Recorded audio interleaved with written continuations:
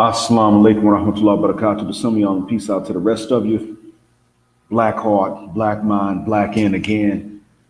Y'all know what to do. Hit the share button because the message is more important than the messenger. I'm not going to do like one of my favorite other YouTubers and sit up here and tell you that I'm going to be about 10 minutes because I don't know if this is going to take 1 hour, 5 hours, or less than an hour. It's largely up to you. And it's also largely up to luck. Depends on the interruptions that come about. It's right at the middle of the day where I am. In 20 minutes, it's going to be prayer time anyway. And so I may very well wind up being interrupted. I may not. But there were some things I wanted to catch up on, and it would be better for me to do it on a live. And I realize it's early in the morning in the States, but you know what? It's early in the morning in between a Friday night and a Saturday morning for you all. So y'all should be okay. Don't try to act like you all were asleep and this notification woke you up and messed up your beauty rest. First thing I wanted to talk about was Ameerah, the exiled lioness, who's become a fixture on the Lapeef network, and Courtney Michelle, and their grudge and the points that they both bring up. If Lapeef is not a black platform, then I'm glad that somebody came out and said it. But it is de facto a black platform. It is not designed with the intention of being limited to a black audience. That's the best way to describe it. It is de facto become a black platform. And that's the thing about it. You see, when black people start something, they have to, in a sense, make it known that they don't mind crossing over. Otherwise, the assumption is they're talking to their own people because we're very specific that way. Other people's perceptions of us are largely limited to boxing us in. And we have come to perceive ourselves that way as a whole, men or women, old or young. These are assumptions that we make. Ameerah can sit on her channel and start talking, and her message will resonate with white conservatives. And I want to point this out. When you become Muslim, the white community does not accept you in general. If you are white and you become Muslim, they accept you even less. If you are Arab by heritage and you are Muslim, Whether you were an Arab Christian that became Muslim or whether you were born to Arab Muslim parents, you were already seen as not white. So as pale as the Lebanese might be, when they open their mouths and they start speaking Arabic around actual Europeans whom they emulate, they're no longer seen as being Europeans. Even if they descend from the Romans, they're no longer seen as being Europeans. That's over. If you don't believe me, you can ask Omar Ali. Now, I don't know him that well, but I remember reading something on a blog he had over a decade ago about how when you become Muslim, you're no longer taken as white by white people. You give it up. Now, it's not genetic, but he meant politically and culturally. And I've understood this for the longest. I've always known that because I know how they think. I actually am given more of a pass once somebody that is of European extraction and Christian knows that I'm Muslim and I became Muslim. I'm given more of a pass than they would give to one of their own people. They may leave me alone. They may take away certain job opportunities, decide that I don't count, I don't deserve them. That's probably what they will do. But what's not likely to happen is that they're going to have the same grudge with me that they would have with one of their own who became Muslim. It's not the way they see it. Because they'll look at me and say, well, he doesn't know any better. They don't look at their own and say this. They look at their own and say, well, you already had everything. Why would you give that up to become so strange and foreign and so ethnic? And that's why it is that when they say Muslim culture, they're talking about it as a race. And what it means is brown, not quite them, not quite white. That's what that means to them. Now, this being said, this is the background from which Ameerah came. And I do think that it is a doggone shame that she was taken on as a permanent member of the Lapeef network and then kept on after they've had time to go through her channel and see what she has said. She might think that she's merely making the point that anti-discrimination laws protect whites too. But number one, they already do. Number two, they're not necessary to protect whites. Number three, morally speaking, as a Muslim, you should be okay if they are turned against whites. Yeah.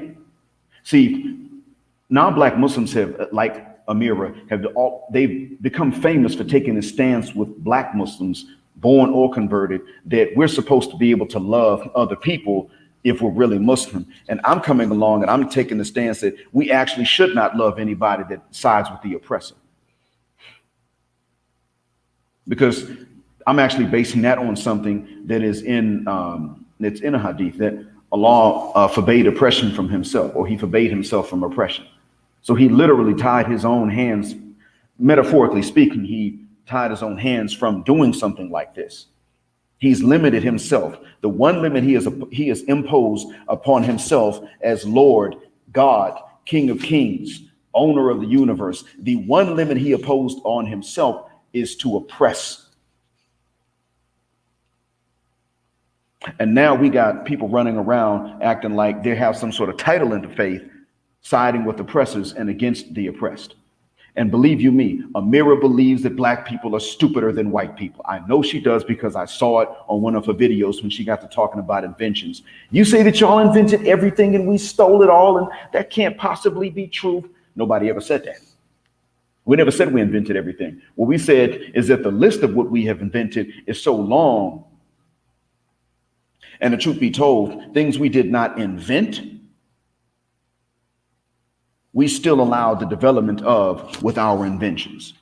And yes, they were stolen. Eli Whitney, you know that Eli Whitney had no incentive to come up with a cotton gin. But whoever did invent it is not a matter of public record, because legally at that time, a slave's invention was the patent of the owner of that slave. So whoever did invent it will not be known by name.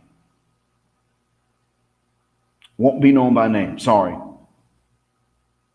Whoever invented it was owned by Eli Whitney, so he gets the credit and the patent for that invention. He got rich. Cotton became an easier crop to, not to grow and produce, but it became an easier crop to turn into clothing because the de-seeding was now automated, and not automated, but it was mechanized so that it could be done much more quickly and easily. And so therefore, Therefore, cotton became even more profitable, and it expanded the demand for slaves. And it was one of the reasons that since the importation of slaves directly from Africa was illegal, there was more demand for them coming in from the islands, and there was more of a demand to breed them within North America and the islands. The demand for sugar and the demand for cotton and the demands for tobacco, when either of them went up, there was demand for more slaves. And we already know by that time slavery was racialized, meaning if you were black, you had to prove you were not a slave or you had to live up north. If you were white, you could not be enslaved.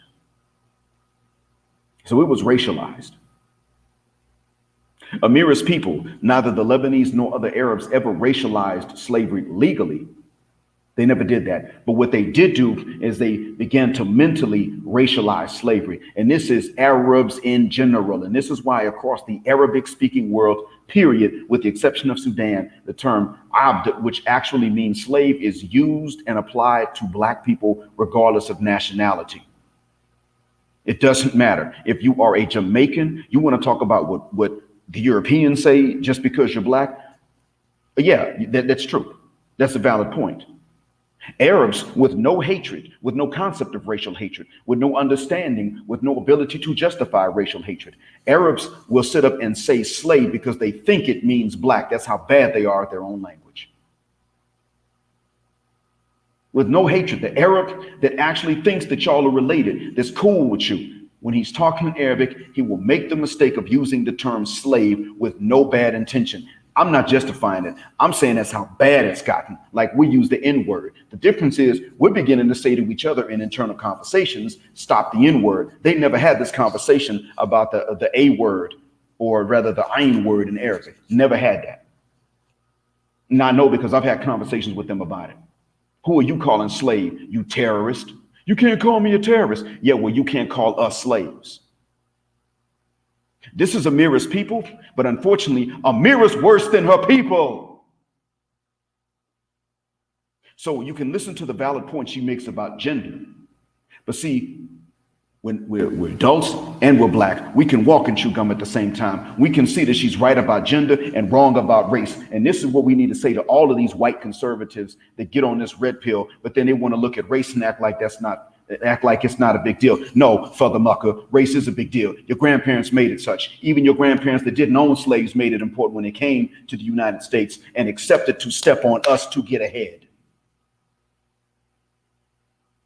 That's actually what happened. And the Lebanese and the Syrians are no exception in that regard. When they went to the United States, remember Lebanon used to be a part of Syria. When they went to the United States in large numbers in the early 1900s, their community actually sued the United States government for them to be considered white. And one of the premises they had was that it was a general accepted fact that Jesus was white, and that's where he was from. So if Jesus coming from that region was white, then they're white. That was their premise. It was one of them, at least, I kid you not. They sued to be counted as white.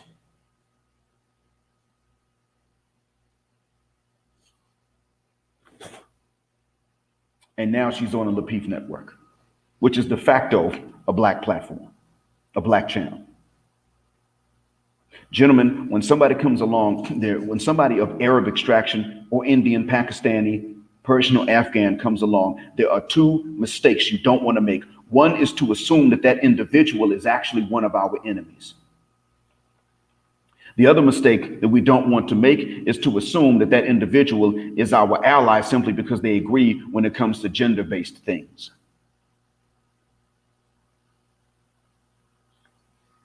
Those are the two extremes. When you say I'm going to have a wait-and-see attitude, you will find that the majority of them, and I'm talking right now, I'm going to talk about Arabs. You find that the majority of Arabs don't understand the concept of racial hatred. They don't get that. You'll also find that many of them just take for granted that we were slaves and that's been our role in history.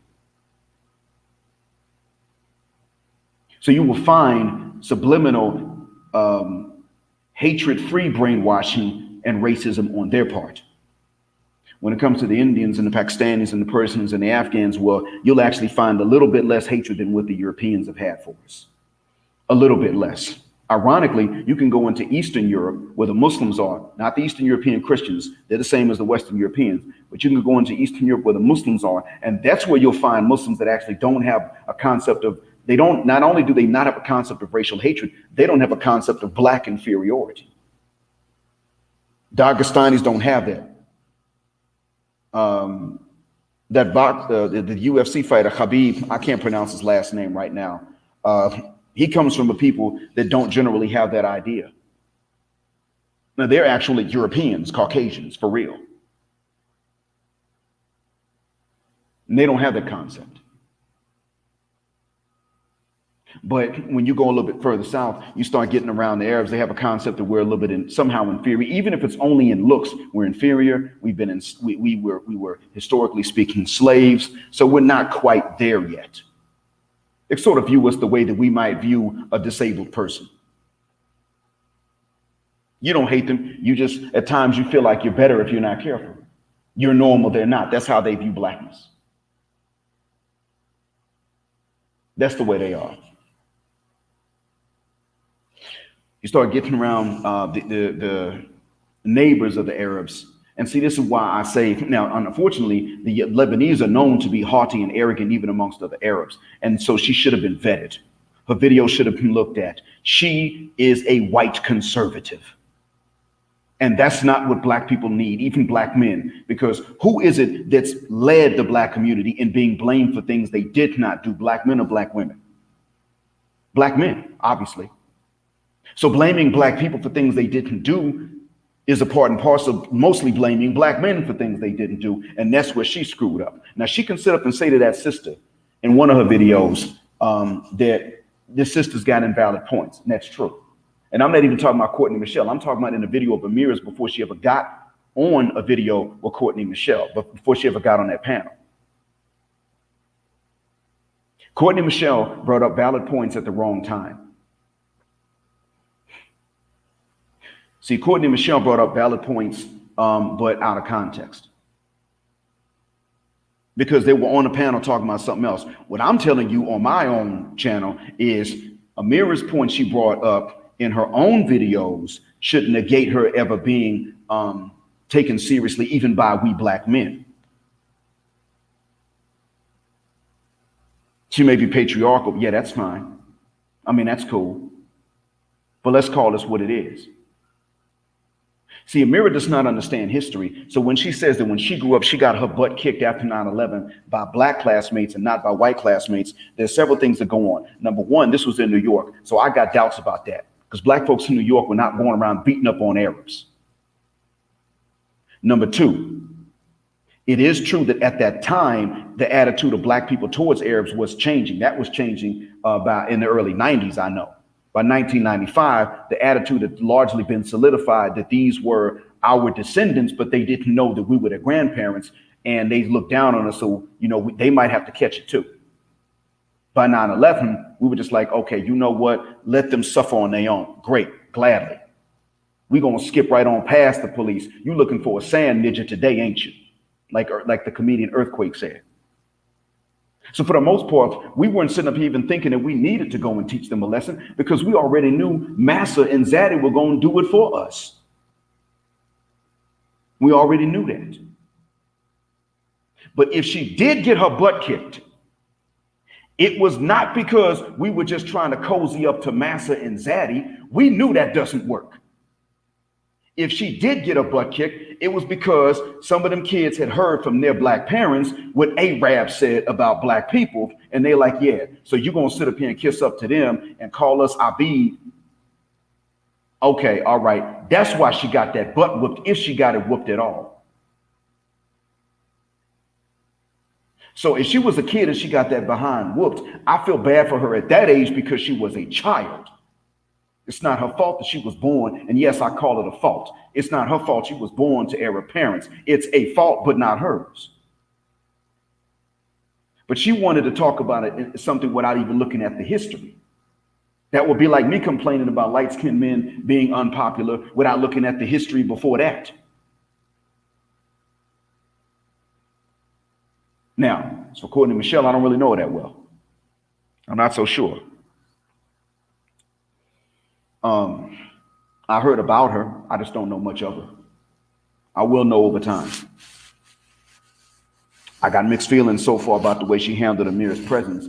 But by the same token, you're dealing with an Arab who's taking on it may be that Courtney knew, but then again, if she knew, she would have brought up the videos, actually. It may be that Courtney suspected.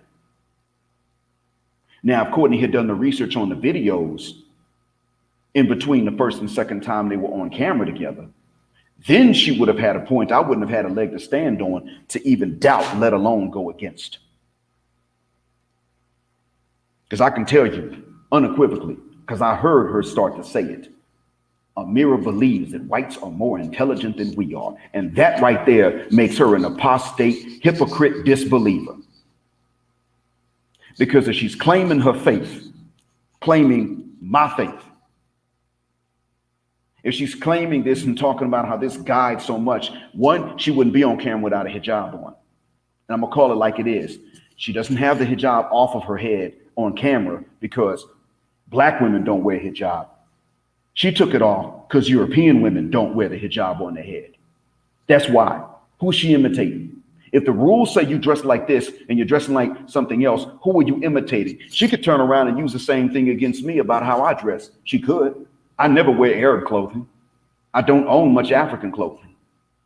She could say that about me. Well, black, do you wear Western clothing? Yeah, I do. Guess what, though? As far as what we have to cover up, I cover that up. So if I do, I have not compromised the dress code of the Muslim in order to wear it, whereas she has compromised the dress code of the Muslim. Now, she probably would admit that she has to wear the hijab, to her credit.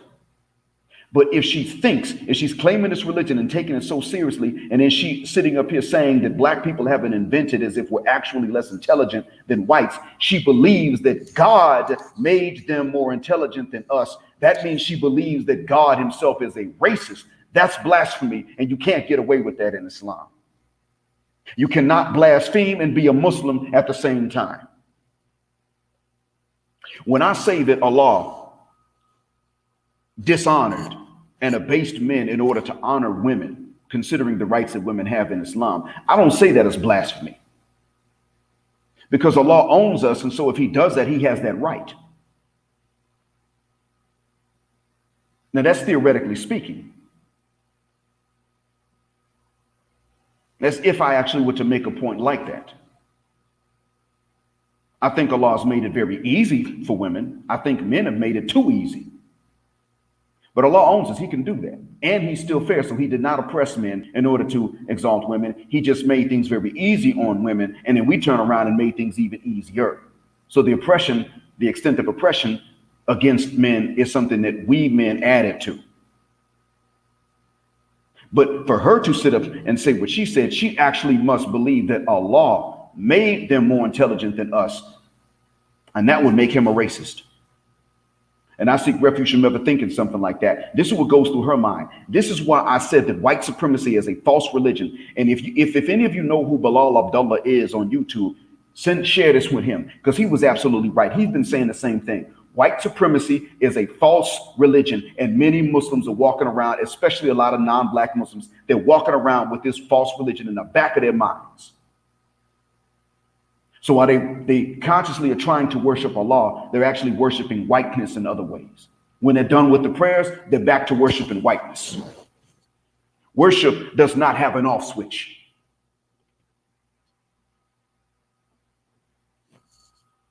It doesn't have different settings. It's not like that. And this is why I got on her. But I didn't call her a disbeliever last time. This time I'm telling you that once she hears this message of mine, she has a choice. She throws out her beliefs about white supremacy. As a matter of fact, she must come to understand that their community is not the moral equal of us, not because they're white, but because they're the oppressor. I'm talking about the Western Europeans, the ones that actually went and colonized, or the ones that are fighting against Islam by any measure in today's time. She must accept that they are morally inferior by virtue of their oppression. of not only our people, but her people as well. Or she must admit that she has been practicing another religion alongside Islam, and she holds on to that religion and lets go of her Islam. Once she hears this message, those are her two choices. It's like that for any of us, period. My distrust of the Western European white man it does not compare to her issues with black folk and her adoration and respect for the Western European white man. Mine is a reaction. And I never say that they're genetically inferior. I've never mistreated one. I've never made a decision that has harmed one of them. I've never been in a position to do so. And if I was in a position, I would not oppress them. She, on the other hand, knows who committed the oppression, and she thinks the oppressor is right. Might makes right. That's not in our revelation. And this is why I'm saying to you, all of you, you can listen to the Lapeef network if you want. As soon as she comes on, you stay in the comments. Yeah, you right about gender and you're wrong about race, which you're dumb behind. Why don't you actually practice your faith and stand up to the oppressor for once? Call her on it. Because if any of you were in here listening to me right now and you are not convinced that Islam is the truth, maybe it is on you. But if any of you are listening to me right now and you actually think that there's something false about the religion itself, people like her are the reason you think so. If you think that there's some sort of morality missing from that revelation, people like her are the reason. She has led many of you to believe that there's some sort of inherent white supremacy in the religion of Islam. No, there's not. Some of you, many of you are not Muslim because you were not raised as such. Fair enough. Many of you, okay, you didn't know. But then when the news reaches you and you see how they act, many of you actually get misguided by how they act. But once this message of mine now is reaching you, now you have a responsibility. You have to know at this point, no, oppression is not allowed in Islam. Justifying oppression is not allowed in Islam. Preferring the oppressor to the oppressed is not allowed in Islam. So when I say that, Smirgo, I'm just answering the question. I'm not raising my voice to shout at you. I'm raising my voice for emphasis on the point. But I see your question. And the answer is no, it's not. The one thing that Allah forbade himself from doing, limited himself from doing, made himself incapable to do was to oppress. And that for him, that would include lying, deceiving, things like that, any of that. He actually forbade himself from that. And limited himself with all of his unlimited power. He restricted himself from that. I'm not saying he can't do it. I'm saying he just restricted himself. That's how much justice is important to this God of justice. And it's important for y'all to understand, because see, if you don't believe in this and you're not going to accept this faith because you want to drink, smoke, eat some swine, you want to fornicate, then at least now you have the space to be honest with yourself about that. That's what you want to do. You don't want to give it up. At least now you don't have to be confused as to why you can't accept it. Because see, if you accept it and now you refuse to oppress anybody, but you also refuse to tolerate oppression, at that point, you automatically become a better Muslim than she's ever been in front of any camera that we know of. Right off the bat. Many non-black Muslims keep forgetting this point. Now, if we start talking about enslaving white folks, even just as a hypothetical to try to get them to understand, then all of a sudden they realize this. And this is something that it looks, even to us, it would look like it comes with a lack of melanin, like it's some instinct you have when you don't have a high melanin count. You just have this instinct to not be able to understand the equality of those with a higher melanin count than yourself. It looks like that, but in reality, that's not what it is. This is not passed down genetically. This bias that people have is not passed down genetically. It is passed down by little babies who cannot yet speak and whose memories are not yet long term. Being able to pick up on the reactions of their parents without conscious thought, but with instinct. They pick up on the reactions of their parents. And since the culture might actually be against darker skin, like an Indian culture, the baby will pick up on this from their parents, regardless of the complexion of the baby or the parents. They will pick up on this hierarchy. And before the baby develops a long-term memory, they have this understanding. So when they begin to develop a long-term memory like you and I have, they don't remember when they first learned it. They think it's an instinct. They think it's human nature. They think God made them like this. That's the mistake. And so this is what winds up being, this is what winds up misleading them.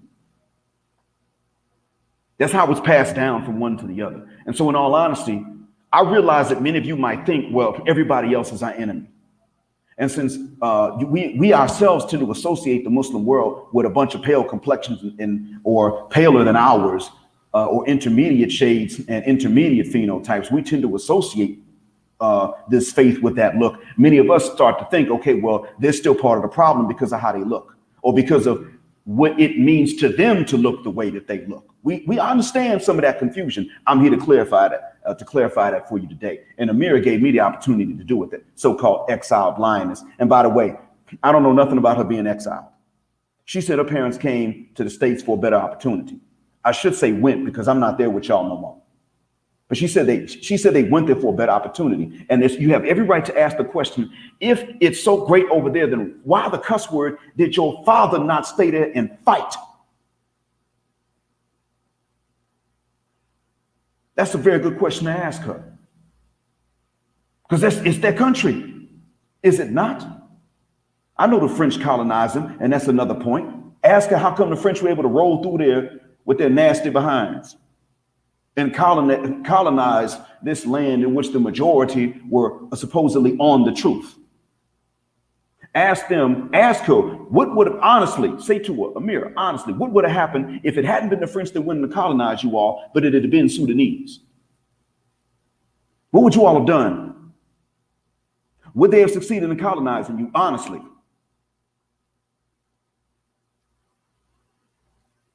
Because what she would then understand that the real question you're asking is, could they have been as successful as the French if they had had that same melanin count? Go ahead and question, but understand, she's not there yet. So when I tell you all that this is the solution, that the faith she claims is actually the solution, I make no apologies about it. I'm telling you that she ain't on it.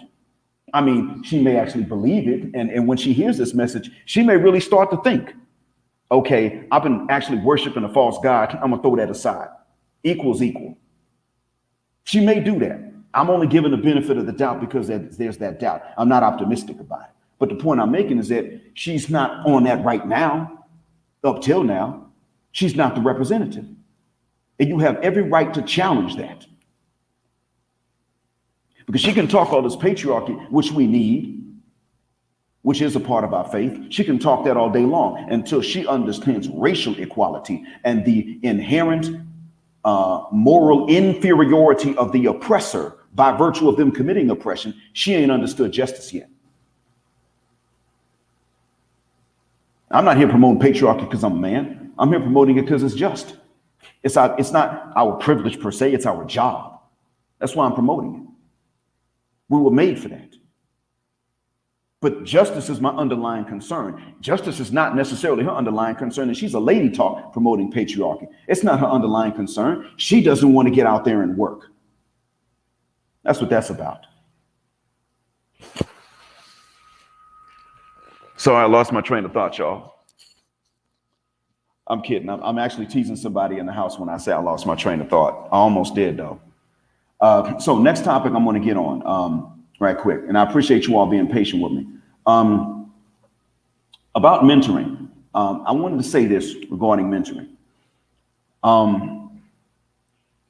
I had a conversation earlier this morning, my time, earlier tonight, you all's time. And I understand why it is that some people want to mentor and others don't want to mentor. Go back into the community to do the mentoring. I understand why. I see the reason. You may think that it's a good thing and the community needs it and you're helping out. So you decide to do it because it's the right thing to do. And I don't have a leg to stand on and tell you that it's not and that there's anything immoral about it. No, it is a heroic deed to undertake if you can, and you're doing so for the right reasons. On a deeper level, everyone will have a selfish reason, and there's nothing to feel ashamed about. However, you don't want to go into it for the wrong reason, something so shallowly selfish, like self-aggrandizement, fame, having people compliment you behind your back, like that's ever going to happen. Those are reasons you don't want to do it. Now, if it's about your conscience, then understand you are not supposed to feel guilty about what you did not control. And the need for the mentorship is not something you controlled. You simply decided to step in and volunteer. You cannot approach this from a position of guilt, per se. It may be that you say, well, I'm just going to give it a shot. It may help them. I'm certainly going to try. I'm not going to just look at this and leave it like it is and not try to help anybody at all. I get it. But understand this. Excuse me, let me go ahead and close the door so that I don't make too much noise for somebody else and there won't be sound interference either here. Hold on. All right, so understand that if you're going to do it, the way that we need mentorship in our community, if it's going to be done at all, the way you're going to do mentorship is you mentor and you red pill those kids. You do not give a guck about age and the consent of their mothers. You red pill those kids. If the mom can shut it down because you put that red pill in there, or the red pill awareness, which is really just our way of saying the truth. That's really all it is. If you are going to be shut down and not allowed to mentor young boys anymore or young kids at all, period, the youth, so to speak, because you told them the red pill truth about how they got conceived in the first place and how their moms chose their real dads in the first place, then we don't need to do it. If you know that mom's going to show up, what did you tell my son? And we know that's going to happen, then don't do it. Set it up somewhere where the kids have to come to you, because there are two things to understand. One, the only mentoring that our community needs, especially the boys, involves the red pill. That's a necessity. You need that. They need that. It's an absolute must.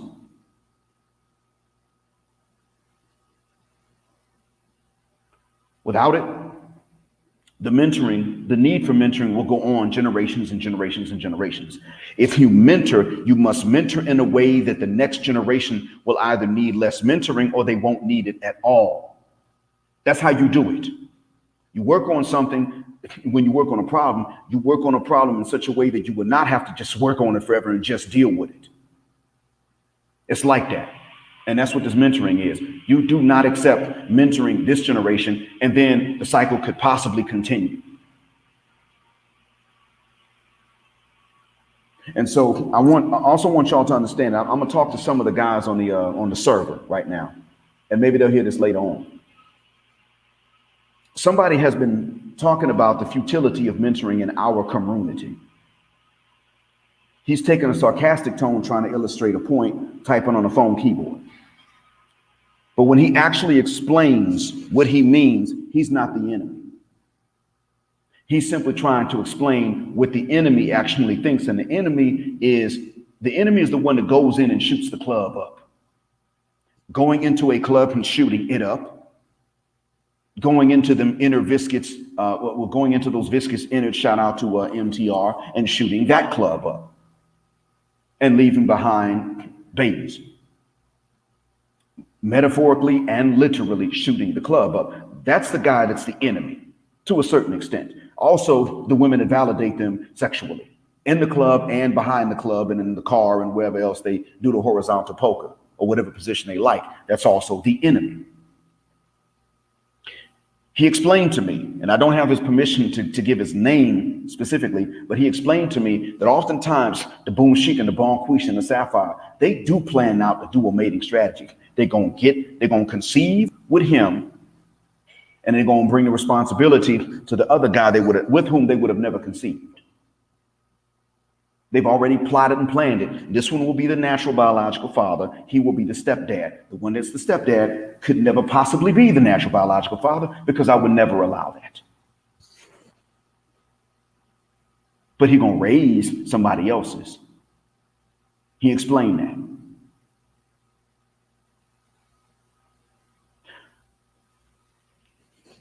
He said that they planned this.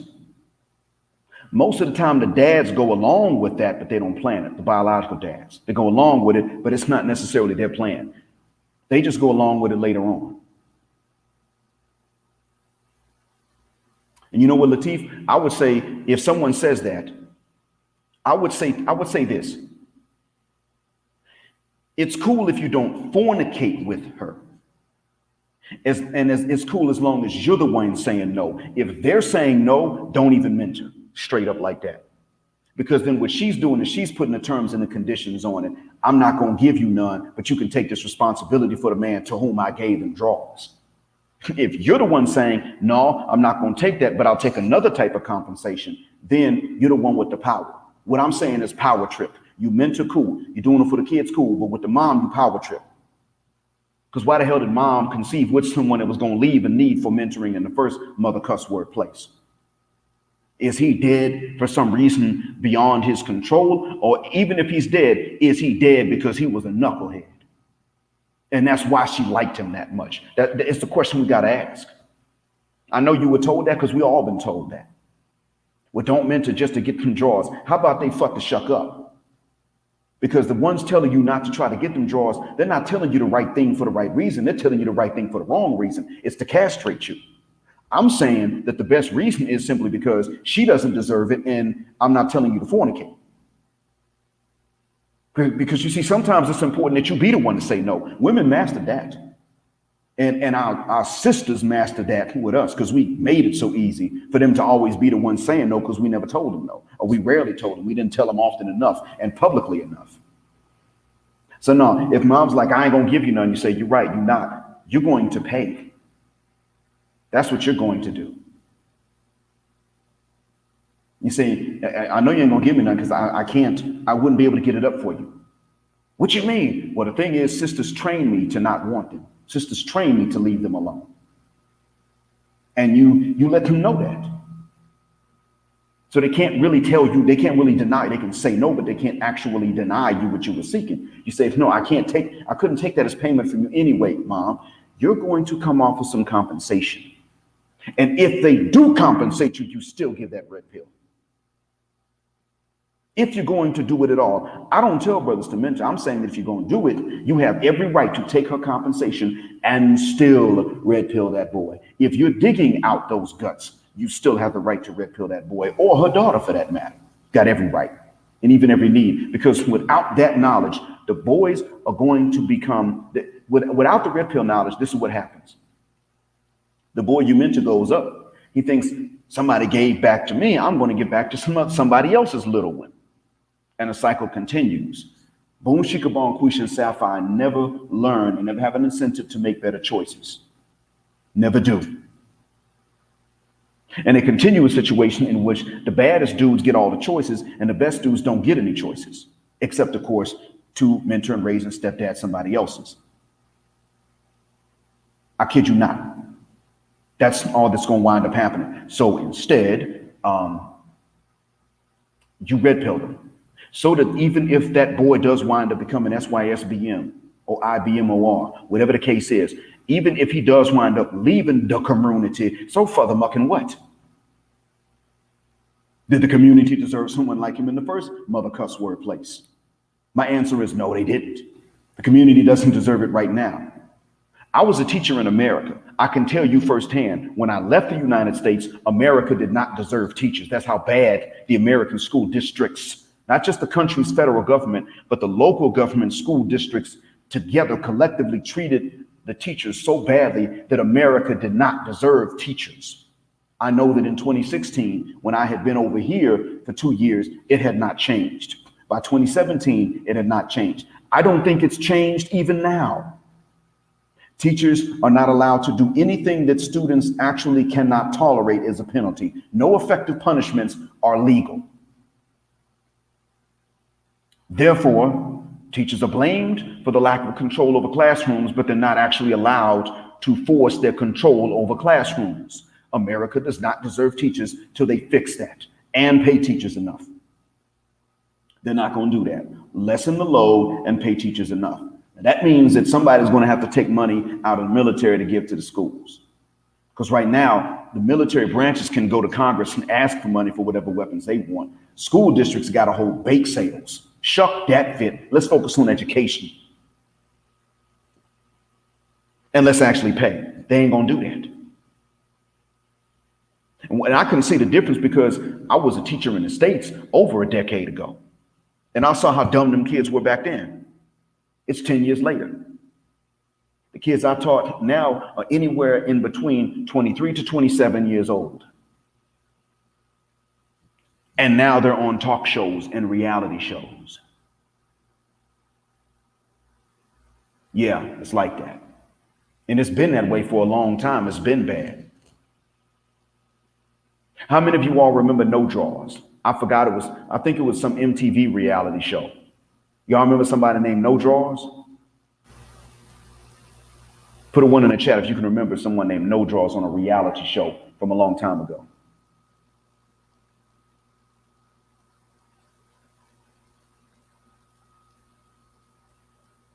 Okay, nobody remembers, and that's cool. I'm glad you don't. That was over a decade ago.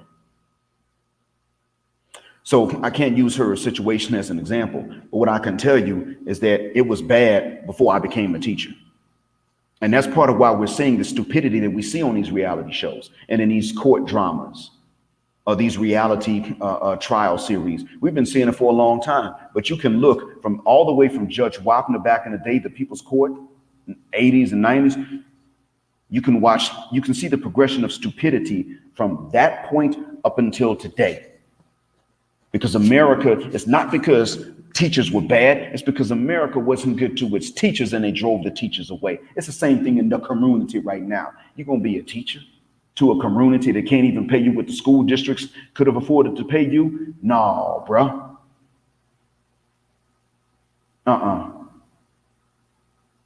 See, Lateef done even said it. Goddaughter son can't read and he's 8. They're going to blame the teachers. Maybe it is a teacher's fault, maybe not. But someone did not explain. I bet you that if he has any sisters, they're able to read at grade level or age level. See, the community is not only broken, the community does not want to know that it's broken. And then what's going on, Cortez? And I got to be honest, the same gentleman with whom I had the discussion about mentorship explained the community does not want to be fixed. I mean, they know they're broken, but they don't want to be fixed. They don't want to hear nothing. Now, everybody in the community ain't running the streets and shooting up. However, even many of them don't want to hear what has to change. Even many of them look up to people that are running the streets. Even many of them, they have this no snitching code to where a civilian gets popped, they won't talk. No, shuck that fit. Even the ones that ain't running the streets, but look up to the ones who are, have to know your culture is crap. And I've already said, when you go into the Huxtable neighborhoods, like the one in which I grew up, there are certain elitisms that we have, and I got to tell them that's crap. The difference is I can't go into the hood and say this. I mean, one, I don't live there anymore. Two, I couldn't go in to the hood to have a conversation anyway unless I knew someone there. So I couldn't have this conversation except electronically. I can go into these nice neighborhoods. I can fit in Cascade. And if I see something that's not working, I can say to someone privately, face to face, that's not going to work. That elitism ain't going to work. And the opposite extreme of the elitism also ain't going to work.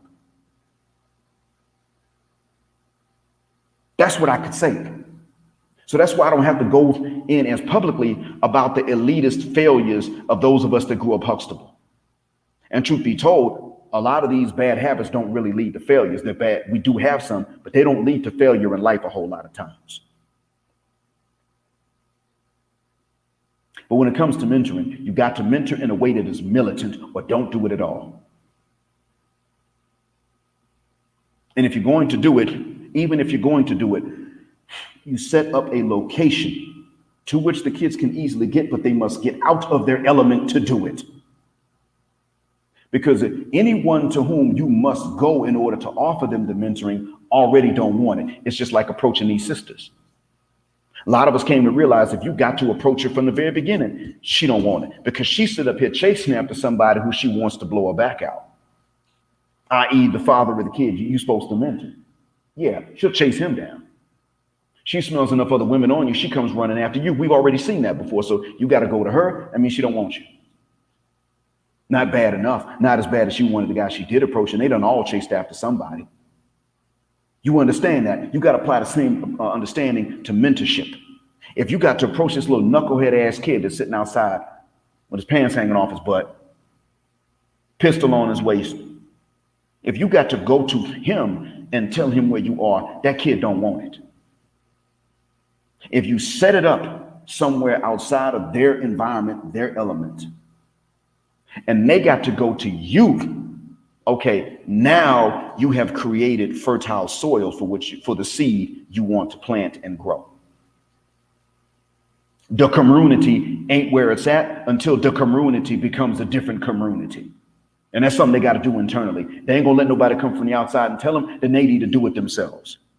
And I got to say this to the Muslims too. I'm talking about African-American Muslims. A lot of y'all like to go and give da'wah in ghettos, in prisons, and jails, and nowhere else. You don't go nowhere else to do it.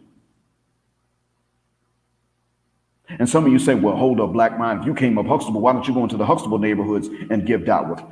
I never said I didn't. But I know when to do it and when not to. But a lot of you think we're going to go into the hood, the community, not even because most of our communities are low income. That's not even why you're doing it. You're doing it because you don't feel comfortable going into educated environments to do it. And I know because I saw it in Atlanta. When I was in Atlanta, I saw on no college campus did you see African Americans going to give da'wah even to the African American students there. You didn't see it. Go into the ghetto, and that's where they were. So what I saw was the unintentional ghettoization of the true religion. So we got our own flaws too. I'll get on Ameerah and I'm not letting her people off the hook, but fair is fair. This is where we screwed up. The difference is that this was an honest mistake for us, but when we saw the results, we didn't stop it. Now, what are the results today? You go to an African-American masjid and you got somebody driving up to pray Jummah, but he bumping that music loud, and gangster rap music at that, or mumble rap. He got a burner under the seat, might even have some bodies on it. He got tats. His girlfriend staying in the car, and they ain't married, not even just religiously married. You see, that's what we're dealing with. And a lot of y'all thought, well, it's not so bad. Then your daughter started becoming those girlfriends staying in the car. Your daughter started being the ones that were looking at these bad cats coming to the masjid, but they got tattoos on and they still got a nigga swagger into the mosque. Because they still trying to impress somebody. And they got your daughter impressed. And that's when many of us started saying, wait, hold up. Well, you only went into the ghetto to give da'wah. You didn't change the ghetto changed the masjid. And I saw it with my own two eyes, and I ain't even from the hood. I saw it in Atlanta. It didn't work. Because you misjudged the fertility of the soil. But if someone goes to the masjid, seeks you out, that's fertile soil. Do you see where I'm going with that now? So I don't want to take too much longer on that topic. I'm gonna get to the next one. I appreciate you all being patient. Next thing I was going to talk about was virginity. And this is something that Ameerah touched on. But others have touched on this too, chastity and virginity. Someone asked a question, well, what about the men that get married and how important is male virginity? And I would say this. Again, this is something that's already been answered in certain texts, religious texts. In ours, it's been answered. If the man was not married and there are no concubines available, then he's supposed to be a virgin. The difference is this. The only reason, again, for that double standard that we don't apply to men, but we do apply to women, is because, number one, in old times, if a man could afford, there could be concubines that were not wise. That's in olden days. But number two, women themselves don't want a man that's a virgin. So even though we in my faith are supposed to be virgins up until marriage, since there are no concubines anymore, the fact remains that the women don't want virgins. So if a Muslim man steps out of the community and gains sexual experience with a non-Muslim woman, he's responsible for that. That's wrong of him. The problem is that the approval of what he's done is coming from the Muslim women themselves, because even in our communities, let's be honest, the women ain't looking for virgin men, especially if she's ever been married. Matter of fact, if she was ever active before, married or not, below the waist, she don't want no virgin man. She don't want that. Let's be honest about that. We know what the deal is. She does not want a man that has no experience. Women are not only hypergamous when it comes to money, muscles, height, age, these things. They're also hypergamous but when it comes to sexual experience. You got virgin women that don't want a virgin husband. So again, I don't promote the double standard. I promote polygyny and not polyandry. I do promote that. You could call that a double standard. I don't promote the double standards though when it comes to fornication and all that. The issue is when it's the women that do. That's the problem. For whatever reason, you got the women that are sitting up here saying that they want the same few men, and therefore the guy that's not the virgin, especially at a young age, is the one that all of them wind up chasing after.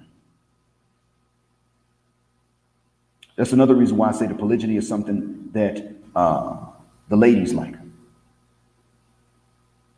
more so than the men.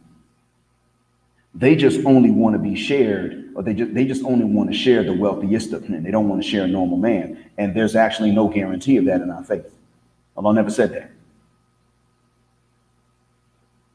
Now, next thing I wanted to address right quick. Shout out to Ameerah. He has a short video in which a lady who apparently is a widow looks into the camera and she says, "I can't ask my husband anymore because he's going to heaven, but I want to ask you good men out there, how was your day? Did anything funny at work happen? Let's talk about it. Let's make jokes about it." And then she breaks down and cries at the end of that clip. And Ameerah showed the clip, and then at the end of that, he sits up and he looks at you in the camera, and he says, he made a valid point, and I want to repeat this to my audience. He said, you need to think about this when you are out here negotiating these expensive dowries that they want. This is the lady that actually loved whoever it is, her husband that passed away. She did love him. She's crying on camera about it. She's reaching out to other good men. That means she knows that these other good men are single. That means even this woman understands the game. She gets it. She's reaching out and crying to these other good men. But you see, that means that somebody can find you dishy. They can. And one thing about which Ameerah and Mahdi Tijani both are correct is that if you got to sit up there and hack and argue over what the dowry is going to be, and they insist that it be unaffordable for you, and they won't listen to reason when you're trying to make it something affordable, that's because they don't rate you. Someone else will. And that's the one that's at least, even if they don't cry on camera, that's the one that's at least going to shed some tears after you pass away and will probably pray to God for mercy for you. Telling God about all the good things that you did and the things they loved about you. After you're gone, Lord, have mercy on him. This is what he did for me. Thank you for the time that I did have with him. You sent him to me. Thank you. That's someone that would do that for you. You sit up here and you're willing to negotiate all these terms that are unfavorable to you, disrespectful to you, that they would get mad about if you were to try to negotiate that they had to meet. When you pass away, they're looking and saying, oh, I'm going to take this inheritance, and now I'm going to marry who I want to marry, and they don't have to do much. I got enough to spend on them. Oh, yeah. Yeah, it's like that. You up here busting your butt trying to provide for someone that doesn't rate you. All you're going to do is work yourself to an early grave and leave her the house. She'll turn around, marry somebody else for next to nothing after you gone. And then when she passes away, he inherits the house. Thank you, Abu American, for pointing that out. And I mean that from the bottom of my black heart and from the depth of my black mind. That was a big help, man. I really mean it when I say that. I appreciate that. Last thing.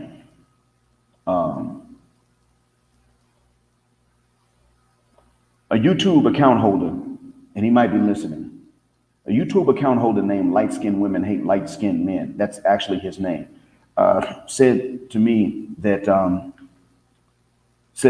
I understand the game way too well to be a married man that's been out of the game as long as I have been. And I appreciate that compliment.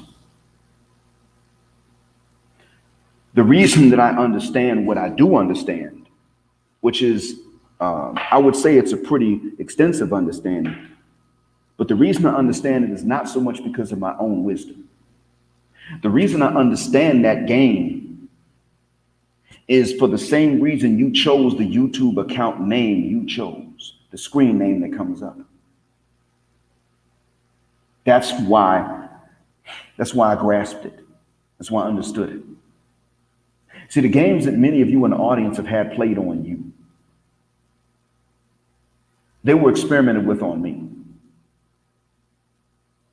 These games have always been in existence, but we know that the current crop generation really practice these games. We know that they practice them to step it up. So now what we're seeing is not only is social media exposing these games, but they're becoming more brazen and bold with these games because of social media. They feel they can. Simps are also on social media. Hell, they were on social media before we were. So they gas these broads' heads up. Okay, I can do anything. They don't have any boundaries.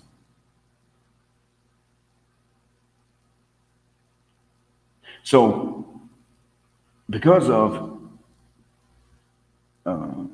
what I told you all about before, y'all know that shift that happened in 1989. Some of y'all think it started with that movie New Jack City.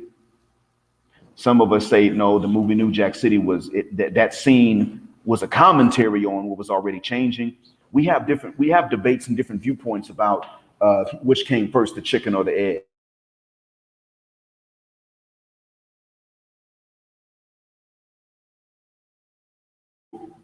Say different things. I witnessed it where I lived. The pattern emerged before the scene in that movie did. But because of that, where I lived, they felt comfortable playing these games with me.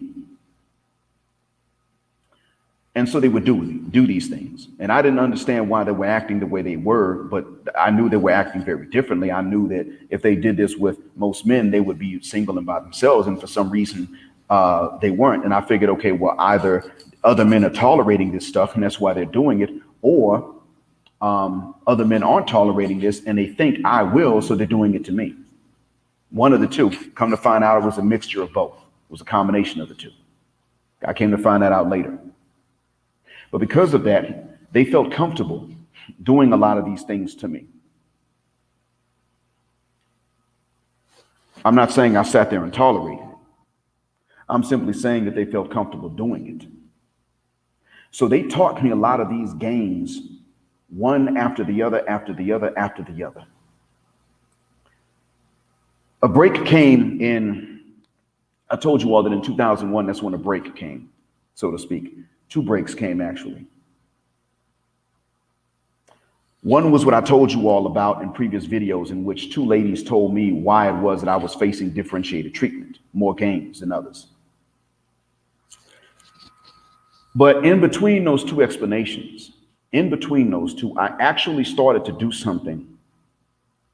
There was one lady that was 3 years older than me.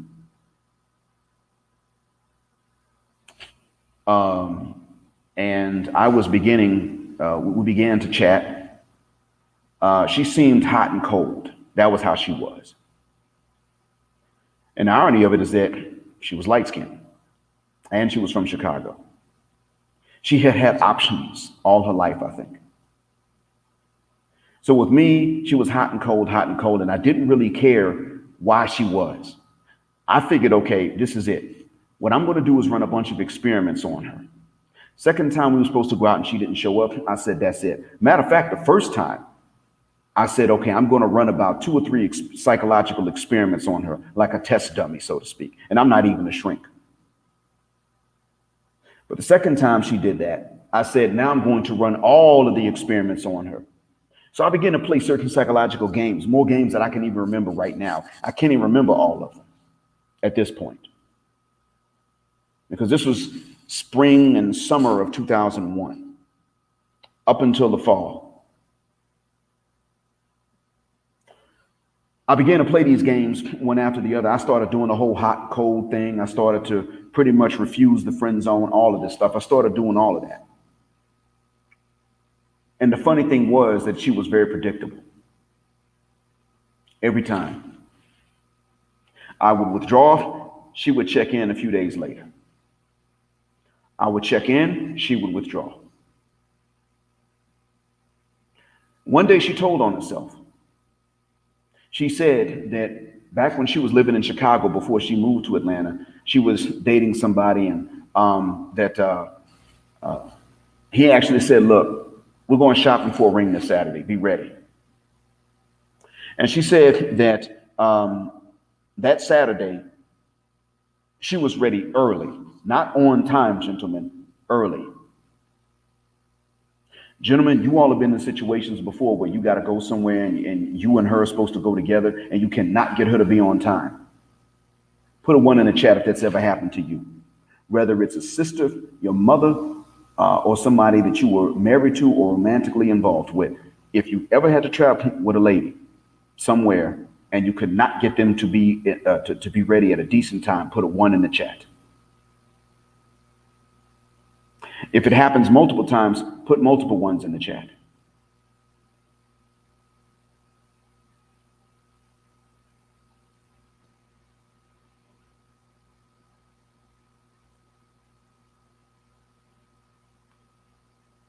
Okay, I got 1. So 1 so far. Okay, sorry. Several 1s. Oh, wow. Okay. So Latif has been through this multiple times. Ian, Michael Green has been through this. And A Dangerous Mind has been through this multiple times. Let me show you guys something.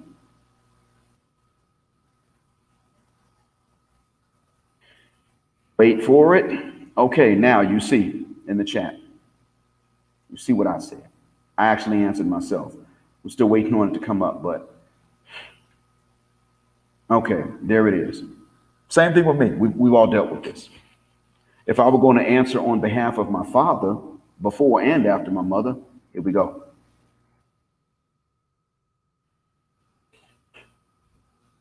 Wait for it. Oh, wow, this thing is slow when I type. There we go. Now, the second answer is a theoretical answer if I were going to answer on behalf of my father. This chick who had stood me up twice sat and told me on the phone that she had been ready early for someone else. I don't give a rat's behind if they were going to go shopping for a ring or not. I don't feel a guck. And I didn't feel a guck at that time. What I saw at that point was that, simply put,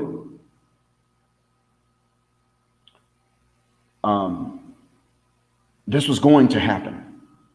And so from then on, the only reason for me to get out there, put myself out there, get in the game would be to see what other games were out there that I hadn't seen yet.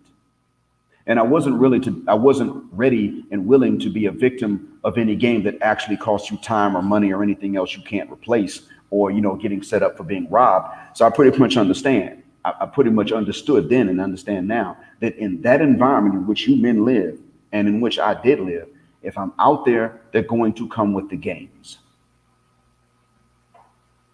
They're not going to come without the games. They can't do it. Now, as for why, well, As I told you guys, in the middle of that summer, that's when the second lady at my job sat me down. I want to say her name was Rebecca, but she was a sister. For some reason I want to say that her name was Rebecca, Becky for short, but I really can't remember her name.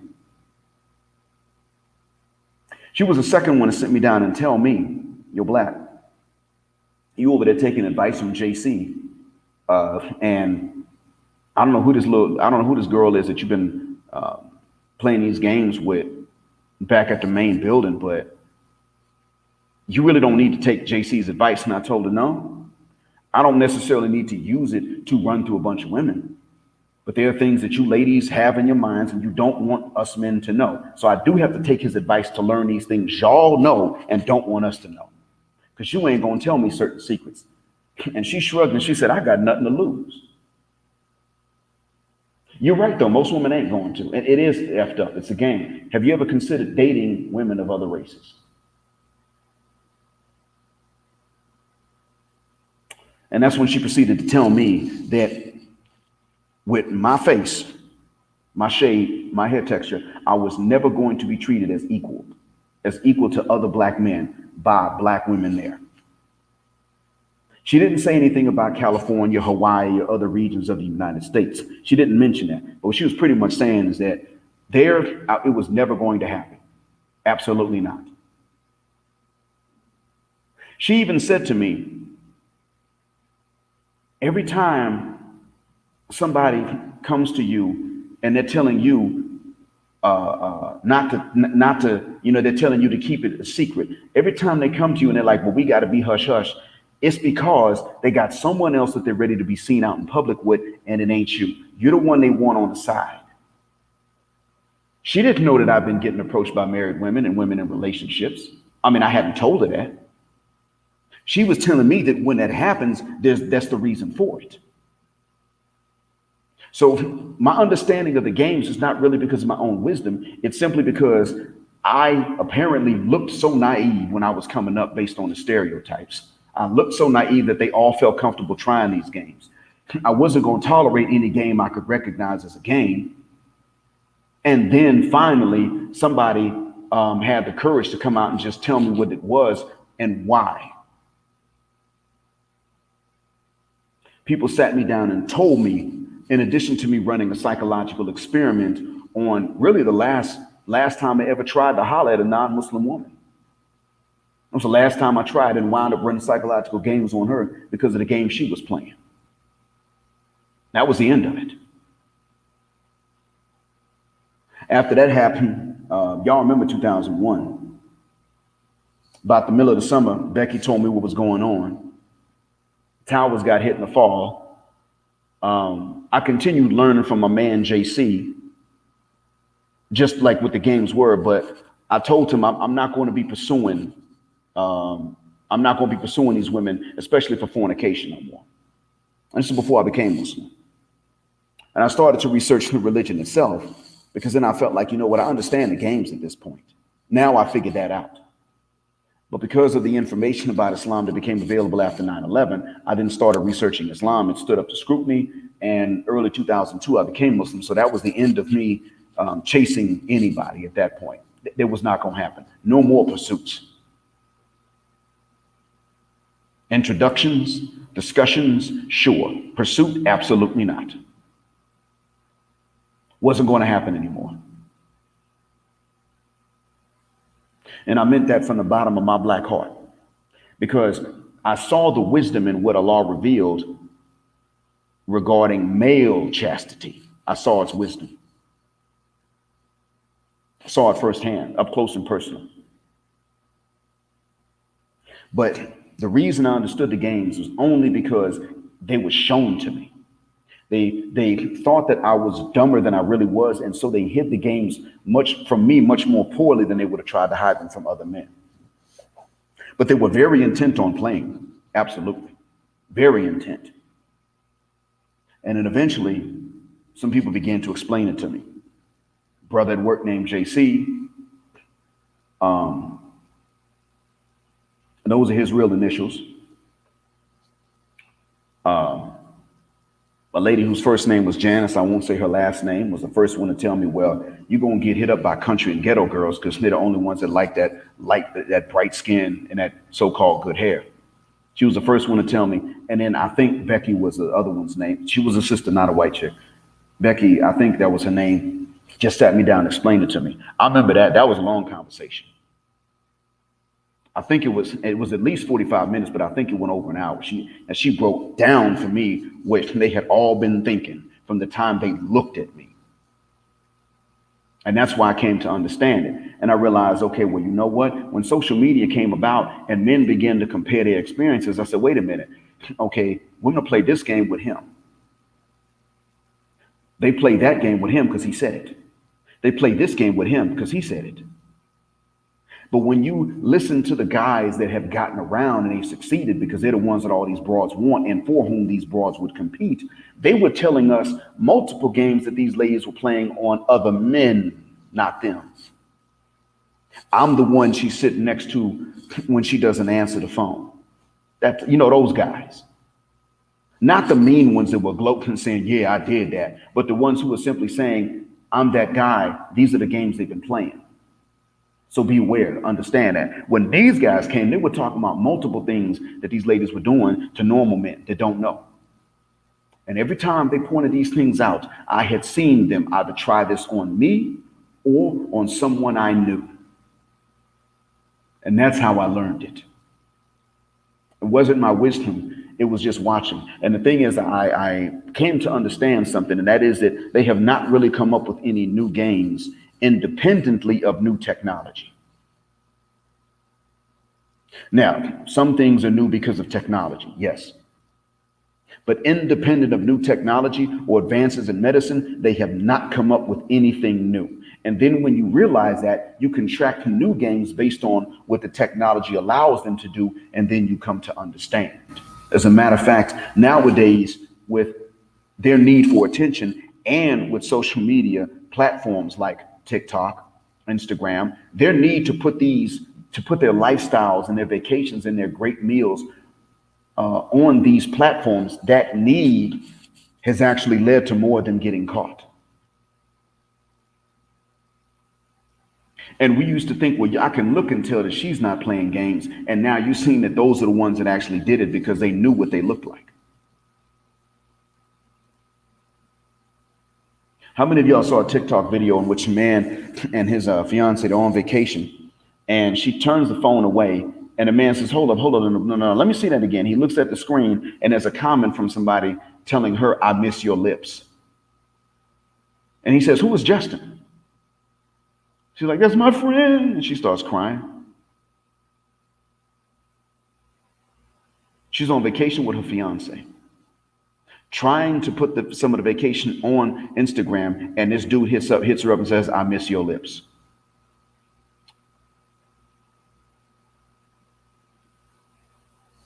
That's what's really going on here. These games that are being played have been played for the longest. As you go further back in history, the question is not whether a game existed. The only question is what games could have existed based on the technological and scientific means and knowledge available to them at that time. That's all that matters. And then you know what games they were playing. That's it. And because DNA was not out, we already know paternity fraud was no joke. Back then, I don't even mean paternity discrepancy. I mean paternity fraud. We know that was no joke because they could get away with it. We knew they could sit up and say, well, you know what? I don't really like him, but I'll just, he's irresponsible when I'm supposed to be with. I'll give him some.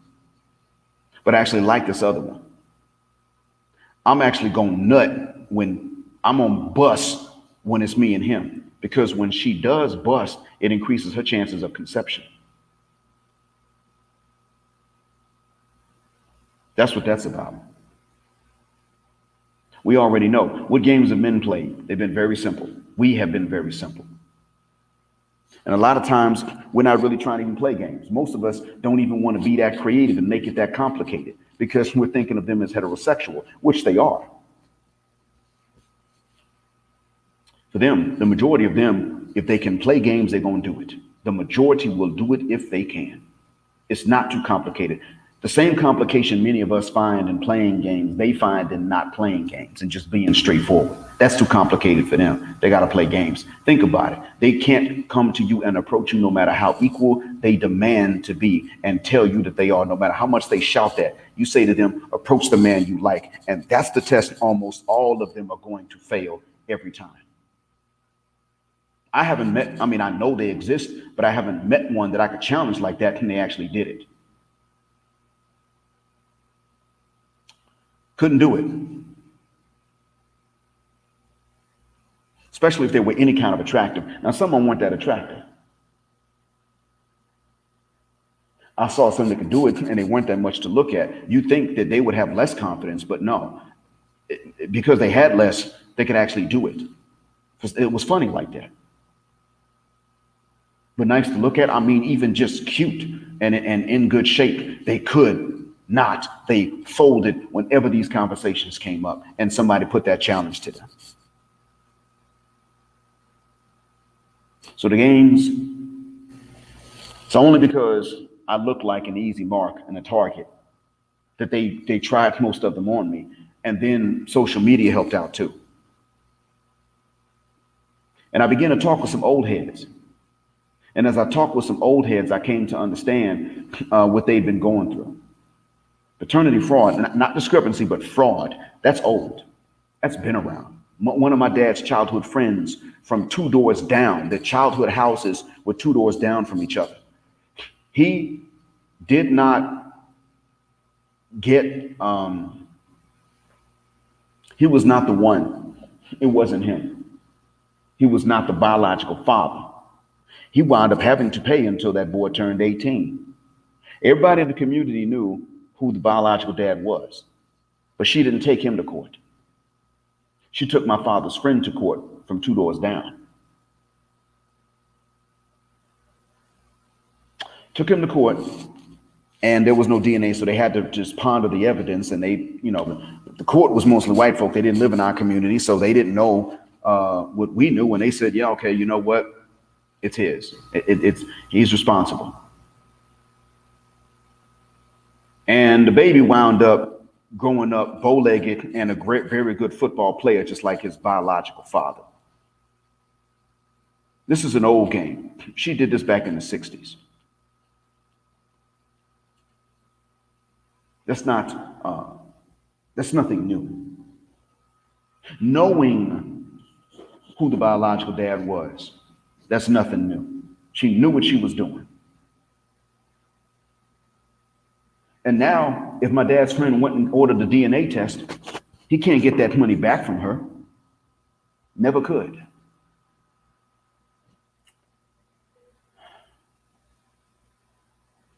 My dad told me some of the games that they played on him growing up.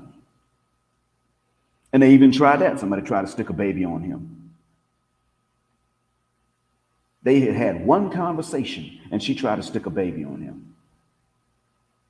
Her brothers even showed up and said, hey man, you gonna claim this baby or not? And he was like, I can't. We were never together. We had one conversation. Go ahead and ask her who the dad really is and watch. And they didn't fight my father. This was at a party. They approached him. He told me about this. They chose not to fight him. Once they could hear him over the music, he said he told them they could hear him over the music, and they decided that they could always catch my dad later if they wanted to. So they went back and they asked her as a group and cornered her. And she told them who it really was. And this is the funny thing. They beat her. They didn't beat him. They beat her.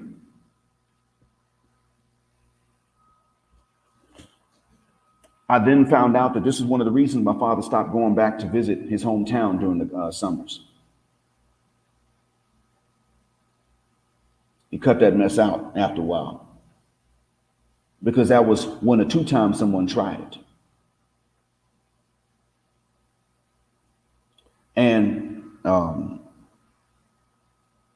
he knew the games, but he didn't know all of them. He knew most of them from his friends as well.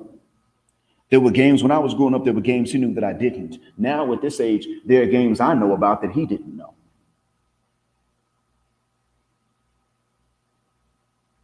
It's not because of my wisdom. Again, it's not like that. It's just simply that while there's nothing new under the sun, to a certain extent, in terms of human nature and psychology, the tools, well, they change, they advance. And the methods of cheating also advance. But the last thing I'm going to say about my understanding of the game, and this is the most important thing because you all have been patient for 90 minutes. Thank you. The last thing I'm going to say about the importance of or about my understanding of the game is that I really came to understand it when I accepted that they were at war. First, gentlemen, and I said this already, but see, first we started off as boys thinking that it was all about love. Then we got older and we realized that it was a game, a competition. Then somewhere down the line, we became aware that this was actually a conflict.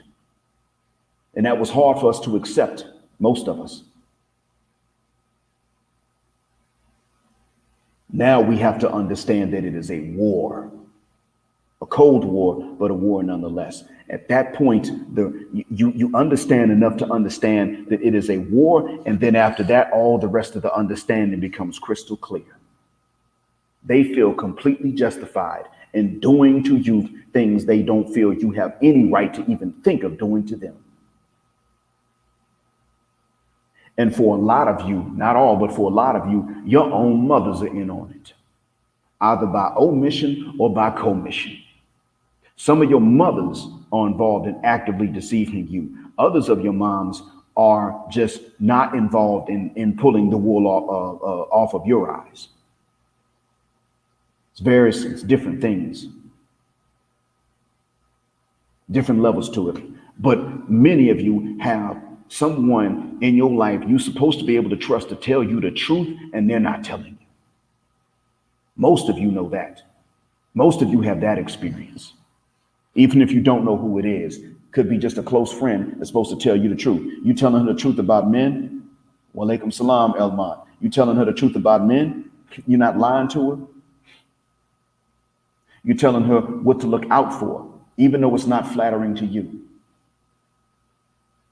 She turns around and tells you that you need to give everybody a chance.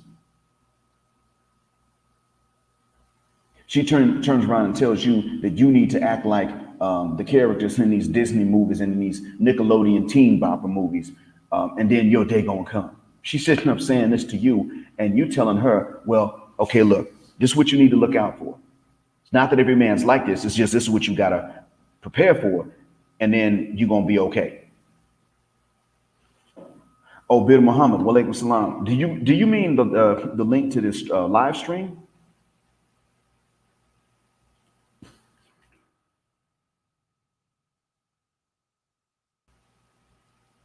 Is that what you meant?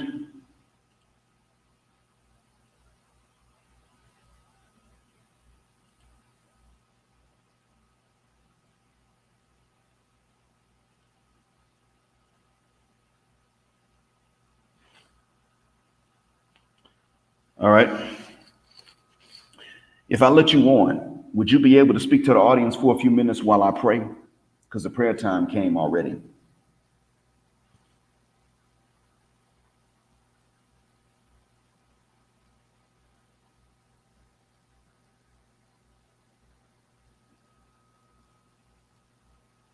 Would you be able to do that?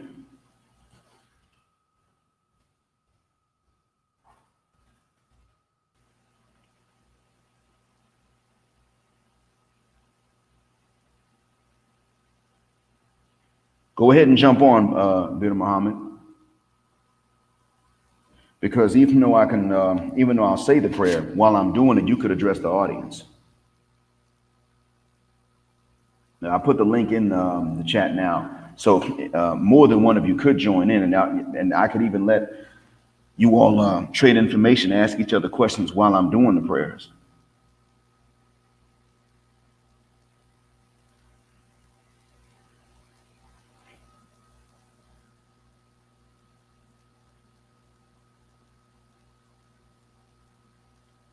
I put the link in the chat so you can come in. Right now, I don't see anybody in the background, but if I do, I'll add them in.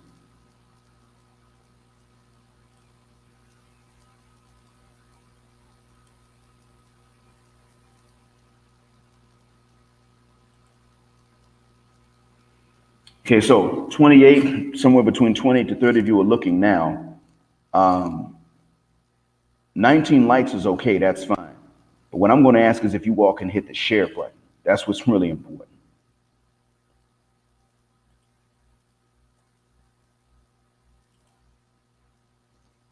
All right, Bir, assalamu alaikum, sir.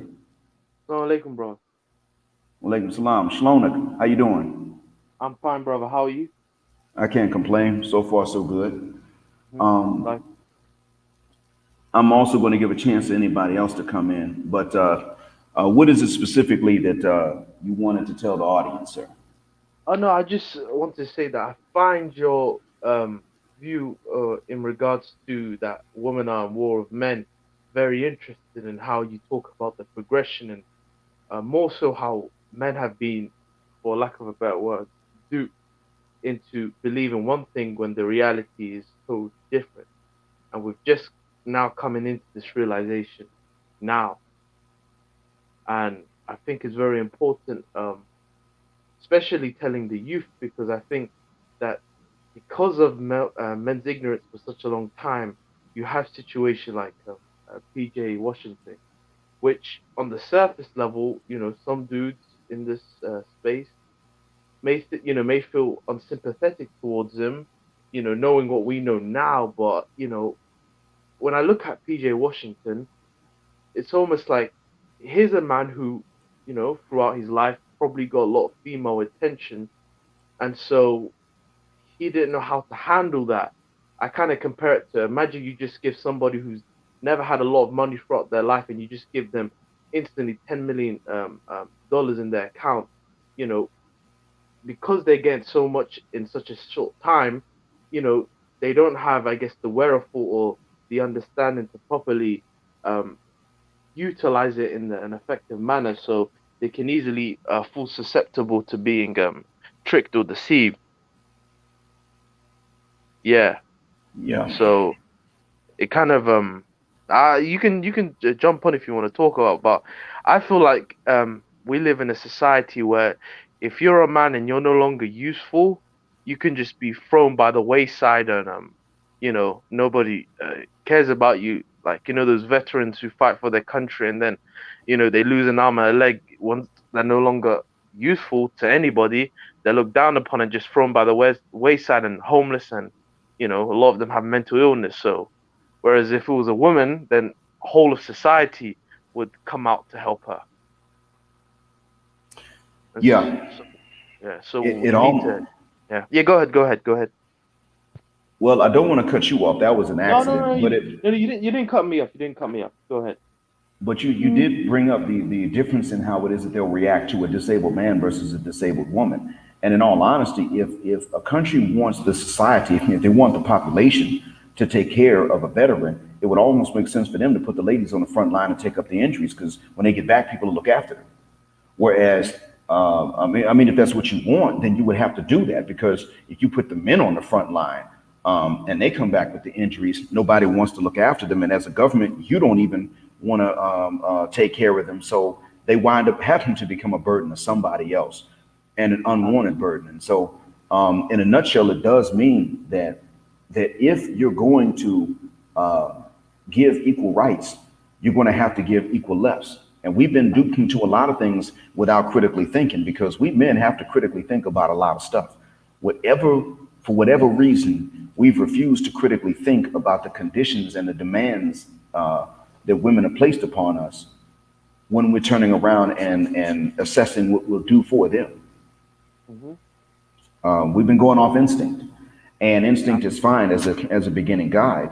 But we fail to realize that women will go off instinct and select a bad man, and then they'll go against logic and run away from a decent man or a normal man. Absolutely. And so it's true. Yes, Elman said it.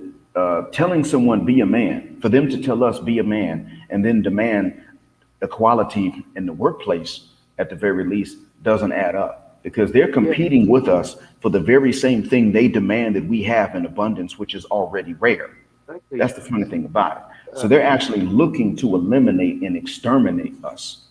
Even the men they might like, they're looking to eliminate and exterminate. And the only exception to that are the men they like so much they don't even demand that these men have money and I, resources. I think the reason why we face what we face is ultimately at the crux of it, in my opinion, is a lack of gratitude. Because I consider myself a social scientist. That's why I'm kind of in this space because I like to take a step back and almost view society from the bleachers. I'm just, observing how society is operating and, coming to a conclusion and idea. But you have two societies. Let's say West and East, right?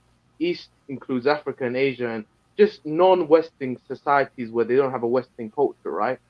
I Yes. think, or the third world, I think the difference is the women in the third world have a survival mindset, meaning they're just trying to get, that all they think about the whole day is how do I get past this day? Whereas in the West, we don't have to worry about where our next meal is going to come from. Even a homeless person in the West doesn't necessarily have to worry where his next meal is going to come from because we live in abundance. We don't need to have a survivalist mindset. So we think and spend our time obsessing over, in the grand scheme of things, the trivial matters such as can he buy me this car? Can he take me to Greece every weekend? Can he do this? Can he do that? And ultimately, if you go back, because I'm a Muslim and I'm sure you are too, you're Muslim, right? In Yes, the sir. Hadith, Prophet Muhammad, peace be upon him, said, I saw how most of the women in hell, he said, most of the women in hell are women. And then somebody said, why is it? Because he said, because they're ungrateful. Then one of them said, are they ungrateful to Allah? He said, no, they are ungrateful to men. And when a man does something, then they insist that it's never enough. And ultimately, we are seeing this happening in our society where if you do something for a woman, she looks at what another woman has and she says, "Why can't you give me that?" And ultimately, it's just a lack of gratitude for men in general. Yeah, we can't. In a nutshell, it comes down to that fact that we can't do enough. Yeah, And granted, there's always more to get. That's true. Even though there's always more to get, the point is that you and I know that Allah is the one who made gold rare, silver rare, diamonds aren't really that rare, but people think they are. absolute, You and I know that absolute. He's the one that made the rare things rare, and then placed and told us that these were the methods of trade. Mhm. And so we understand that. So all of the materialistic concerns that ladies have that can't be met, and all of that, you and I know that that's how he set that up. Mhm. That's something he did. So he was given priority. And when he addresses men and women in the Quran, he doesn't say get out there and get rich. He says guard your chastity. That's what he tells both of us. So he's prioritizing the libido of the women over their materialism, and they're turning around and they're taking their materialism and prioritizing that over their libido for most men. Mhm. And then when they get to the men that are the least deserving, they turn around and they prioritize libido over materialism for those men, and they don't I even demand these men and in perform Islam, financially. Islam is actually materialism is shunned upon because in Islam there's a principle called al-zuhud, which means asceticism, meaning having contentment of wanting to live a simple life. Islam says, it's better for you to live a simple life than an extravagant life. Yes, it is Yeah, better. but yeah, it is better.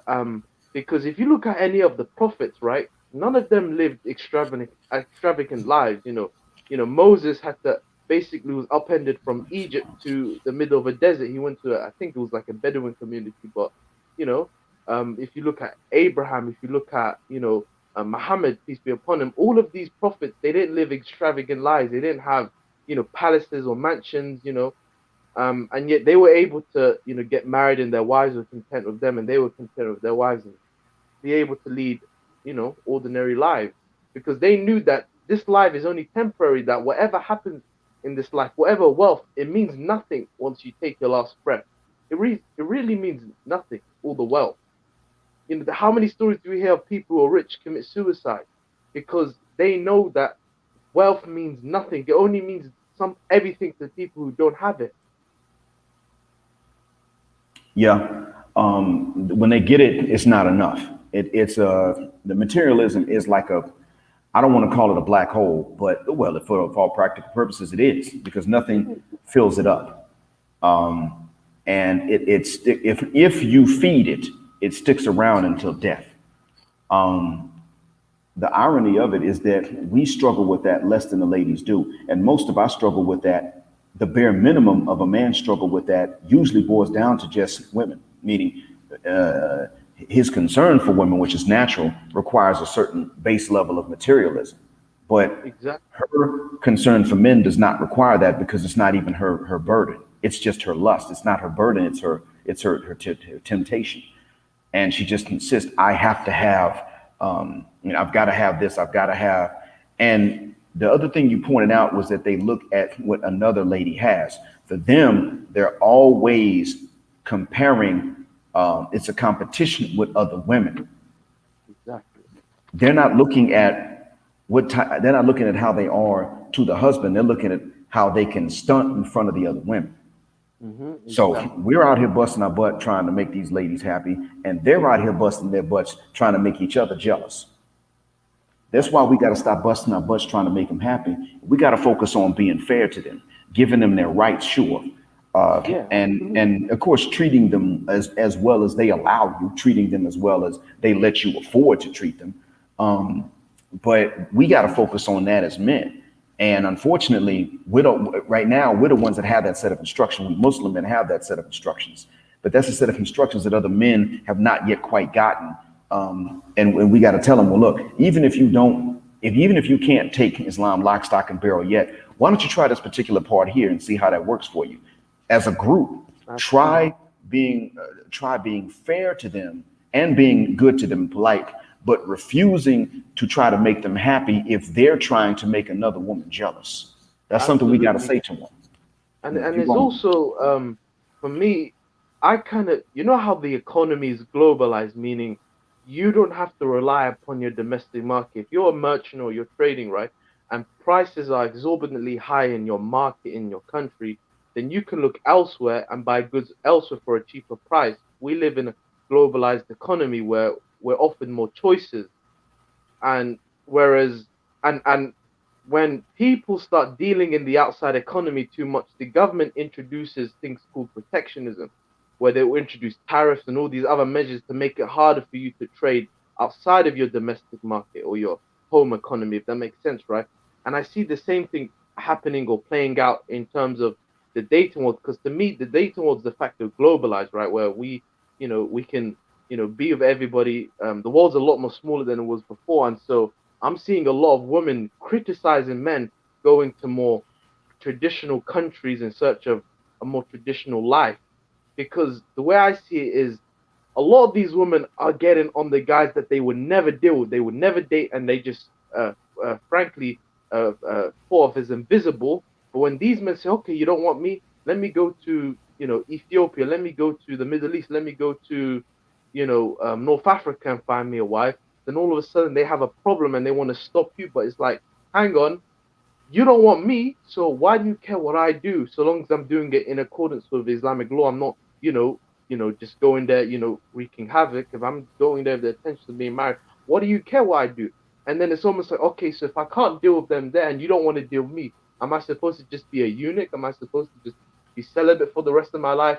Just die by myself? Like it's almost like that dichotomy that kind of worries me. Like, because for me, I pretty much have given up in the Western world. I'm likely gonna go back to my home country when it comes time for me to marry. Once I, build up my resources enough where I want to get married. But yeah, they're coming after quote unquote passport brothers, and I support that as a solution. The thing is, while you and I support it as a solution, the irony of it is that the women have demanded it. Exactly. The biggest support for SYSBM, IBMOR, passports, anything else, the biggest support from that is actually the demand that the ladies have placed on it. They're pretty much saying, you get out of my face. I mean, get in my DMs and validate me, sure, but get out of my face otherwise. But they don't want us to go abroad. They don't want us to go abroad. No, they don't. And that's exactly why it's more important that we do. Because see, when they start telling you have to keep in mind when somebody's at war with you, but they're not telling you that they're at war, you have to do whatever they say not to do. Now, if it's openly a war and they say don't do this, then at least they're openly at war with you, and you might actually know to look and see should you or should you not. Maybe it's a trap and a trick, maybe not. But when someone is not openly telling you they're at war with you, but they're at war with you when they say don't do this, that means you stumbled on a solution. That's it right there. They tell you don't go abroad. That's exactly what you need to do. The only question then is going to be where abroad, because different cultures are different ways. That's true. But they're saying, well, don't go there because they're poor and they're at a disadvantage. And that's when you have to say, yeah, but see, you have to be poor here in the first world in order to find me attractive. If you have the same amount that I do, you automatically eliminate me. Even though, so all that means, even if they're poor in the first world, they don't appreciate regular guys, in my opinion. they don't. They're more demanding. That's very true. But yet and still, they're automatically eliminating the guys who have the same amount as. And I mean, we know that if you have less, they eliminate you. If you have the same amount as them, they eliminate you. So if you have just a little bit more than them, they're probably still eliminating you. So what they're really saying is that you just have to be so much further up above them in order for them to consider you. Therefore, they realize how that lady in the third world is thinking. It's about resources. So they're projecting. A lot of it is projection. They're saying you're taking advantage because you have so much more money than that lady over there. Well, I mean, if you can't take advantage of her, she doesn't want you. That's how the first world is. Let me tell you something, right? It's the same thing. The only difference in the first world, they cost more. There is no difference in the asking price. The only difference in the first world is that they cost more and they're ungrateful. Yeah, well, they do cost more, certainly, and they're ungrateful. But if you go back to, let's say, your home country, can I ask what language they speak in your home country? Somali. Okay, all right, okay. Well, in that case, then, Setahai. I said hi. How are you? I'm fine. Yep. Okay. Alhamdulillah, aniga wafiyanna hai. So, okay, that's now if they're asking for a high, if they're asking for an expensive dowry there when you go back, and they're saying, well, okay, and you have to pay this, and we have to go and you have to take me to the UK to live, and they're saying all of these things, then that means you don't go back home. And that's what that means for not just you, but for any of us. Once the homeland gets ruined, you leave it. Absolutely. And that's what we would have to do. If I were to, I mean, I'm from the States, and but if I were to say, well, I'm going to go back to my ancestral homeland in West Africa, and I'm going to find someone there, and I go and they're looking at me and they're saying, oh, well, I mean, I would have married a local man for about 1,000 US, but since you're from the States, you got to pay 10 grand US. They start that with me, then I say, that's it, I'm done, gone, not marrying from here. The third one in a row that does that, she ruins the market. And we men have to take on that mindset, because already the women are going to force us to be single for long stretches at a time. They're already doing that, because they're saying we're not going to make it easy for men to get married. And if the woman's not saying that, then the father will. So we have these ladies, and we got their dads that are the main barriers to getting married. Since they're already forcing that, we could say, well, we're getting used to being alone. And so the longer we're alone, the less important it is to find somebody. Therefore, we're going to lowball the offers, and we're not going up. And if 3 of you, be careful, if 3 of you come at me wrong with these conditions, I'm leaving the home market, and I'm telling other men from where I live the same thing. So you're not going to strong arm us into getting more at one time. That way, yeah. Go ahead.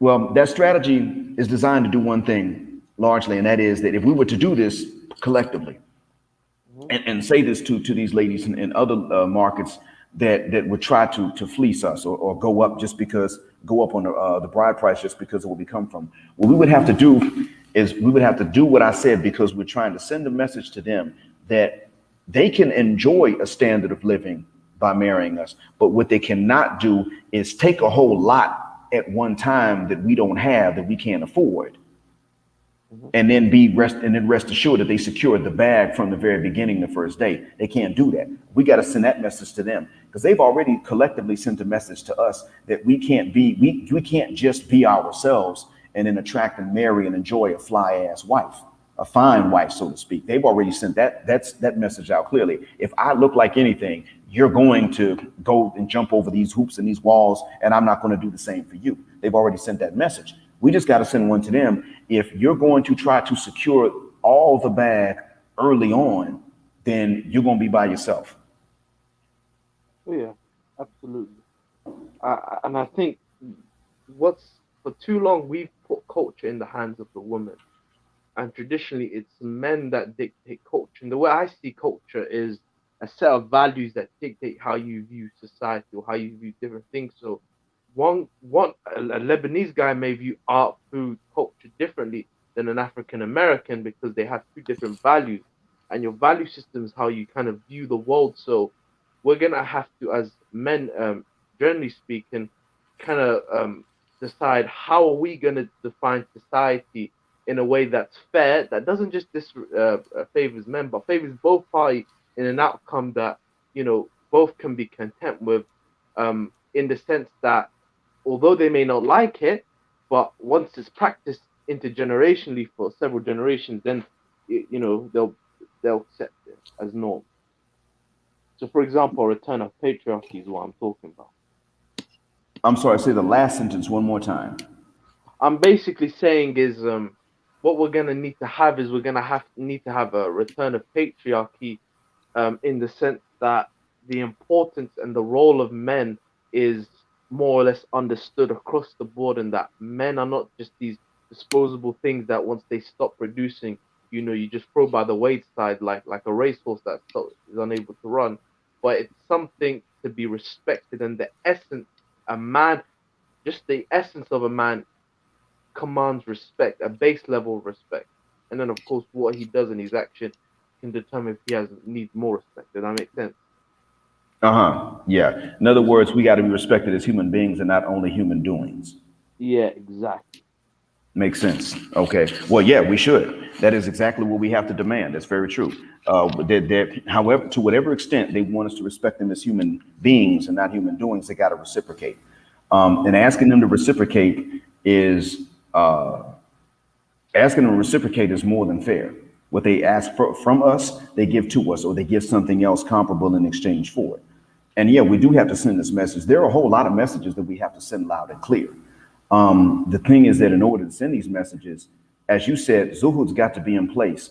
And one of the things is that zuhud does not mean celibacy. It doesn't mean living the bachelor life for the rest of your life. But because they have insisted that because they have insisted that we go through difficulty and this sort of thing in the name of self-worth and family honor and not being too easy, we can sit up and say, yeah, okay, well, what's in it for us? Because you're now saying you're equal. And if you are in fact equal and you have these particular equal rights, like if you have the right to compete with us in order to eliminate us from your pool of eligibility, then we have a right to just eliminate you from the pool of eligibility based on you being willing to compete, i.e., if you have the right to wear high heels just so that you can close the height gap between us and then turn around and say I'm not tall enough, I have the right to eliminate you just because you like high heels. Oh yeah. Just as an example. So we do have to do that. And in order to send all of these messages at once, we just got to stop making things so easy. And we got to share information with each other. So if you go back, I'll just use a particular city as an example. You may be from another region of the country, but I don't know. So I'm just throwing it out. If you go Yeah. to Kismayo and Yeah. they're lining up to marry you because maybe you got a UK passport. And so they want to tie the knot with you, but they're also asking you for these dowries. You know that they're not asking the local men for. Then the third time, and you know, that's why I said, you tell the first one that comes at you wrong, be careful. Because if two more of you do this, Not only am I out of the market and I'm going elsewhere, but everyone from the UK, every man from the UK is going to know that this is what you're doing, and and close off all these options. And that Absolutely. means that none of you are going to be able to marry somebody from the UK because you're just looking for the passport. Hmm. And then when two more come at you like that, that's it. Then you tell all the other UK passport holders in Kismayo, this is what they're doing. So if they come to you trying to marry, or they come to you trying to flirt, then you show up and ask the dad for marriage, and you get all these and you get this unaffordable bride price. Bounce on all of them. This is what they're doing. That's the game. So don't fall for it. And then all of a sudden, none of them now have that option. That means that option they thought the extra money was is closed. In other words, they just simply ain't gonna get that much money that easily. Just like you can't turn around and marry two of them and get them to accept polygyny that easily. If you can't get your interests met easily, they can't get theirs either. And once we start saying that that's what it is, that sends all the messages we have to send to them at one point. But you're right, we got to send these messages, and to do that, we got to be on code just like they are. The difference is that it should be easier for us men because they hate each other. They're trying to stunt and make each other jealous. We're not trying to do that. We just don't share enough information because we're trying not to tell her business and tell your wife's business, your ex-wife's business, your mom's business. We're trying not to do that, which is cool. But we can share information without giving away somebody's business. And then this way we can turn around, since we're not trying to make each other jealous, and we can then say, okay, well, we're collectively sending this message. This is what you want. This is what you don't want to give in exchange for it. We're not going to give you both conditions at once because you looked at what we want and what we don't want to give in exchange. And you said we're going to have to give what we don't want to give in exchange for what we want from you. You said that. Now we're saying the same thing. You will not have it easier than we will. And I'm sorry for talking too long, No, but no, no, no, no, no. Because your I've pretty much been through your videos, so I find your insight so interesting. I want to also give a chance to Hassan. Assalamu alaikum, Hassan. Hassanur, you're live, sir. I'm not able to hear you guys. Okay, can you hear me now? Oh, alaikum salam. I'm not able to hear you guys directly on the StreamYard. Yeah. Okay, hold on. So you have to listen to it through another device. Is that right?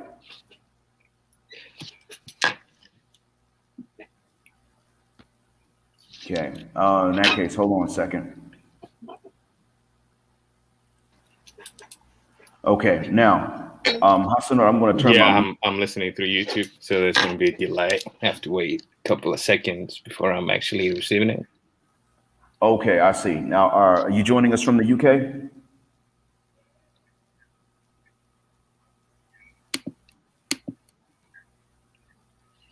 Drop him off and bring him back on. Maybe that Oh, No, also I'm try not. to I'm joining from Norway. from Norway. Oh my goodness, yeah. It's I bet it's still daytime there, isn't it? It's the morning over here, so I'm in the Maybe that UK, might work. midnight. All right. Tell you what, Hassan. What I'll do is this. I'm not Yeah, going to it's mute my almost mic, like but I realize that there good is a afternoon. delay. So since there's a delay, what I'll do is I'm going to go ahead and pray, and I'm going to let you and Bur continue to discuss this for about the next 6 minutes. That's about the length of time it'll take me to pray. All Once right. you hear this, then just go ahead and tell Bur that you could hear, because I know there's a delay. And then about 6 minutes from now, I'll be back on with you too. But I'm going to be here in the studio. It's just that my mic will be on mute. That's all. All all right. No problem.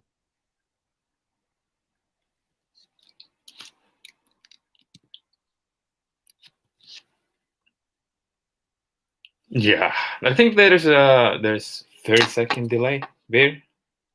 Yeah, yeah. I I can can hear hear you you. just fine, by the way. Okay. All right. So no. All right. Yeah. Okay. So what did you want to say?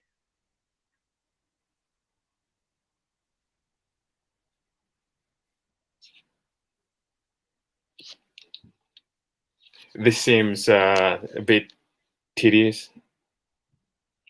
How about you drop To be off and honest, you I come back forgot back because you come back in? of the delay How and about that? whatnot. I'm not sure So when you're how speaking about or when I'm speaking, and no when the no it's audio not might delay. come up. How about you drop off and then you come back in?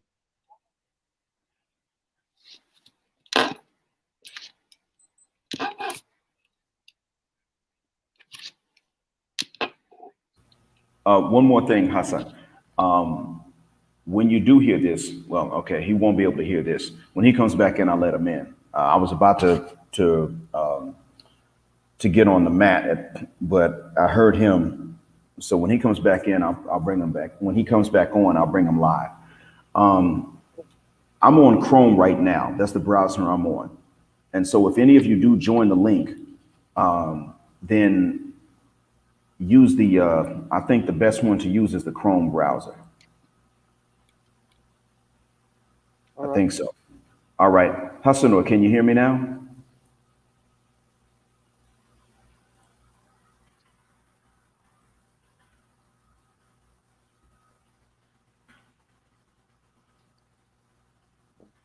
Just wait for him to come back on. Oh, I Yeah. hear. Fine. It's just answer will be delayed by 30 seconds. So yeah. Okay, I get it. You won't be able to pick me up if I leave. So I'm probably gonna wait till you're done with the prayer. Possibly. Okay. That's fair enough. Also, one moment. I'm going to put the link back on again for others that want to come on. I'm sure that Charles Irby wants to come on. He's supposed to. I was expecting him to come on when I first put this link up, and expected Cortez Smith to as well, because I haven't had them on here before.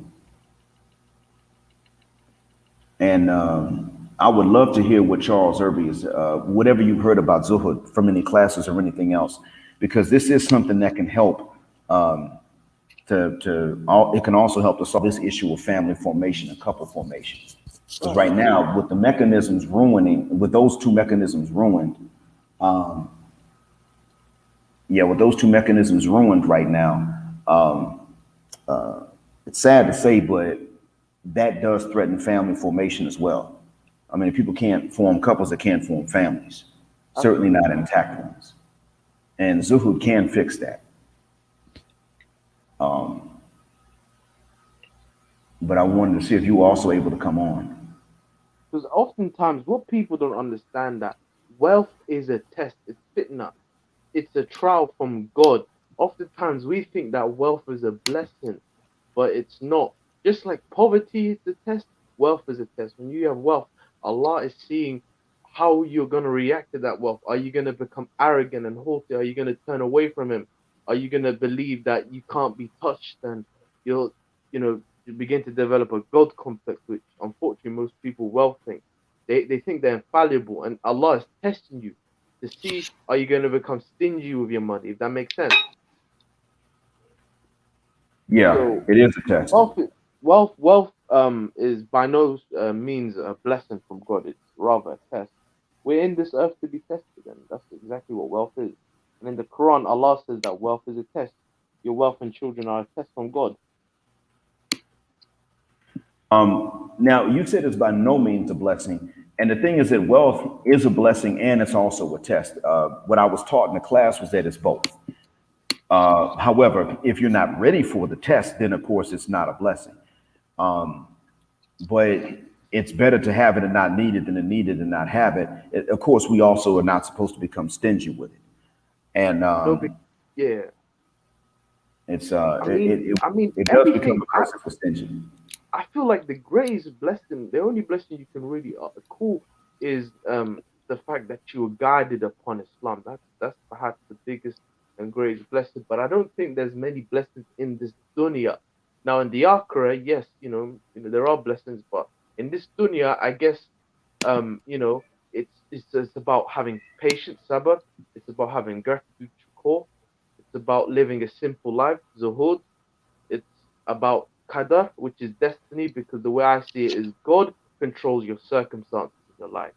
What he doesn't control, or what he gives us in terms of free will, is how we react to our circumstances, and that's what we're tested and tried upon Islam. So, for example, let's say you're in poverty and you find yourself, becoming wealthy. God controls those circumstances, but how you react to it is what you're judged on, if that makes sense. How you react to different situations. Yeah. Well, of course, the reaction is definitely the determination as to whether we pass or fail the test. Exactly. And so that's why I said that wealth is not necessarily a curse. It can be the test and the blessing. Yeah. The wisdom is the first blessing, of course, but Hmm. the one of the some of the people who get the most rewards are the ones who have the wealth and they use it correctly. They get some of the most. Exactly. Yeah. That Yeah. And that's you using it correctly. That's exactly. okay. So yeah. So we're on the same page and we learn from the same classes then. Because there's in one class I learned that the believer who has wealth is the most favored, and the disbeliever who's poor is the least favored. Hmm. Because the disbeliever who's poor didn't get the guidance in this life, nor the wealth, so he suffers on both sides of the grave. And the believer with the wealth was guided in this life, and then he was able to. He's eligible for mercy on the other side of the grave too. So if I were to sit up and say that that it can't be a blessing, well then, yeah, I'd be lying because of course operations and things like that are going to cost money. By the same token, it does become a curse for someone that's arrogant. It does become a curse for someone that doesn't have much self-control. I mean, if they don't have any self-control, they lose it. They don't even keep it. It Yeah. goes through them. And it can also go through someone who has self-control, but just doesn't have much knowledge and awareness of how other people are going to behave. I mean, Mike Tyson had the discipline to become the heavyweight world champion. He lost his money because of stuff he just didn't know. And just giving it out to people. I mean, charity or sharing it with irresponsible people did wind up putting him broke again. Now, Black Uru, how you doing, man? Hey, how you do, Black Mind? First of all, I just wanted to acknowledge the great work you do in this space. So I just want to express appreciation for that and admiration for that. And I look forward to continue to partake of your great wisdom and insight and your unique contribution to this environment. Your being an expatriate, I guess, to some degree, and being able to observe the world as a black man, as presumably an ADOS man, but outside of the United States and in a very different sort of environment. You really help to broaden the perspective that we all, as black men, and I believe as we should embrace the perspective of sort of the citizen of the world, so to speak. You helped to champion that, and I just wanted to recognize and applaud what you've done, your unique contribution to this environment. And thank you so much, sir, for the compliment. I hope to be one of those that actually earns it, and I hope it benefits those of you that listen. That means a lot coming from you due to your wisdom and the time, the decades you have of experience. If I And was, I also wanted to acknowledge in particular your. I really appreciate your contribution with respect to this Ameerah, and I hope I'm not mispronouncing her name. Uh, that's how she said it. yeah, uh, I appreciate your observation and your criticism of this person's uh, entrance, so to speak, into this environment. I think it's interesting that that ADOS men, black, well, not just exclusively ADOS men, but black men are attracting the presence of people of assorted backgrounds, both male and female gender, certainly people outside of our particular unique demographic origin. I think it really speaks to the unique and particular light that we have. And it's interesting to see that the people who have been regarded historically as the least amongst us are the ones who are at the vanguard of the evolution of information and inspiration as to where we're headed as human beings. I think that's an interesting paradox, if you will, that we who have been so disregarded are now so observed and acknowledged, and in some respects followed. Of course, you're one of those that are at the vanguard of that. Again, I admire what you've contributed to this environment, and again, I appreciate the unique insight you provide with respect to being Islamic and being outside of the United States, and being able to observe other people coming into this environment, Ameerah being one of those, and being able to offer a unique perspective as to what maybe the motives are of such people. Okay, your voice stopped, but it came back on right after that. Thank goodness it did. I panicked for a second, and I hope that it can benefit. I certainly do mean for it to be such for you. And then thank you for the compliments. I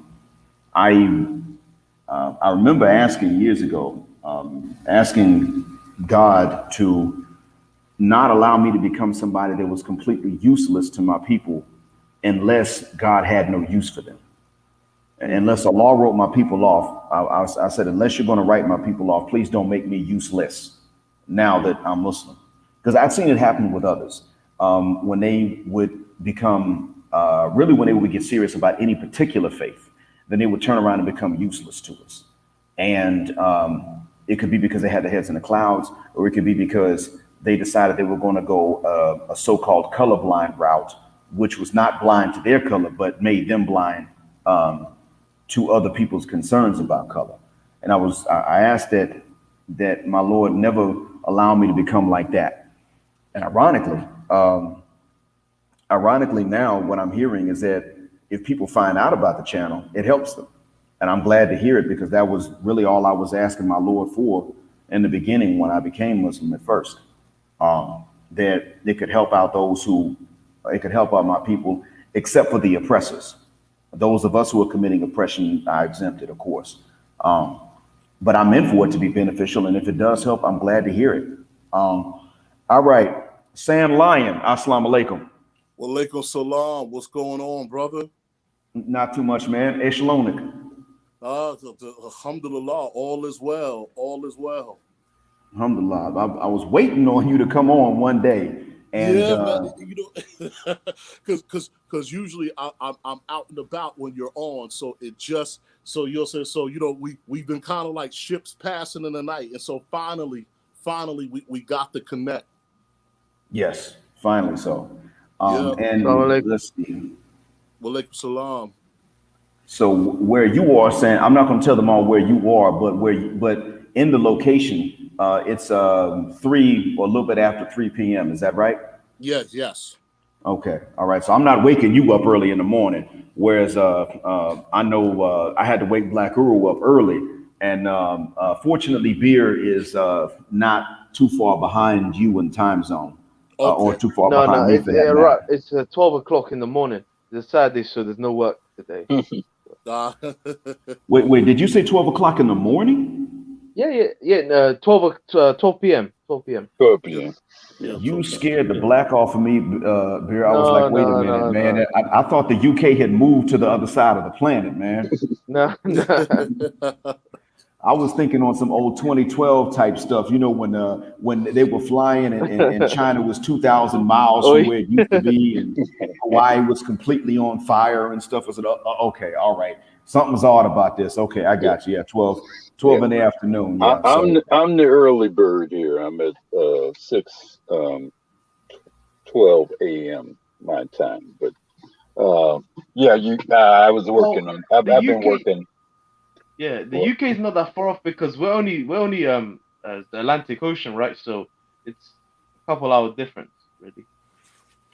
Yeah, yeah, y'all. It's a couple hours, but y'all are 6 hours away from where Black Uru was coming from. Black Uru, I thought you were in California with BGS. I didn't realize you No, were in the no. Central I'm Time I'm Zone. in Chicago area, so 6 a.m. my time, or 6:13 a.m. my time. So, Got but you. Okay, I was yeah. working.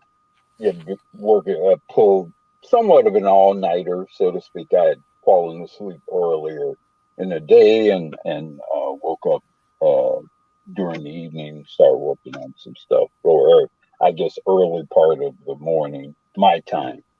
So, um, I'm glad I was awake when you went live here. So I appreciate, again, I appreciate what you do. I appreciate your unique contribution to this area. I really enjoy your critique of Ameerah, and I think it is important that uh, Black men uh, remain vigilant and circumspect about um, the new voices that come into this arena, because it's quite clear that there will be many new and different voices that come into this arena, because Ado's men, or Black men, clearly are the light. We're drawing lots of attention and lots of interest, a lot of introspection. So it's important that those like yourself, who have perspective and knowledge about things that may be outside the circle of what's typical for Ados men, um, contribute your perspective on things, because I think it's going to become very, in the years to come, it's going to become very interesting, the voices that come into this arena. Especially when they come in and they think that they're going to tell us how we're supposed to be in a nutshell and how we're supposed to run things about which they don't have any understanding. Indeed.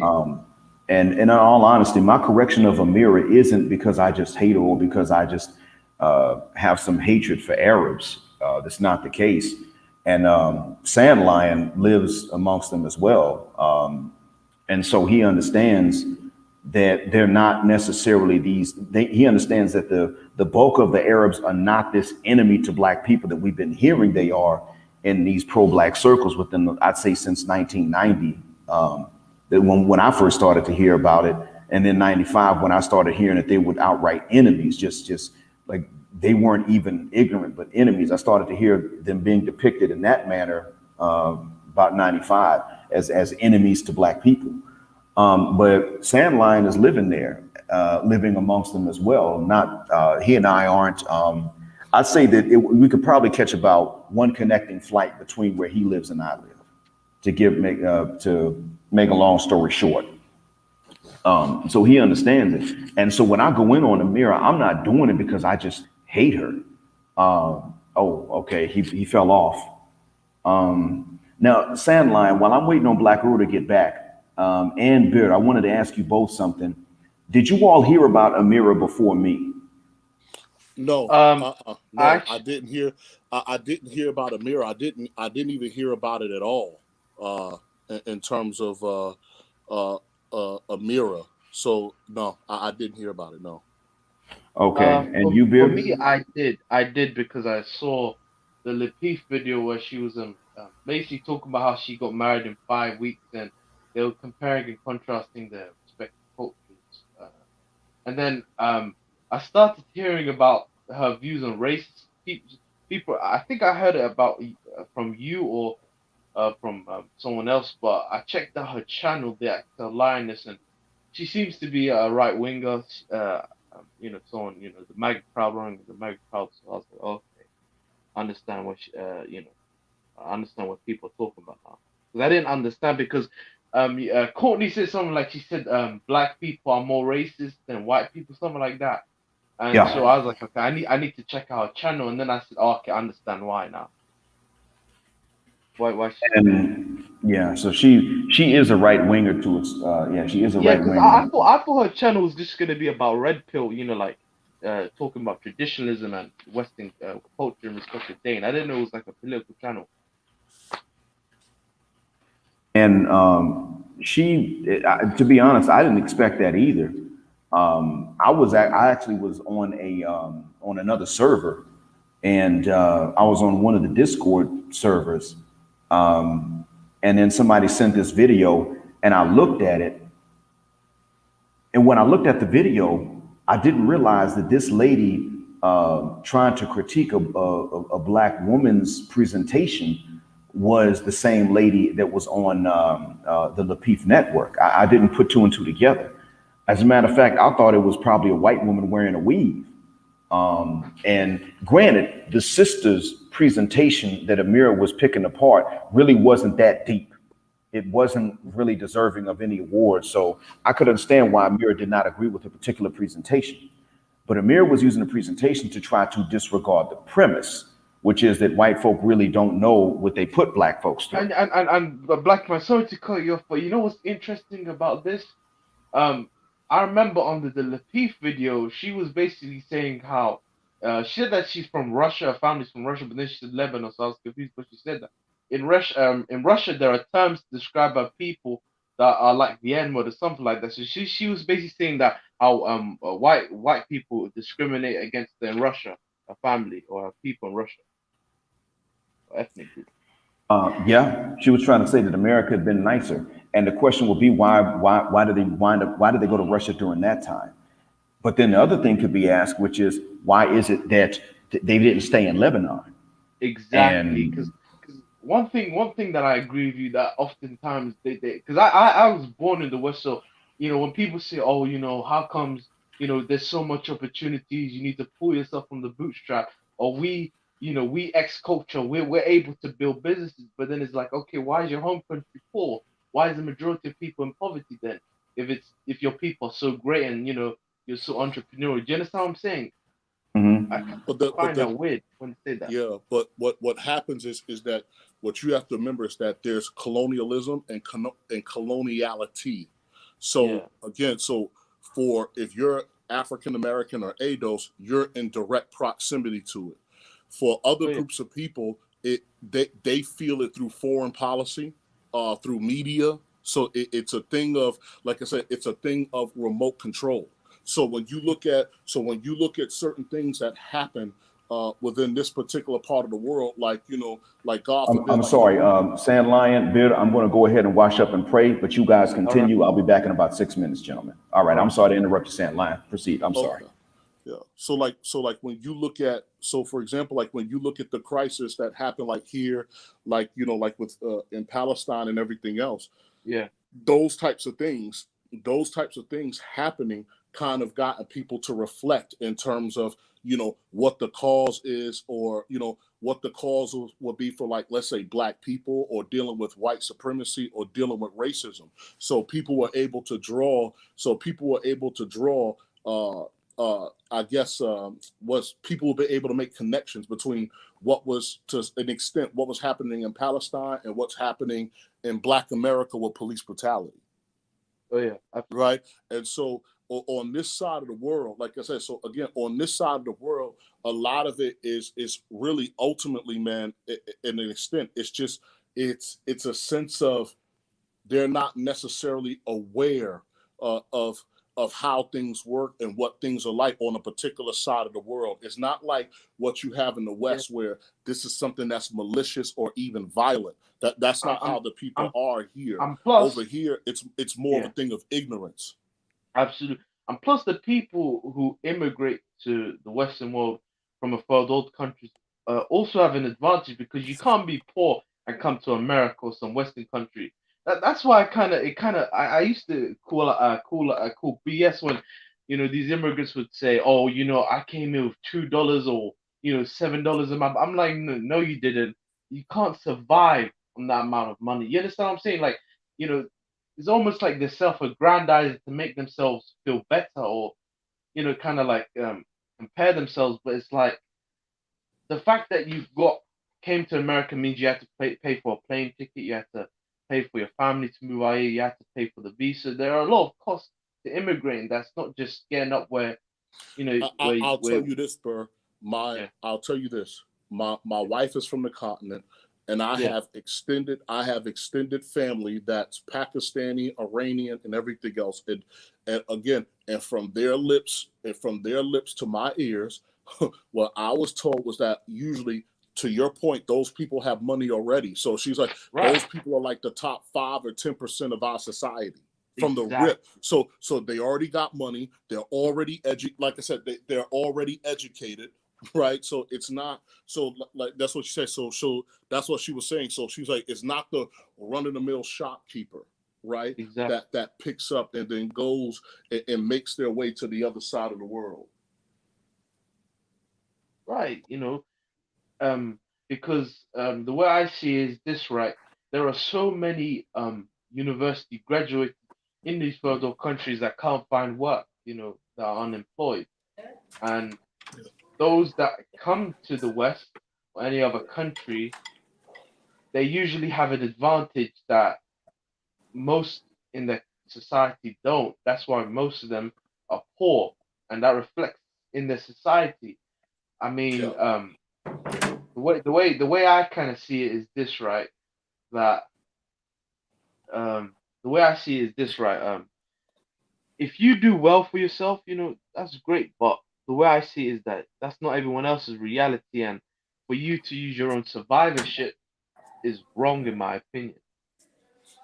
Yeah, but Makes sense? but that's the thing, right? Because they end up drinking the Kool-Aid that's here. That's why. Right. Exactly. You know what I'm saying? So, like I said, so that's the thing. So, like I said, they'll end up, they'll end up around certain types of people, and because they're not seeing these obstacles. So, for example, like here's the thing, right? And an excellent observation about how people respond when they're marginalized or not marginalized would be like, for example, the Indo-Pak community. So Mhm. the Indo-Pak community, when they go to America, right, they're extraordinarily successful In the because, UK, right? Let me tell you something before you but continue. I just want to finish the point Yeah, yeah, yeah. because Go ahead. America doesn't have a hard on for the Indo-Pak community the way the UK does. So Hmm. if you're in the United States and you're in Texas or New York, and you tell people there's a Pakistani gang around the corner, you're going to get laughed off the block, right? Because from an American perspective, what, I'm going to get beat up by a bunch of dentists and engineers? Right, versus the UK, because there's marginalization, right? You got, over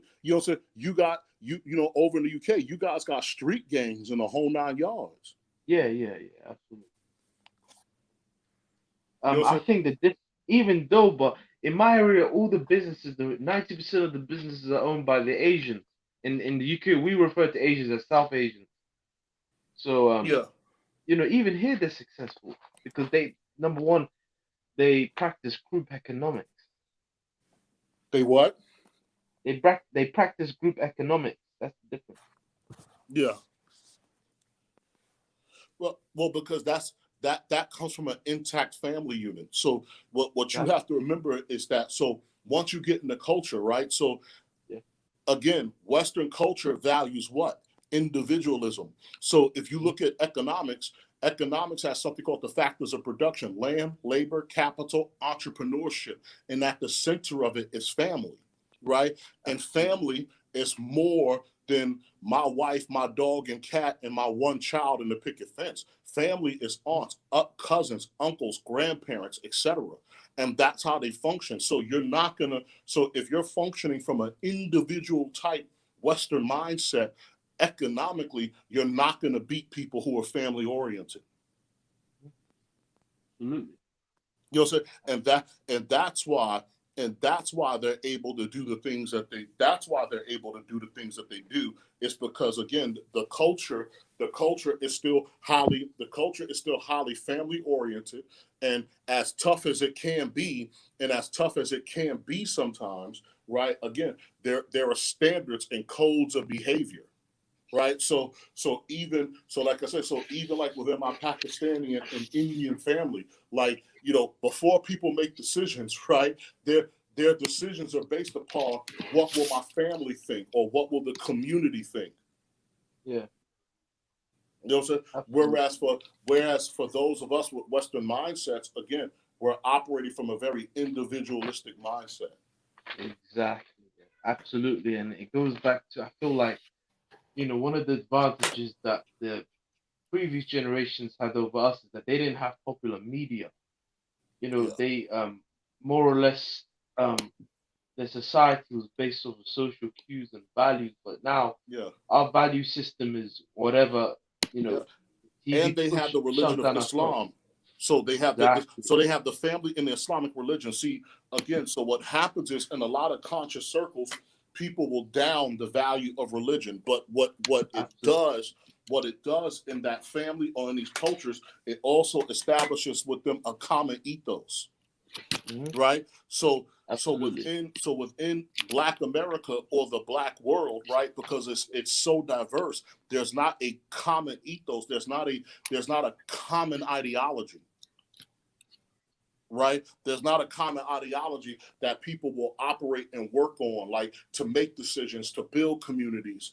And so again, the fact that again you have this the fact that you have this family structure, and this religion that's regimented and common, that's going to give you an advantage that people in post industrial societies with highly individualistic thinking, that's going to give you Yeah. advantages over those people. Absolutely. Absolutely. Because the way I see it, my home country is the woman here, from like from my um the woman, they've been indoctrinated by Western thinking where they demand a 50K meha, a dowry. They want you to do this or that. They want you to become an engineer or just this. You Sir, your know, voice dropped oh, off. can you hear me now? Okay, yeah, now you're coming through clearly. Yeah, I think it's the women from my culture in this country and across the West. They've kind of drank the Kool-Aid where they demanded a 50K meha, a 100K meha. You gotta be this, you gotta be that, you gotta make that. They want you to be a 1% guy, but it's numerically impossible for every man to be in the top 10%. Otherwise, it wouldn't be rare. If everybody had $1 million, like my son, it will basically mean nothing. It will be worthless. Money gets its value because it's rare, because there's a scarcity to it. Yeah. Anything that's in abundance automatically decreases in value. That's why they lower the supply of diamond on purpose to make it seem more valuable. But so if that's the case, the rank and file women, just like the rank and file man, are gonna have to settle for one another. But most women believe they're out of their league because they've been conditioned to believe that their value is inherently better than a man's But value, you know unless a what it man is is, out of her Beer. league. Yeah, But what it is, Beer, is that, remember, in Islam, remember, yeah, we have the prophecy of the Dajjal, right, which is the absolutely, Antichrist. Uh, absolutely. for those out there who are not Muslim. And so remember, in the hadith of the Prophet, right, peace be upon him, the Dajjal will appeal mainly to women and children, Mhm. right? And it says that for the men, that this entity will be so appealing to your women and children that you will literally have to tie them up in their homes to keep them from running to them, right? And so Absolutely. when you look at when you look at that system, look at all the materialism and everything that exists within society today, right? And Yeah, all of this is appealing to women and children. absolutely. You and I and our material needs or wants are not enough to keep a shopping mall open, right? Hmm. After we get a kick-ass stereo system and the PlayStation 5, for us, that's the end of the shopping mall, Hmm. right? Versus where versus where for years marketers have always known how to get money out of women and children, and the hardest demographic that it took for them to spend money was men, working men. Even if you study the American economy, right? You know, Right. again, once women entered the workplace, consumer spending went through the roof. Absolutely. You know what I'm saying? You know what I'm saying? Consumer spending went through the roof, but then families became wealthier, I guess materially, but then what happened to those families morally, right? Because when women were at home, what happened? My mom knew your mom, right? Mm-hmm. The friendships between those women formed neighborhoods and communities, right? And children weren't left to their own devices. And we all know the old statement of what happens, right? Idle hands of the devil's workshop. So again, so under this system that's coming into place, right? Under this system that's being put into place, you have all of this type of activity that's going, that's deceiving, right? And so, like for me, I'm in my early 40s, right? And I've made a lot of money. And I will tell you, if I could turn back the hands of time, my focus in life would be the greatest form of risk that Allah has that Allah says that any human being could have, which is contentment. Absolutely. Ridda. Contempt. Yeah. Yeah. So again, like I said, which is contentment, and so again, that lack of contentment, And gratitude. huge temptations for the dunya, right? Telling people what success is, right? And that's Yeah. the stumbling block, right? Because a lot of us have been lied to about what success is. Exactly. You know why? You know why that's the case? Because I found out a long time ago that most people don't worship God. They worship other people. They're slaves to other people. They care how they think and what their perception of other people, how they think of them, and they cater their whole life to impressing and pleasing other people rather than God. That's why they care about materialism. Because if if people didn't value their materialism, then they would feel, it's almost like getting a Ferrari and only driving it at night. The reason why you get Ferraris is because you want people to validate you. You want to drive in the daytime. And often, as a society, we're just gonna have to overhaul our priorities. Yeah. So at the end of the day, and that's the thing. So when you look at the plight of our community, right, Mm-hmm. and me being a former military officer, part of your job as a military officer before you go onto the battlefield is part of your job is that you're also a historian, that Mm-hmm. you have knowledge of previous battles fought, especially ones similar in circumstance to the one that you're about to fight, right? In order to predict the future. And so when you look at everything that's happening in our world now, right? If you look at what's happening in our world now, right, and with Islam, right? So go back to pre-Islamic Arabia, right? If you think that we are the first and only heathens in history, you got another thing coming, right? Oh yeah. Because pre-Islamic Arabia and the black community as it is today is damn near identical. Yeah. Oh yeah. Yep. Absolutely. So for example, like look at your child support laws now, right? Where the woman could say you're the dad, right? And if you don't show up in court, or if the DNA, or if you just happen to have a piece of mail come to the woman's house and you're on the hook. Well, in pre-Islamic Arabia, right, a woman will put out a flag in her tent, right, to invite somebody to come sleep with her. Let's say 3 men sleep with her over the course of 3 nights. She gets pregnant. That baby comes out looking exactly like Sand Dog, right? But she'll say, okay, I got beer, I got Black Mind, I got Sand Dog.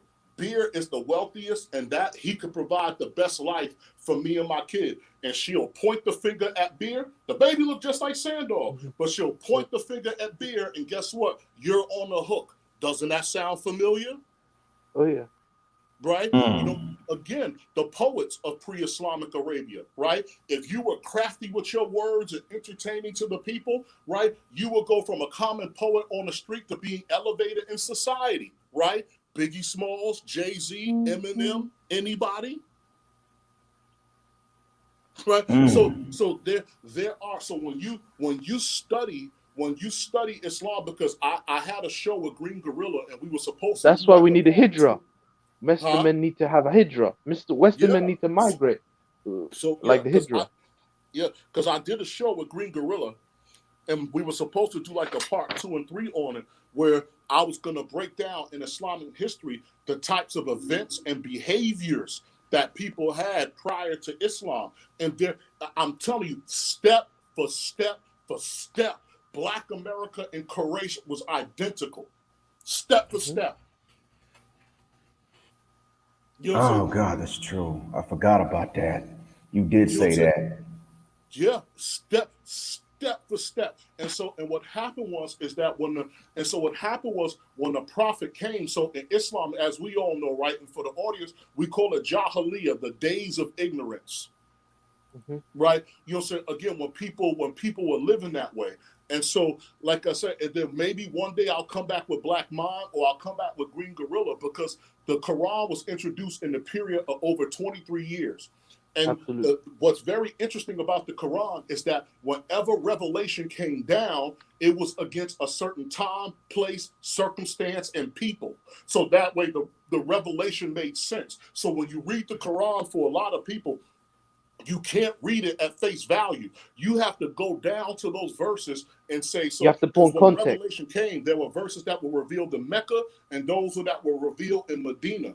And so when you study the verse, or even the name, so Surah al-Baqarah, which is the book of the cow, right? Hmm. And the cow is named after the idol cow that they built while Moses Yeah, was the up on the gold calf. mountain. Yeah, the gold Yeah, calf. Yeah. with Allah. And so you know the name of the book, right? And then from the name of the book, and then when these surahs are revealed in Surah Al-Baqarah, when you go into it, it's good. When you really study it, it's going to break down. Yo, okay, this happened. This was the time. This was the place. This was the event, and these were the people involved. And like I said, and if you went with how Black America functions and with how Black America functions against the revelations in terms of what happened, what went down, who was there, it will make a lot of sense to Black America, right? And I Hmm. know that a lot of people, I know that a lot of people, would try to, like, hotep me or whatever the case might be. But I guarantee you, if you were to do that study and walk through it, you would see this as a solution. Absolutely. You would see this as a solution for people that's been for people that has been hooked, hoodwinked, and bamboozled. Absolutely. Because not everyone's gonna get saved. There will always be those whom will not choose to accept the message. I think what we have to learn from Prophet Muhammad, peace be upon him, is what he did. He built his own community, and we're gonna have to kind of separate and kind of like build our own community away from the ignorant, so that we can at least have some sort of funk order, so that when people look at us, they'll be like, I want to be a part of that, because that seems to be much more orderly, if that makes sense. Yeah, but the problem is, but here's the thing, for Yeah, certain people, yes, but the problem is that for our larger community, yeah, the reason why people would resist it, there's one word: discipline. absolutely. Right? And so Mm. and so again, the majority of Black people, especially for those in the West, we all know that Islam requires discipline, and Absolutely. that's the turnoff. I can't do what I damn well please anymore. You, and more important, not just discipline, patience. It's Yeah. putting off the pleasures of this world, because as a Muslim, we know that if we put up the pleasures of this world for the next, we're gonna get them tenfold. That's what Hmm. oftentimes, I often say, if I'm patient now, God will give me greater in the future. It's about being patient, having sabr, Correct. and So for often, example, yeah, yeah, no, I'm just telling you, for example, like I told a lot of guys in the manosphere, how does yeah, Sand Dog avoid poverty? What was the first things that I did to avoid poverty? Right? And one of the reasons why I never had any real problems with women, I wasn't screwing them, mm-hmm, right? And so even yeah, if you go into the Bible, Jesus, peace be upon him, says, seek first the peace, kingdom of heaven, and all these things shall be added unto you. Right? And so yeah, for me, so again, so for my physical features, for lack of a better term, right? I would look like a college level running back, right, or an outside linebacker, right? So I'm not a, like I said, I'm not a slouch of a man. And so when I was in school, I was class president and all these things and everything else. And when I engaged, I've noticed it. When I would engage women, it was completely different when they engaged me versus guys in the general population, right? Because my conversation with them wasn't about screwing them or trying to get with them, right? Even to the point where I went on a date with the girl, and the girl told me, whenever I'm around you, I can't relax. I said, what do you mean? She said, I feel like I have to act a certain way, talk a certain way, be a certain way. And I said, as you should. It's called standards, right? And so a lot of women weren't even used to interacting. A lot of women weren't even used to interacting with the man that they would find attractive personally themselves, but at the same time wasn't interested in jumping in bed with them. And Sandog is not doing it because I'm holier than thou, right? I come from Brooklyn, New York. And so what happened was, growing up in Brooklyn, I saw how certain interactions with women was a stumbling block in men's lives, right? Absolutely. And then if you go back into the Quran, what does Allah say? Allah says that poverty and disease will be with the fornicators, right? And so again, when you engage in that behavior, that's one of the first steps that you can take into poverty and disease. And look at Black America and the statistics for that. Yeah, it's kind of like the resistance against SYSBM, or what I just call Hijra, migration, kind of reminds me of when the Muslims were migrating from Mecca and Medina. In fact, when the Muslims were migrating to Abyssinia, Prophet Muhammad said, "Go to Ethiopia because there's a righteous king, right? You'll find a righteous king and a kingdom, right?" So they went to Ethiopia, and at the tail end, the Quraysh were pursuing them. So when the early Muslims, the Sahaba, which are still buried in Ethiopia, you can go to their graves in Ethiopia.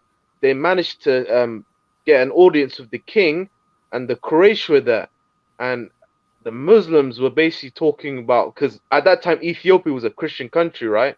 Yes. It's the first Christian country in human history. And so they basically went to the king, the Ethiopian king, right? The emperor, and they were saying, "Oh, we seek refuge." And then, the Quraysh was saying to the king, "Oh, these people, they're troublemakers. They'll cause trouble in your society." And then, I think one of the Sahaba recited the passage from the Quran, and the king, he shed a tear because he accepted the truth, and the king converted to Islam, and he granted them refuge, right? But what I'm saying is this, right? That whenever the Quraysh who tried to convince the king, "Oh, these people are troublemakers in your society," remind me of the women when the righteous men who say, "You know what, I don't want to be a part of this society because my values and this society's values clash," right? They'll be like, "Oh, these guys, they're going back to these countries to abuse, to take advantage of these women," when these men are going there to marry, to build families, to live in a society, or at very least find somebody who shares their own you know, ideas, and it's almost like they don't want you to do that. They kind of want you to be jailed to them, to be shackled to them. That's the thing, but that's the thing that Black men have to learn. So, for example, when you go during the times of the prophet Samuel, peace be upon him, in the Bible or the Injil, right? Yeah. And so you had the first king of Israel, what I think his name was Saul, from the tribe of Yeah, Saul. And so what did Allah tell Saul? Allah told Saul, "You're going to go in there, you're going to conquer this town, but you're not going to take any of the booty." Right? And so what did they do? They took the booty, right, offered it up to Allah, and everything else. And then, when Samuel came back to issue the punishment, Saul was like, "Yo, but I did this, this, and this in the name of Allah." And then what did Samuel tell him? Look, obedience is greater than sacrifice. And so the reason why I say Islam is an answer for our problems is because what you have to understand is that when you're obedient to God, that is what protects you from all of these consequences, right? The child support, you know, the drama and everything else. But then what happens is when you're disobedient and you put yourself in those situations, now you're at the mercy of that situation. Right, so now you're pleading to mercy from Allah to be delivered from that situation. Whereas, similar to adultery, you're advised not to be near it in the first place. Right, and so one of the things that would help Black men is to develop the discipline where you're not even put near certain things. Right, so that's fine. You have external threats of racism and all of that stuff, but then within it, there are certain booby traps or trap doors that society has for you to fall through. And so where Islam will come into play, or a life of discipline will come into play, is that you can identify those trap doors early and not fall through them. For me, I feel like discipline is built through stumbling on the way, because the way Allah puts us through tests, right? This world is nothing but a test. Poverty and wealth is a test, right? And the way we get through the test of God is having sabr, patience, rida, contentment, humility, and gratitude. That's the way we get through the test of God, because the way God, as we know, right, one of the pillars of Islam is believing in destiny, predestination. God has control over your circumstances. What God gives us in terms of free will is how we react to our circumstances. So if we're put through poverty, how will we react to it? Will we start cursing God? Will we say, oh God, why did you put me through this? Why are you doing this? God hates me, God does that. No, because whenever you go through a certain situation in your life where there's a lot of stress, there's a lot of pain, God takes away your sins. He punishes you in this world so that when you return to Him, your slate is completely clean. And that's one of the mercies of God. And I think there's a hadith where He says Allah doesn't put His slaves through stress, pain, exhaustion, that unless He takes the sin away from them. So the way I kind of see it is that discipline is something. So discipline is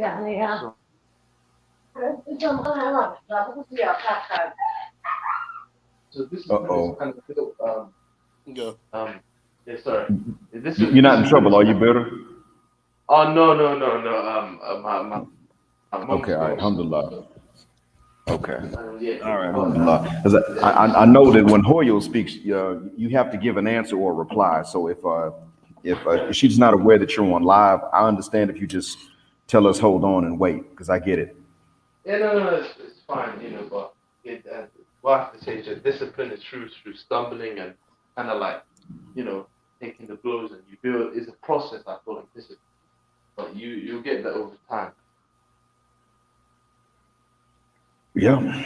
Well, I'll tell you what, gentlemen, I've been back for a while, but I was listening while you two explained a lot more than I could have possibly explained as one person. And really, Sand Lion, I remember you saying to Green Gorilla that there were too many parallels. And I had a conversation with somebody earlier. It was earlier this morning, your time and mine. And in the States, it was later at night, you could say. But I was having a conversation with somebody that was in the Eastern time zone. And I remember these parallels, but I couldn't remember where I'd heard them before. And then when you came on, I remembered, that's right, you mentioned them. And that's why I remembered hearing, that's why I heard these parallels previously, but I didn't, I heard the parallels previously, but I didn't remember where I'd heard them before. So, but I did remember them this morning, and I was telling them to him that in a nutshell, they had a lot of problems. They were very tribal, always fighting with each other. Poetry was their main sport. They looked up to entertainment a lot more than they looked up to substance. They were just all around lost. That they were the original. The way I described it was that I said that the Arabs at that time were the original N-word, based on their habits. They were known for being hospitable and telling the truth, but those are their only redeeming qualities. They killed a bunch of human beings over camels and goats and sheep that had no names. Yes. And they continued that. They stopped it, and then they started that again in a few recent generations. You may hear about some of the better ones where you live. They may tell you that just a few generations ago they were fighting with each other over livestock. Yeah. And so they really did have a major turnaround. They had to have a major turnaround. But the funny thing was that, see, where you live, pretty much they accepted it. They accepted the message of Islam, lock, stock, and barrel, in your particular country. They didn't have to be conquered, as far as I heard. Yeah. But if you look at the Hijaz region in which Muhammad lived, peace and prayers be on him, you'll notice that in Medina they accepted it, but in Mecca they rejected it, and they had to be conquered. Yeah. And to this day, many of them have that mindset that if you can't conquer me, I don't need to listen to you. Yeah. And unfortunately, that's led to a perception, that's led to them behaving in such a way in front of other people that has led to a similar perception, that you got to conquer them, you got to slap them around to get them to do what you want them to do. You got to force them. You got to be a strong. You got to be a dictator in order to rule over them. Yeah. It's sad, but that's what's happened, and that's the way that they behaved. And if you look at it, even today, some of them still behave this way even now, and it's the same thing that a lot of us have. A lot of us had that mindset that if you can't beat me up and kick my behind, then I don't need to do what you say. I don't need to listen to you because of a logical reason or your expertise. You need to be able to kick my behind, or I don't have to listen to you. And unfortunately, in some of the worst neighborhoods, that's what a lot of people think. And that's why it is that we're not going to be able to go in and mentor. It would be nice if we could do that, but we're not going to be able to go in and mentor in some of our worst neighborhoods because of that particular mindset. It's that they're not going to. There's not going to be a mass conversion in that case. It's going to take a conquest. Like you got to steamroll them, and that's Yeah. why they'll follow the narcotics businessman in that area if he's violent, because not all of them are violent, really. I mean, a lot of people that sell narcotics, they ain't selling anything hard, and they're not violent. But the ones that are selling the hard drugs and they're violent, they get a following. And you and I know somebody can go and open up a masjid, and until a few of them drug dealers turn up missing, nobody's falling in line behind the Muslims. Yeah. We've seen that But happen. yeah, but think about it, right? So, and this is what I'm saying. So, I remember talking to some people, and they were like, and that's why I encourage people to study it, and I'll have a deeper conversation in the future with Green Gorilla. So, when you talk about like Islam appealing to like you said, people who may function that way, or guys that are in prison, and I said, if you were, if you know, again, if you were to study the life of men like Hamza, Omar, and especially Khalid, right? Those guys would have been the thug life. You know what I'm saying? That, in today's term, those guys would be thug life, right? And so when those guys came over to Islam, right, Quraysh was kind of shaking in their boots because those were the dudes that you didn't touch. So it was the same way when I was a young kid. Like when certain guys went into the Nation of Islam and they came into your community, right? Again, a lot of dudes in the streets would move out of the way because of their old reps, right? And they knew what those guys was about, right? So again, you and I know in Islamic history, Khalid and Omar and Hamza, those were dudes you didn't want smoke from. Yep, You know you what I'm did saying? not.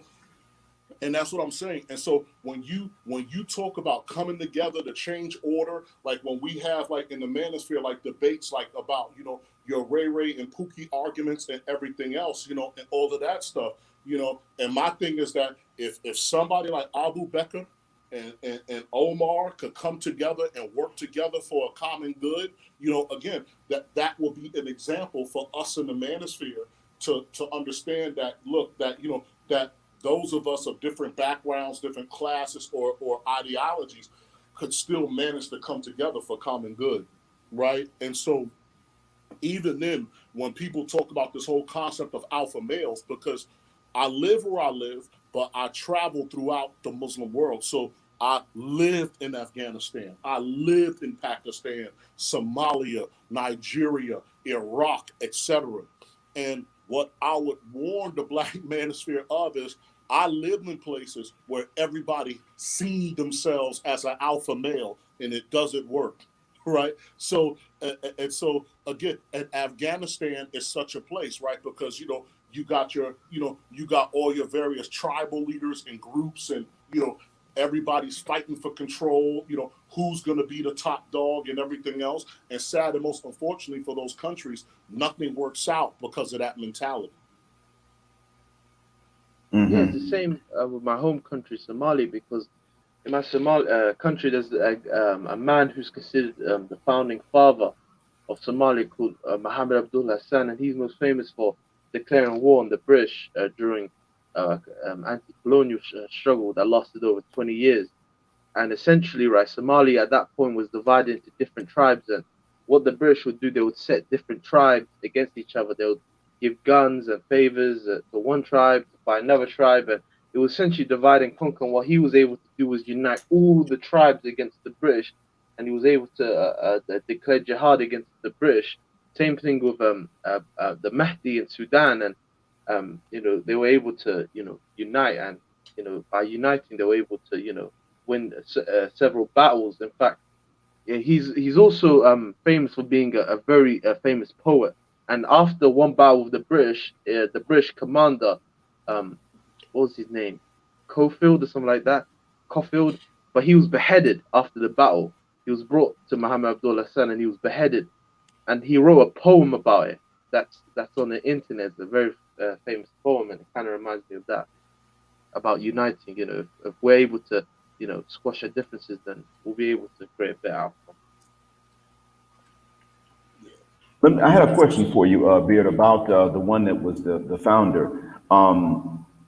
Tell me his name again, and what region of the country was he in? He was referred to the British as Mad Mullah. So if you just write Mad Mullah, and he was originally from an area called Berbera,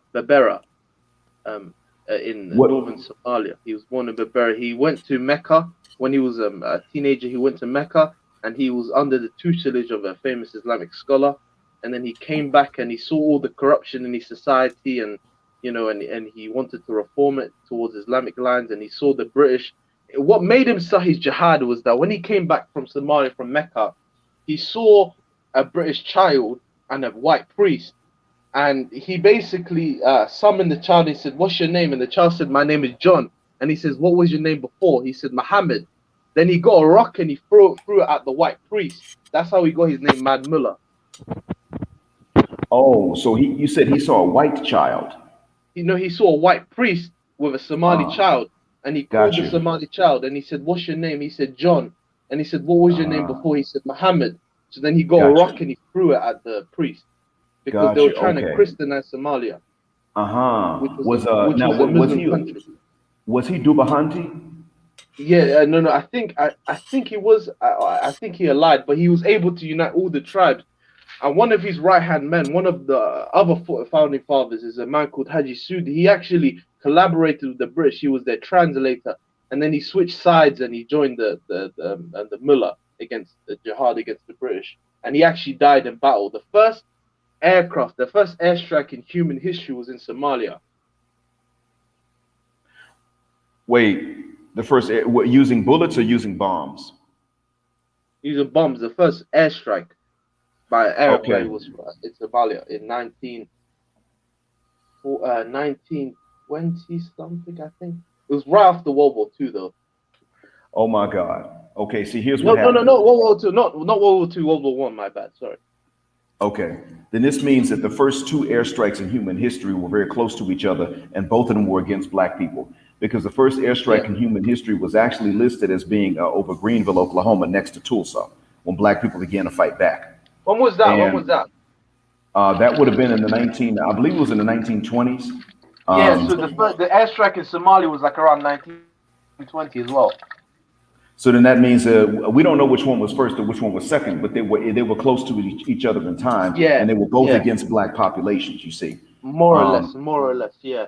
Because the Darwish was the name of the army. The dervishes, right? They pretty much were able to conquer all of Somalia. So the British had to use airstrikes in order to, get control of the situation, because on the ground they couldn't defeat them. Yeah, that they could not. That's true. So in that case, then I now understand what it's going to take. Um, I understand what it's going to take to turn the tide. But yeah, so that means that means they started using airstrikes against black folks in the states and in Somalia, and they may have done some. They may have done something similar in other places. Now, the third time I'm aware of, there may have been others, but the third time I'm aware of them using air warfare against black folks was in Ethiopia, but it wasn't with bombs. Yeah, They were when using they dropped mustard poison gas. gas. Yeah, when they Yeah, dropped the poison gas. Yeah, that's the third time that I'm aware of, and yeah, that was part of what kicked off World War II, yeah. because Selassie told the League of Nations at that time what Italy did, and this was against the charter for the League of Nations because any member nation had to declare war before fighting against. It was against the Geneva Convention against the use of mustard gas. Yeah, mustard gas was against the Geneva Convention, and also for any member states of the League of Nations to fight, they had to declare war first, or one of them had to declare war first, then attack. No one was allowed to attack without a declaration of war first. Italy violated both of those. And when Selassie had told the League of Nations, they kind of slapped Italy on the wrist.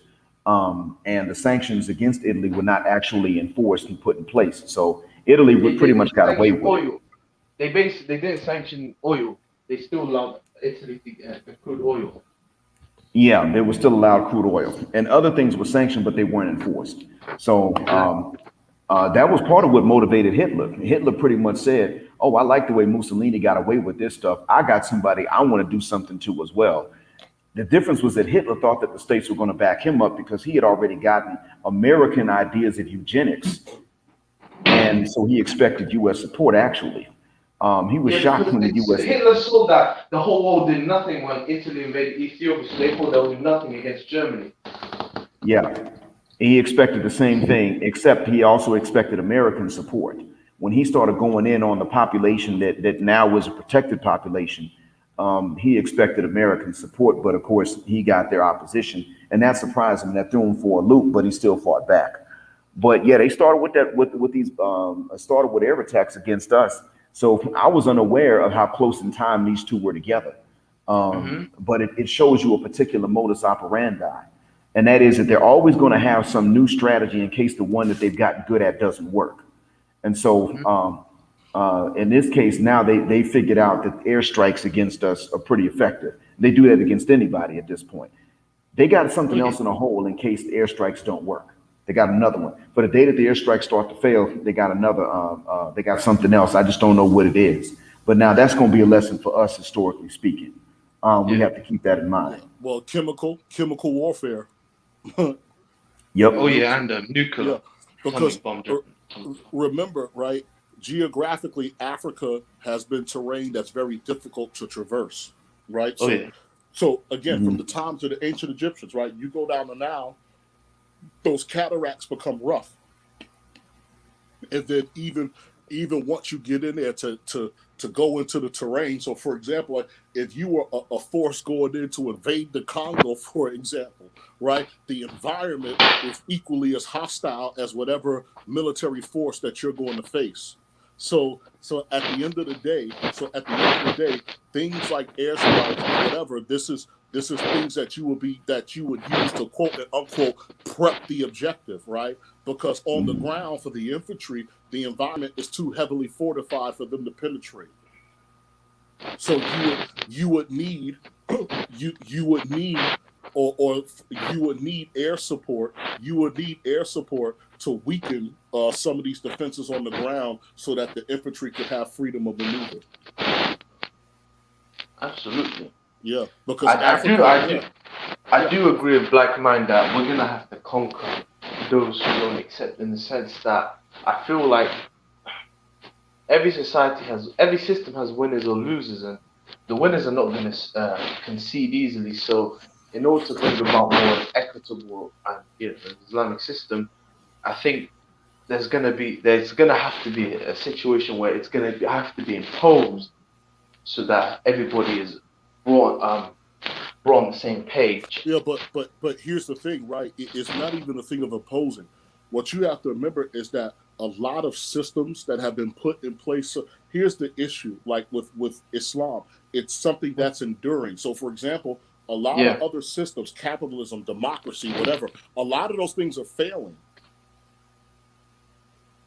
right? A lot of those things are failing. It's not, so again, it's not working for people, right? And it's not working.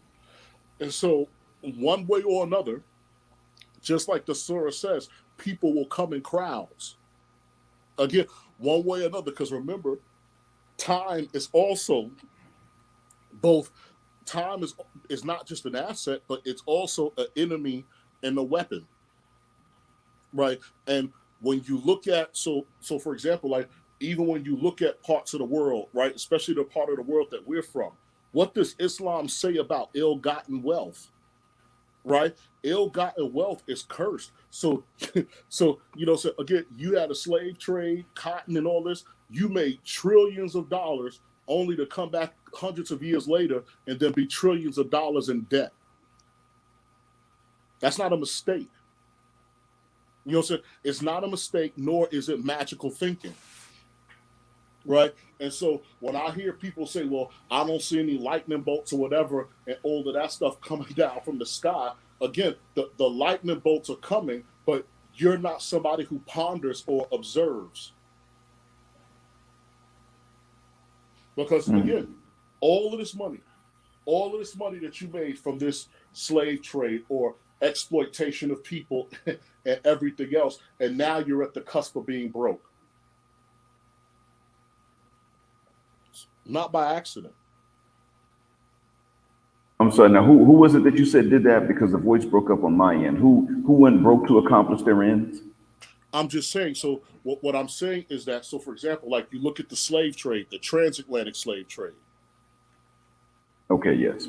So in the transatlantic slave trade, you made trillions of dollars, right? And now a lot of these nations are now in debt. So how do you you made so think about it, Black Mind.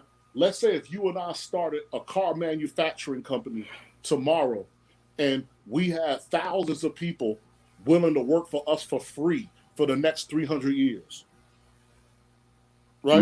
What kind of profits will we see? Impossible profits. That's what We I'm can't saying. calculate. You can't count. So now you have. So how do you go from these impossible profits to being trillions of dollars in debt and counting? You had to have had to fight somebody, or you had to have wasted your money doing something that was just downright impossible, or you Yeah. were willing to spend everything that you made plus some for an ideal that you were Yeah. against, or against an ideal that you opposed.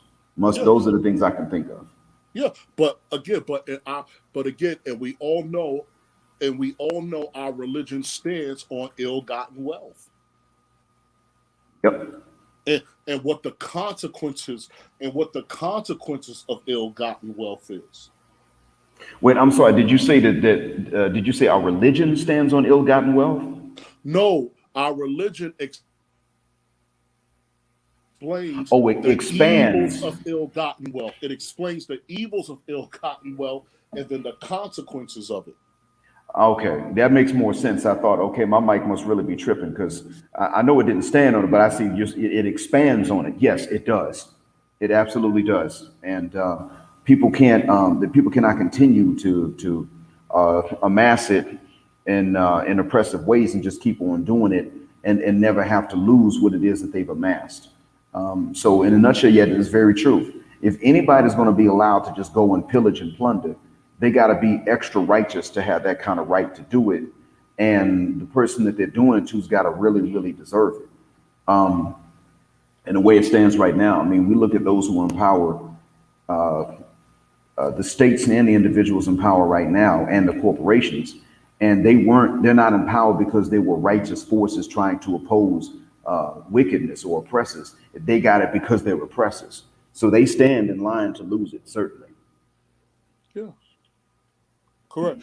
And that again, this is what I'm saying. So, like, for And like I said, one day I'll do it. One day I'll sit down with Green Gorilla, because a lot of people say that religion is magical thinking, and I'm like, no. People who sit around, the people that you call magical thinkers are people in and of themselves who are lazy, right? Because again, the Bible says that if a man doesn't work, he doesn't eat. Right? Jesus, peace be upon him, before he ascended to heaven, said, greater work shall you do. Right? The prophet, peace be upon him, teaches us to be industrious and to have our own businesses, right? In addition to whatever employment that you have. Trust in Allah and tie your camel. Right? And so, again, even when it comes to oppression, Allah says, hey, if you meet an oppressor and you accept it, you can make dua after dua, and I will leave you in that circumstance until you get off your butt and do something about it. Right? So for all the guys out there like that are super hotep, I'm like, where did you get this ideology that God is some magical genie in the lamp, again, that you rub? When technically speaking, that will be an ideology either handed to slaves to make them docile and lazy about their predicament. In all honesty, for them to get this mindset that we're looking at God like he's just some genie, they're getting this partially because this was handed to them as slaves, but they're also getting this mindset because that's how it appears to them that God was to the oppressor. If they don't have any understanding, if they don't have the understanding that we have, they're going to look at God as actually being that kind of genie in a bottle to the oppressor, while being a great withholder and denier to them as oppressed people. They're going to look and think, okay, well, white folks pray for this, or they don't even pray for it, and they get it. We bow down and pray and we don't get it. We pray for just justice and we don't get it. They're getting that partially because they're confusing what the devil does not stop the oppressor from doing with what God won't do for them. They get those two conflated. It's an easy thing to get conflated if your oppressor teaches you your religion. But then again, we have to keep in mind the oppressor never taught us Islam. Even when Muslims enslaved black folks, they enslaved anybody. If there was a Turk and he could buy a Turkish slave, he did. If he could buy an African slave, he did. Musa came back with a bunch of Turkish slaves from Hajj. Exactly. There you go. So back then it wasn't really racialized. So people may say, well, the Muslims oppressed you and enslaved you only because you're black, when in fact we were never singled out for that. But the Europeans that actually did single us out for bondage made it a point to teach us exactly what you're saying, that God was some genie in a bottle. But because you're a slave, he doesn't have to answer you. He's going to answer me because I'm free. And then when you die, he'll just give you everything. They taught that to us. I can't really honestly say that Muslims sat up and told this to us as a whole. No, that they set up. Because remember, even if you go back into Islamic history, right, it was the Mamluks, I think, who overthrew the Abbasids, if I'm correct. And remember, the Mamluks themselves were slaves. They were soldiers, right? Again, so they, again, they were placed as soldiers or sheriffs or whatever you want to call it, right? And when that dynasty was corrupt to them or oppressive to them, they overthrew it. And this is, again, so the Mamluks was a Islamic caliphate made of ex-slaves who revolted. Okay, yeah. Certainly was. Yeah, and so like I said, again, this is the thing, and what, because again, inshallah, I'll get with Green Gorilla, but like I said, and I'll take some time, because I have like encyclopedias and stuff here that I study from, and like I said, and I could actually, and like I said, I could even actually go back into the Sirah, like even like for a lot of people, when you talk about like Arabs, and what a lot of people don't know is that, okay, you also have Arabs who are naturally born, and then you have Arabized Arabs, meaning that Sandog is, I am where I am. Once I learn how to speak Arabic, I'm already a Muslim. If one of the tribes take me in, if I look up tomorrow and one of the tribes here decide to take me in, guess what? Khalas, I'm in the fold. Tribally, well, yeah. I mean, you would be a member of the tribe, not so much by birth, but you would still be seen as you'd be Yes. seen as a member. Yeah. I don't know if you could change your last name per se. I'm not sure, but the thing is that we still, even in the case of that, wow, and I've seen it because I'm living in the same peninsula you're living in, and I've seen where you got black folks with the same last name, the same family name as a non-black Arab, or at least an Arab that we can't tell is black. I've seen that happen in many cases. But the thing is that those non-black Arabs with these last names will tell you, well, actually, they're not from our same origin, but one of his ancestors was owned by somebody with my last name. And then when they became free, um, it became their last name too. They'll still Yes. say that. They'll still differentiate. And so, even though we might be able to actually become tribal members to them, which is it's fine and dandy, we just still have to remember that they're going to remember the difference.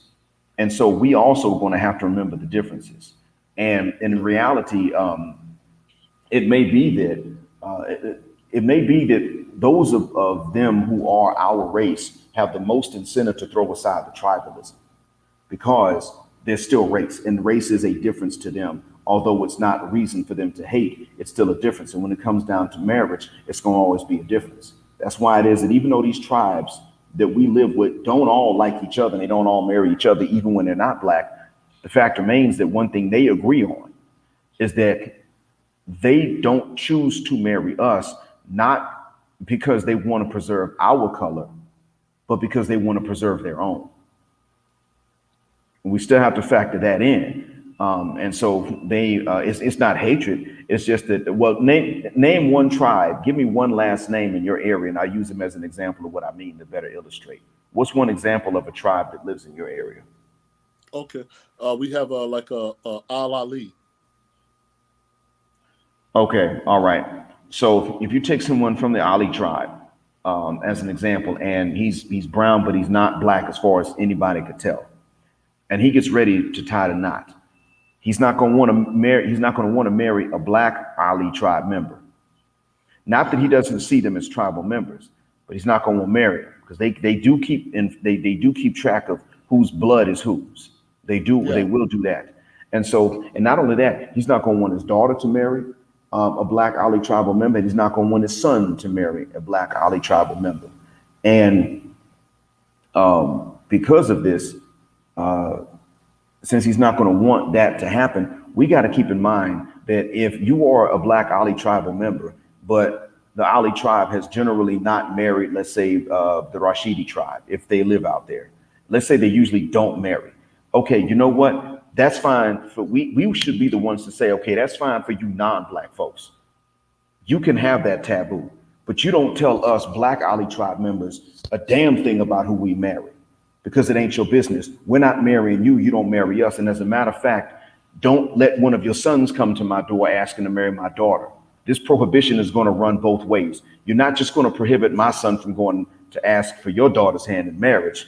It's going to work both ways. Your son can't come to my door either. We're going to be fair about this. And since it doesn't matter, then you don't have a thing to say about it if not only if my son who's Ali marries someone from a tribe you consider inferior, but even if my daughter marries a man from the tribe you consider to be inferior, it ain't your business because race is important to you in terms of marriage. Fine. It's important to us too. We can marry each other for racial reasons alone, irrespective of your tribe, just because this is a rule you made. And this is something we got to say to them because they're not going to understand nothing else really. And it's okay. It's cool. They don't want to mix Yeah. blood. That's fine. We shouldn't want to mix with them either, not for reasons of their blood, but because of their IQ, because of their intellect. Now I'm going to put up here a comment that Nick O made, and I want to point some out. The black men's shortcomings as it relates to religion are plainly observable to any honest and observant person. The same dynamic plays out in Christianity, Judaism, Christianity. Now, the next comment is this. Non-black men control the religion and balance their control over with empiricism, science, etc. And the black men fixate on theology with no power, anything but the hard science, LOL. In actuality, that's not the case in this particular region in which we live. However, Nick, I do want to point out that even if you didn't do this intentionally, you typed in Christianity twice, Judaism once, and you never typed in Islam. Even if you didn't do it consciously, subconsciously, that's what you did. And that's largely because, if I'm just going to be fair, this is not something to which we've always fallen victim to over on this side of the Atlantic. Now, I'm saying this side of the Atlantic because that includes the African continent. On the African continent, we've had a lot of people that were Muslim that actually did pursue other sciences as well. This is actually very common in northern Nigeria. But even then, because my lady is from northern Nigeria, and she grew up under an Amir. So when you go to northern Nigeria, there are Amir and Islamic rulers or levels of jurisprudence throughout the emirate that she lived in. So they have their own power bases. It's not all tied to one particular group of people or a region. Yeah, and the thing is that over there were advancements that were made in terms of the law and in terms of other things having to do with power. And so, in other words, in Africa itself, it wasn't just you sit down on your butt and start dreaming about pie in the sky because you're black and you're religious. We don't intrinsically have that kind of weakness when it comes to religion.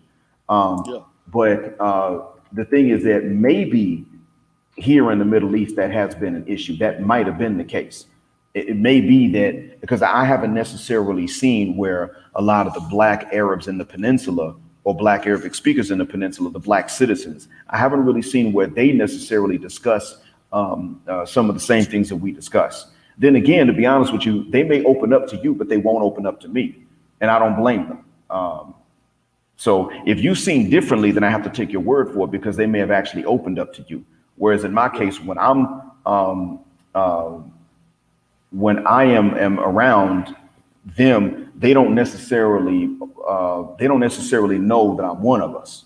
So I can understand why they may not have told me and why they may not have these discussions. But I will say that the non-black Arabs have an expectation that if a black person is pious, he's going to be colorblind, while they retain the right to be color conscious, mostly when it comes to marriage, not so much other things. But they retain the right to be color conscious when it comes to marriage, and even impose it on their own children, not just personally, but even on their kids. They retain that right. But they do have this assumption that if I'm black and I'm Muslim and I'm serious about Islam, I don't tell my kids they can't marry someone that's not black. There is that assumption that they make. So maybe in the Middle East, Nick O might be on to something. It's possible. And I noticed that it was people from specifically across the border for me in Saudi that were very instrumental in interpreting Islam for black folks in the United States. I wouldn't say spreading it. That's something that black folks themselves have done. But in terms of the interpretation, it was largely people from across the border from my highway, from Saudi Arabia specifically, that were responsible for most of the interpretations. And they were saying they were pretty much saying, yeah, you need to throw out the black nationalism, which to a certain extent could have been true if that applied equally to everybody. Yeah. And so I understand that here, maybe that's the case. And they certainly are trying and meeting with some success over there in the States, especially in Philadelphia. I get that. But in Africa itself, it wasn't really possible to come along and sort of insert this inferiority complex into the faith in the continent, because one, there was no conquest from Somalia in a belt from Somalia and Tanzania going west to the western coast. Those regions did not get conquered. That's not how Islam spread. Now, if it had to be spread in the north like that, maybe so. I don't know what the Amazigh looked like, and I don't know what their psychology was at that time. I do know that North Africa's coastline was mixed during those days, the time that the Arabs expanded and the Muslim empire expanded into northern Africa. I know the coastline was mixed. As far as the interior of the north, I don't really know what they look like. I don't know how rebellious or how amiable they were. I'm not really sure. I don't know how it was explained to them, to be honest. But what I do understand is that in that belt south of the Sahara, but north of the Congo rainforest, it spread without conquest. Even in Cameroon, which is in the rainforest, I know there it did spread without conquest, and there was no assumption of black inferiority that was served with the faith the same way that there was with Christianity in North America. There was that did not exist, and so I got to be fair to Nick O's point. It wasn't. That's not something that's intrinsic to us. That's something that has emerged as a pattern in North America. Yes, maybe even in thank you, maybe even as a pattern in here in the Middle East, maybe. But intrinsic to us, no. I can't say that that's a pattern. You know, sorry for going on a tangent, but your turn, sir. No. Like I said, again, I was just listening, because one of the things that you have to remember too is that within Christianity, because like I said, even or the Romanized version of Christianity, you immediately walk into a violation of the 10th commandment, which is to have graven images. Right. And so Islam itself, we don't, you know what I'm saying? We don't have, we're not supporters of graven images. So all the stuff that you would have in the Vatican, like the 16th chapel and all of that other kind of stuff, that in and of itself is a violation of Mosaic law. You know what I'm saying? So like I said, so this is where, so like I said, so this is where you would have all of these, you know what I'm saying? This is where you would have all of these types of contradictions, because even for a lot of my friends here, and you know, and I asked them, and I said, you know, when we talk about like the state of the world and how it is today, and I'm like, you know, why would you guys allow the intellectual violence, especially in religion, to take place? Whereas, you know, in Islam, there are hadiths about the appearance of Solomon, Moses, Jesus, you know, Luqman the Wise. You could have, like I said, there's so much stuff that you could have debunked, you know what I'm saying, again, from the rip. You know, even the whole concept of, you know, in the West, when people talk about how we were built off of Judeo-Christian values, but then the question comes into play, where did Judeo-Christian values come from? Right. And so I believe, and this is what I'm talking about, the mark of the beast, or the power of materialism. And so I asked my friends here in the region, right, again, if you've been living here, if you're the groups of peoples that have been living in this region, why would you know what I'm saying, again, why would you allow other people to lay claim to your history or your birthright without any form of resistance? And you know what, that idolatry of graven images, that's actually the second commandment. The first one is not to have any other gods alongside or before Allah, and the second one is not to make any graven images. Those are the first two. Yes. So when Allah was revealing these rules to Moses, peace be to him, that he started with that. That was off the rip, and the behavior came after that. And so, and really, most of the law could have been encoded in that, because however many laws were revealed in the Old Testament, the average person could have lived by these. And the dietary rules, they came later on, because even if it was wrong to boil a lamb in the milk of its mom, if you were one of the children of Israel and you really didn't know that, then you weren't held accountable for that because you didn't know. You were held accountable for the things that you actually did know. And these 10 commandments were a great summary. Honor your parents. Don't lie in court, lying on people in front of others. Don't go cheating on your spouse and with someone else's spouse. And so, in a nutshell, that was where it started, right there.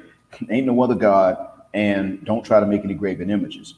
Now, the thing is, and I'm glad that FB Halal is pointing this out.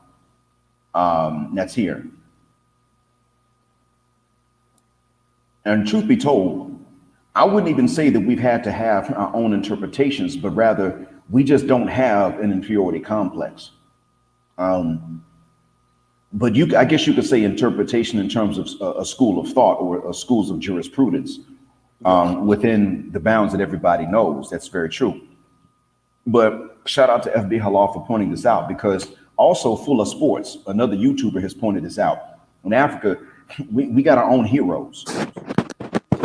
And the funny thing is, Ahmadou Bamba was not from Guinea-Bissau. I don't remember if he was from Guinea-Conakry or not, but he was not from Guinea. But I think he was actually from Senegal, but he was not from Guinea-Bissau. And yet, and still, he's a hero even to the Muslims in Guinea-Bissau, which was not colonized by the French, but rather by the Portuguese. And he's a hero even in the Gambia, and he was a hero even to some of the Muslims in Gabon and some other areas. So not only do we have our own heroes in Africa, but African Muslims recognize as heroes those who were from other regions. And in all honesty, take you, for instance, you married somebody from northern Nigeria. Now, we know there's a grudge between African Americans and Nigerians specifically, because when you look at the grudge between African Americans and Africans, it's largely been due to some southern Nigerians from Lagos that went talking crap about everybody else in the rest of the world wherever they went. So, I mean, when they went to China, they talked crap about the Chinese got mad at them. They went to South Africa, same thing. They went to America, and we fell out with them, largely because of one city, one region, one subculture. But we didn't know how specific they were to a region in Africa. So we thought it was Africans. And even most Nigerians were not in on this. But you, as a Muslim, easily married to a northern Nigerian lady. Despite all of this, you could marry her. Y'all can get along because you have a framework back to which you can refer.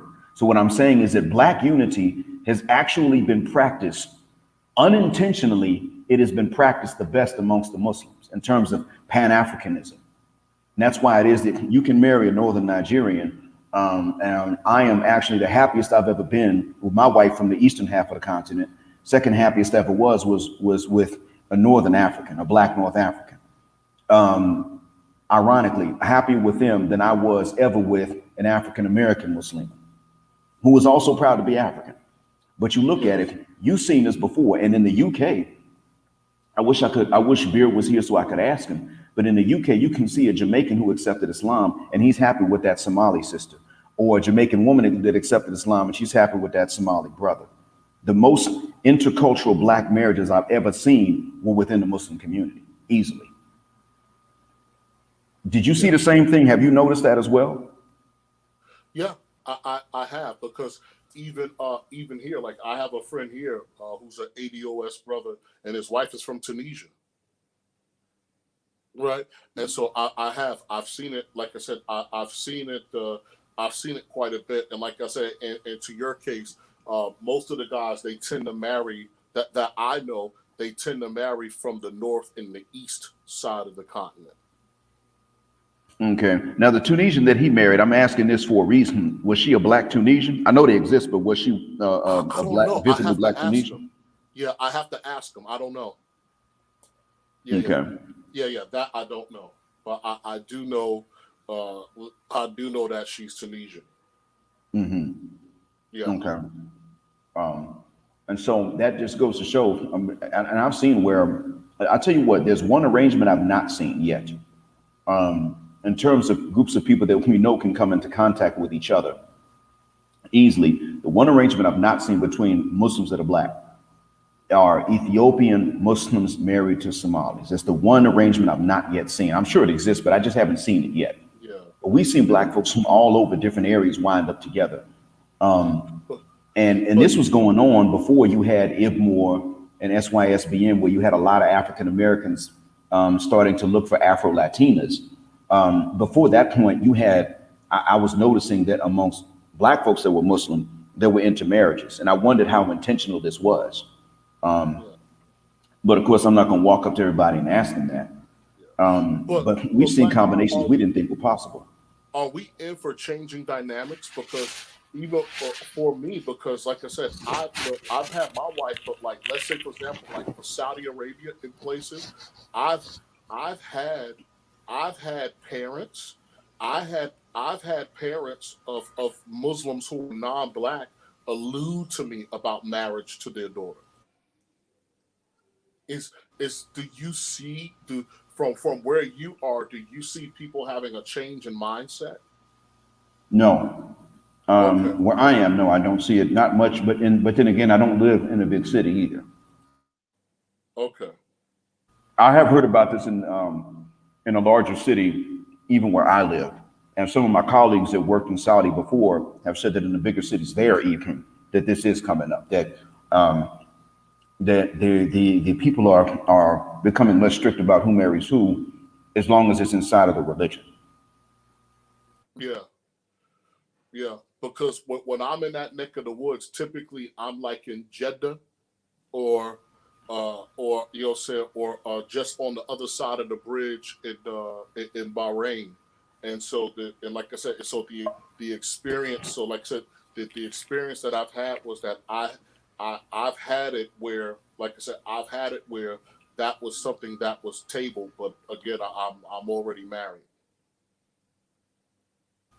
Well, where you live, are you allowed, as a foreign man, Well, are no, you no, no, allowed to no, no, marry no. more For than for the one? local ladies here, no, because you know, so because again, that you know, so I believe that they'll surrender a lot of some of their rights or citizen rights or whatever for where I'm at. Okay, so I'm not sure if you can marry. Well, I'm sure you're allowed to legally marry a citizen, even if it's difficult to do. I'm sure that's not Yeah, illegal, yes, but you can. Yes, you can. Yes, you can, and it has happened. But like I said, but as I understand it, that you know, again, they, you know, the when it comes from the side of the women, like the kids don't get the same benefits, you know, and I think and the kids don't get the same benefits, and I think something happens in particular with the status of the woman. okay. Well, yeah, the kids don't. That's true because the citizenship there is only inherited paternally. Yeah, yeah.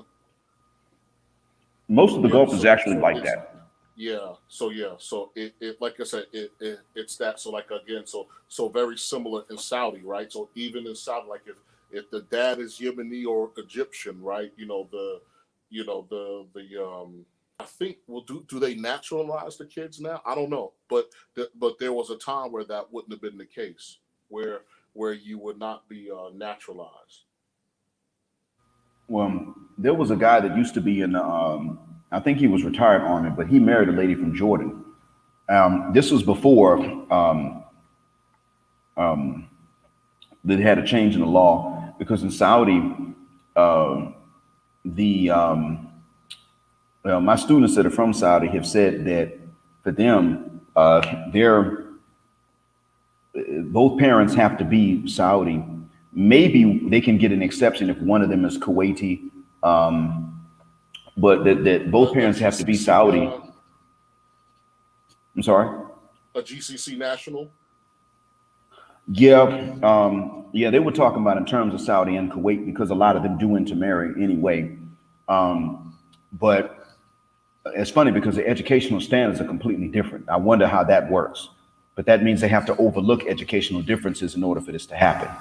But they do tend to intermarry a lot because they're families that live on the border. They're families that live on the boundary. They may live. Some of the family lives on one side, and the other half lives on the other side. So there's a lot of intermarriage in between them. But your citizenship, of course, is inherited paternally.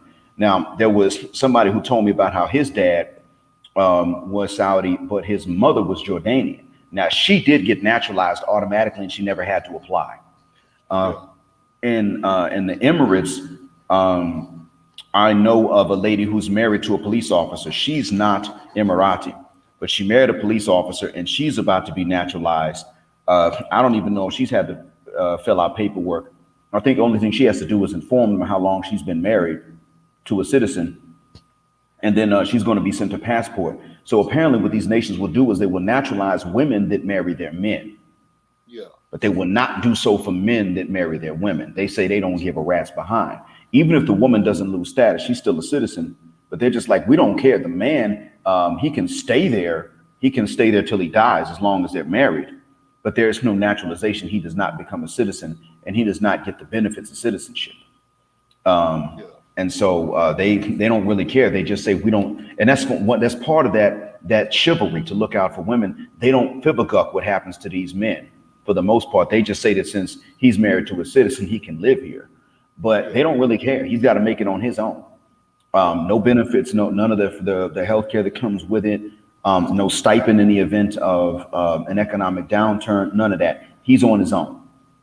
He's just not going to be deported because he's married to her. Yeah. But they ain't going to do nothing special for him. It ain't going to work like that. So that's the other thing. I mean, they do make that particular thing. This patriarchal society makes this easier for the ladies and doesn't do the same thing for the men. Yeah. But the woman cannot pass down citizenship to her kids, whereas the father can do so. That's how they generally do it. Now, as far as women losing benefits that come with citizenship, I was never told of anything like that in any other country. I only heard about that from you now regarding the one in which you live, and I know which one that is. But I don't know anything about the other countries taking away her benefits per se, just that she already could not pass on citizenship. Yeah. But that's the thing about it. Charles has a point. Men can be treated like second-class citizens in Muslim nations, head of household to a certain extent, but never adopted by another one. That's true. If you are a Muslim man, you got a better chance of becoming a citizen. I wouldn't necessarily say in Muslim nations, but you got a better shot at becoming one in a non-Arab nation, because they don't make it easy for a man to become a citizen. That's not something they do. I'm not sure. I think in Malaysia they do allow you to become naturalized, and if you live there a certain number of years and you take a language test, then you can become a citizen there. I don't know about Indonesia's rules, but some of these nations are they're not that exclusive. But Arabic speaking nations can be pretty exclusive. They'll do that. Yeah, they're more patriarchal than even other ethnic groups. They don't play that. So yeah, I preached a sermon. I didn't mean to again. But you've been offered to marry some of these daughters. What are the demographics of parents that have made these offers to you? The demographics, what, in regards to race? Yes, regards to race and citizenship and education, all of it. For me, college level, master level.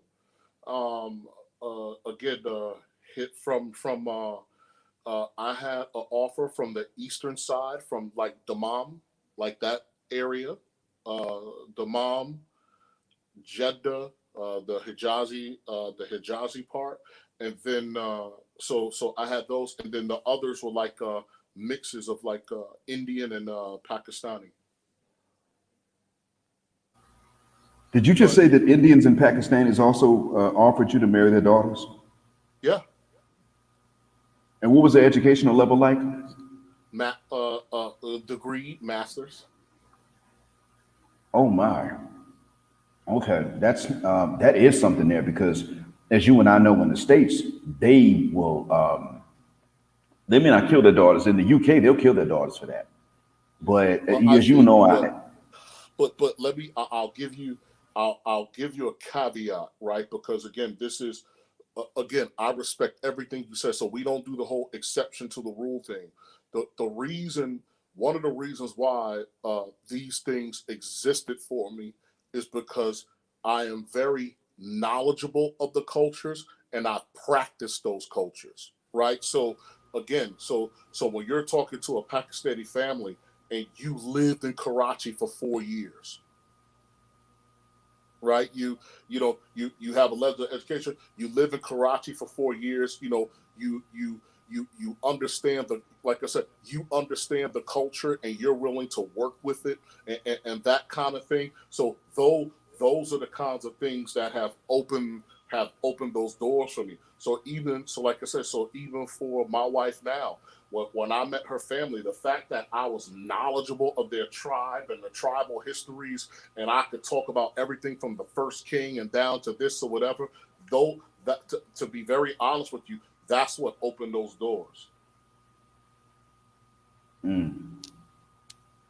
Okay, so I mean, really, if you see where I'm coming from, so I lived in the countries. I'm knowledgeable of the history. I have the foods that I like. There's the music that I enjoy. Does that make sense?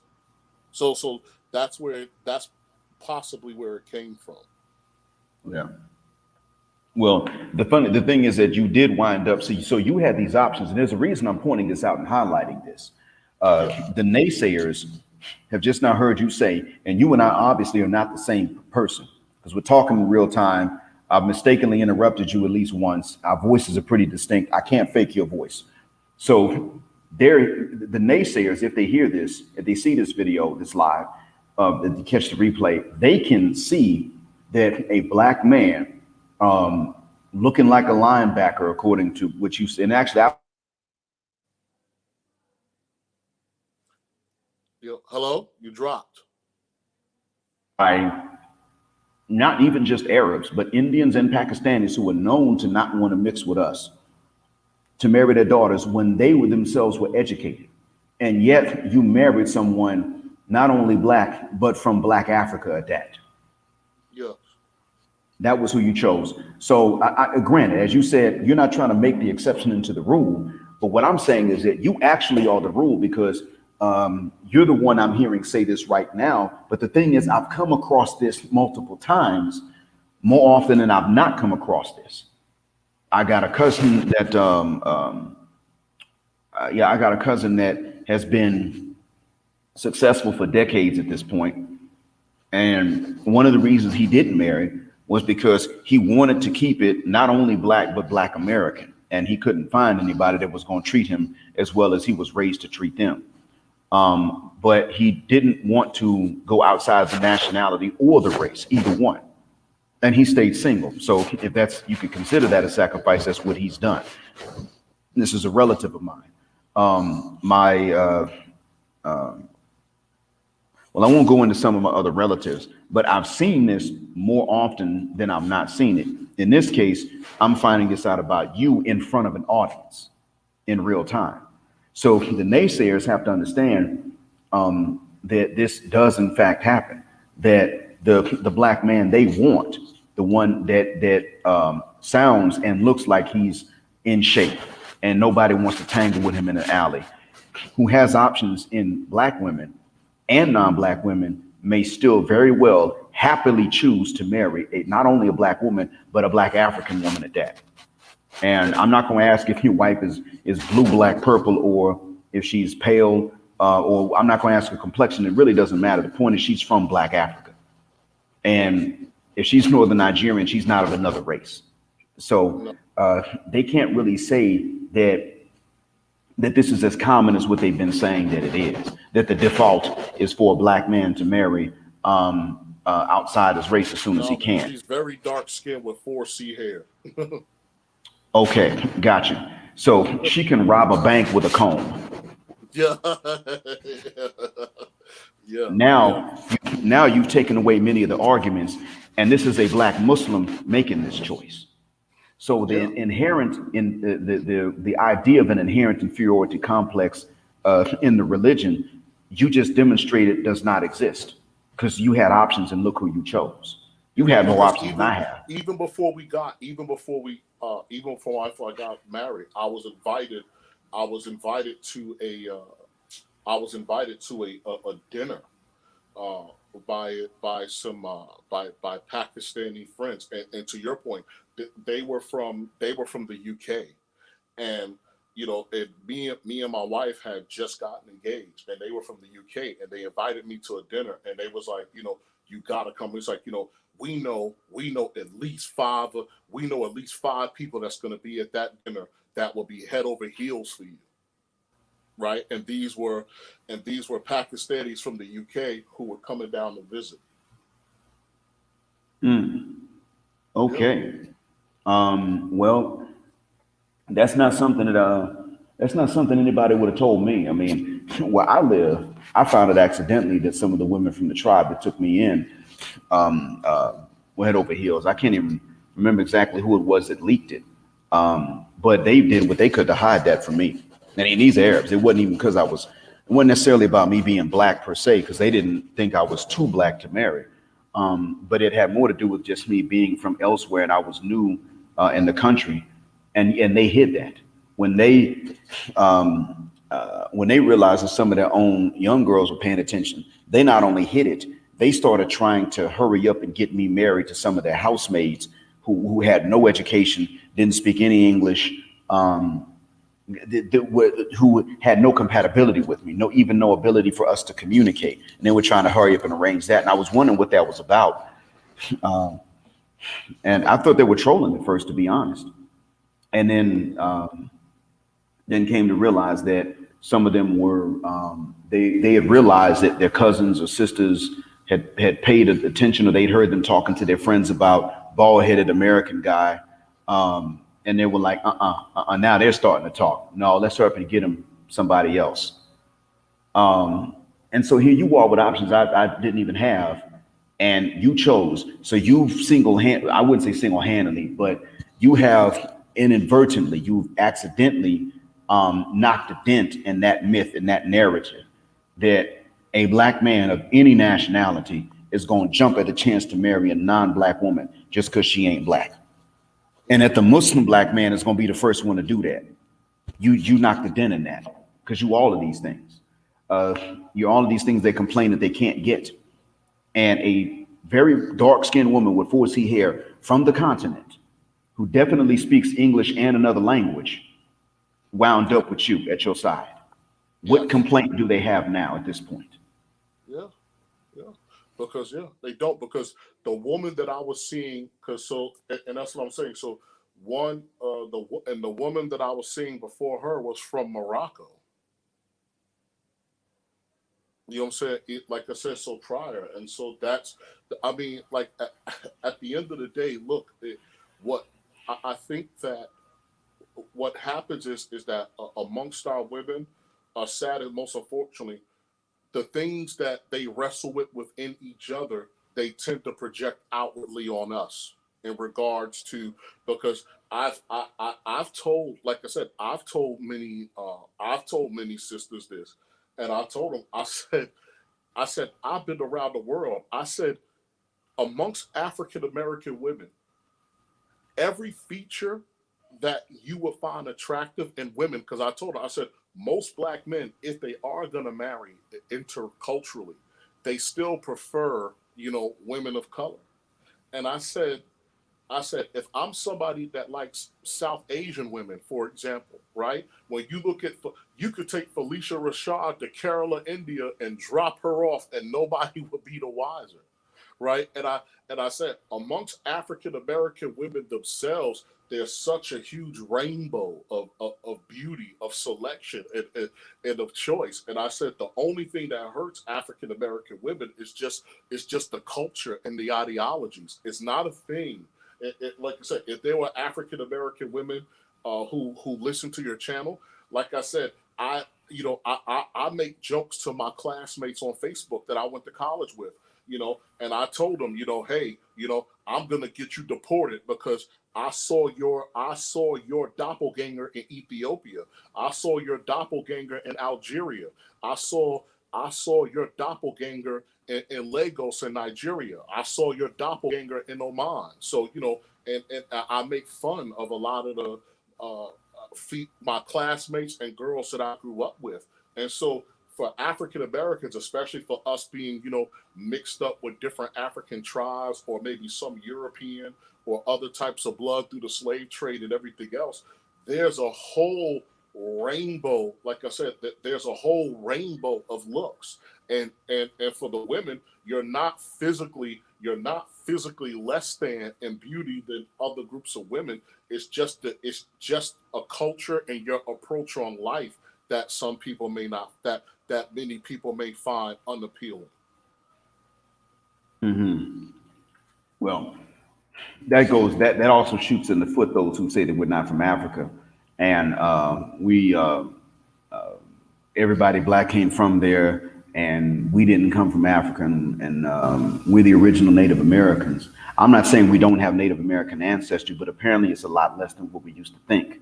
However, that shoots that in the foot too, because so you see these doppelgangers all over, including in the continent. I also see them here, and I saw them in South Africa. And then sometimes I meet Nigerians and Ugandans and Kenyans over here, and I know somebody back in the States that resembles them, or somebody they resemble back in the States, depending on whoever's older. I've seen it. I actually walked up to one guy. This was back in 2016, I think, and I thought he was someone that I knew from Atlanta. I walked up to him and I said, "Hey, man, when did you get here from Atlanta?" And he said to me, "Man, I don't speak English." So I told him in Arabic. I said, "I'm sorry, man. I mistook you for somebody that I know from Atlanta." And I asked him, "Do you have any relatives there?" Just to be on the safe side. The man said, "No, I'm pretty sure I don't have any relatives there." "Are you telling me I have a twin there?" I said, yeah, I am. And I don't have his photo on my phone, but yeah, exactly. I thought you were him. Sorry, man. Y'all are even the same height. So I've run across that. I ran across somebody that looks like my cousin in South Africa, in Johannesburg. I saw my neighbors in Durban, and I'm not from Durban, South Africa. And as a matter of fact, one of the guys here resembles a cousin of mine. And I nicknamed him Mississippi after the state that this cousin is from. So yeah, we see these doppelgangers on this side of the Atlantic. Yeah, And even for me, Black Man, like, you know, brother, in my family, I'm an anomaly. In my family, a lot of people are either caramel or very light, like very like. I'll I'll I'll I'll send you an email. I am an anomaly.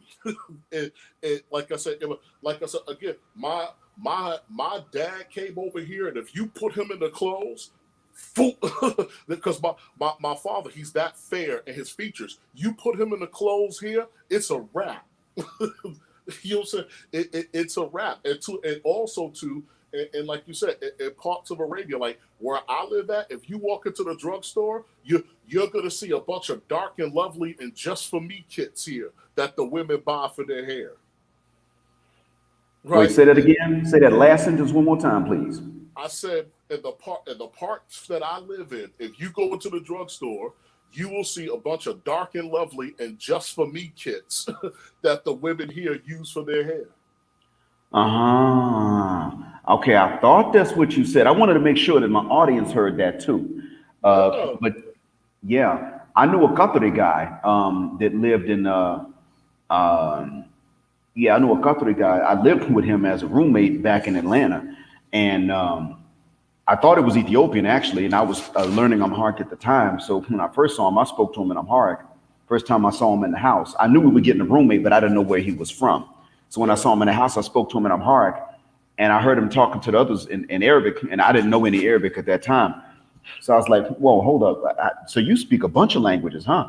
And I said that in Amharic too, and he asked somebody something, and I wondered why he wouldn't respond to me. He was asking them if they understood what I was saying. He was asking them if they could translate, and then that's when I explained to him that I was speaking to him in Amharic. Turned out he was from Qatar. See, now here's the thing: he had to go to a hair salon, a sister hair salon, to get his sides and his back perm because he couldn't run a comb through it. He could run a comb through the top, but not through the sides and the back. Yeah. It was the same thing, and he was a Qatari. He was, and the funny thing was, he wasn't just Qatari. His mother was Persian, and their hair is even straighter than Arabs.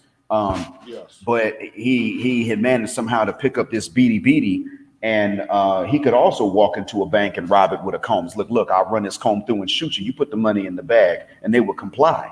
He had to go to American Sisters in the Atlanta area, not for the cut itself, but for the perming because he didn't want to take his sides and the back completely off. He didn't want to wear a fade, but he couldn't run a comb through it.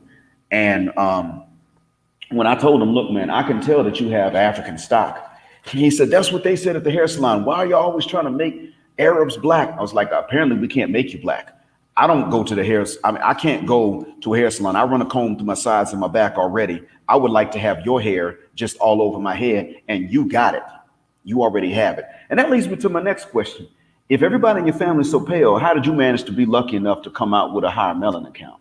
Man, again, just a flip of the switch of the genes, right? Because we have because my grandfather was dark skinned, right? So you know what I'm saying, at least to the knowledge of my family tree, and everybody else, like my grandmothers, my grandmothers, my uncles, they're all fair skinned, but my grandfather himself was dark. Okay, so it appears that Yeah, what happened was that, and this is actually a possibility. There's one way that pale parents, both of them, can have darker children. yeah, because Um, yeah, my mom is caramel, right? But I'll like I said, we'll do it. I'll send you the photos, and you'll see it, and you'll see my relatives, and you're like I said, you'll be like, how again, how in the holy hell? Because like I said, for the rest of my family, if you like I said, the rest of my family, you could literally take them and place them everywhere from northern Sudan up through the GCC, and you wouldn't know the difference. yeah, we wouldn't, because not only are most people very closely related anyway, but a lot of black people, we actually are the ones who have the most variety of genes. And therefore, we're the ones who everybody has some sort of, everyone has some what of a resemblance too, because we have the widest variety. We have the epicanthal fold in some populations in Africa. That's where the East Asians got their epicanthal fold that gives them the slanted eye look. They got that from, it's believed they got it from a population in Sudan and from the South Khoisan Africa. people. Yep, the South Africans, the original South Africans, Khoisan, because they carry it, and then there's a tribe in Sudan that carries it, and both of them are along the pathway that we know of human migration in between the continent of Africa and Eastern Asia. Um, but there's one way that can happen though if both parents are pale and the child comes out darker.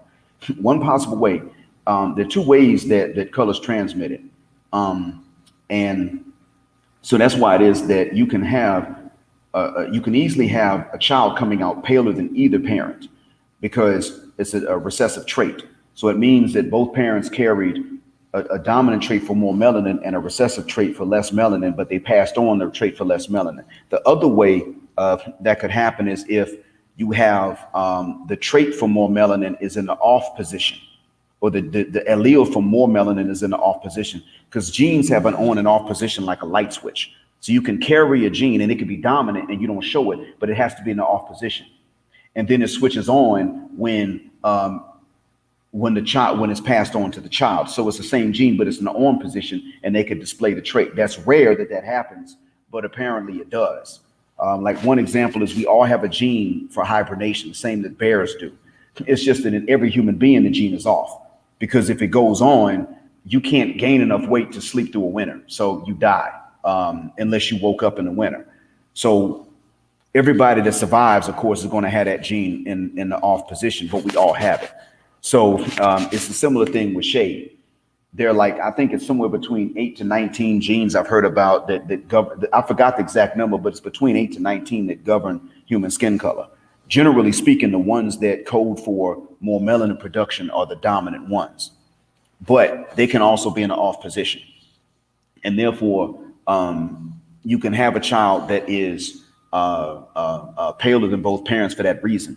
But if it switches back on, you can have a child that comes out darker than both parents as well. And it seems like that's what you and Valerie Kirimu have in the family. Some people just have the gene in the off position, but you still have it. Yeah, Many times, non-black people don't have that gene. They have a gene for a lesser melanin count, and that's all they got. But they don't have the gene for the high melanin count of our people. And therefore, it's not a question of it being off or on, it's an absent gene, it's not there. Whereas in our case, the gene can be there in the off position in one person, in the on position in their offspring or in their parents. And that's those are the two reasons that we can have all of this variety and shade and still be from the same race. Um, but a lot of us are not aware of that, and a lot of us do make the mistake of assuming that just the pale shade by itself means some outside DNA, when in fact that's not the case. yes, correct, correct. As a matter of fact, like I said, so just now, if you can, like I said, look in your messenger, right, for Facebook, and because you've seen me, and then you'll see my mother and my father, and then you'll see my sister and then 2 of her girls. Okay, I'm waiting on it to come up now. Let's see here. I'm gonna switch to English for the sign in because I'm not trying to type that in. Yeah, I'm not gonna be trying to type that in Arabic for obvious reason. Yeah, All right, let's see here. Just logging in right quick, yeah. and I'm about to type my password incorrectly. And I'm not gonna share the screen, but I'll let you know when I saw it. Yeah, yeah, yeah, yeah, yeah, yeah. Yeah, nah, So yeah. I'm gonna keep your It's for you privacy to see, intact. like I said, as evidence. Oh, hold on. Okay. All right.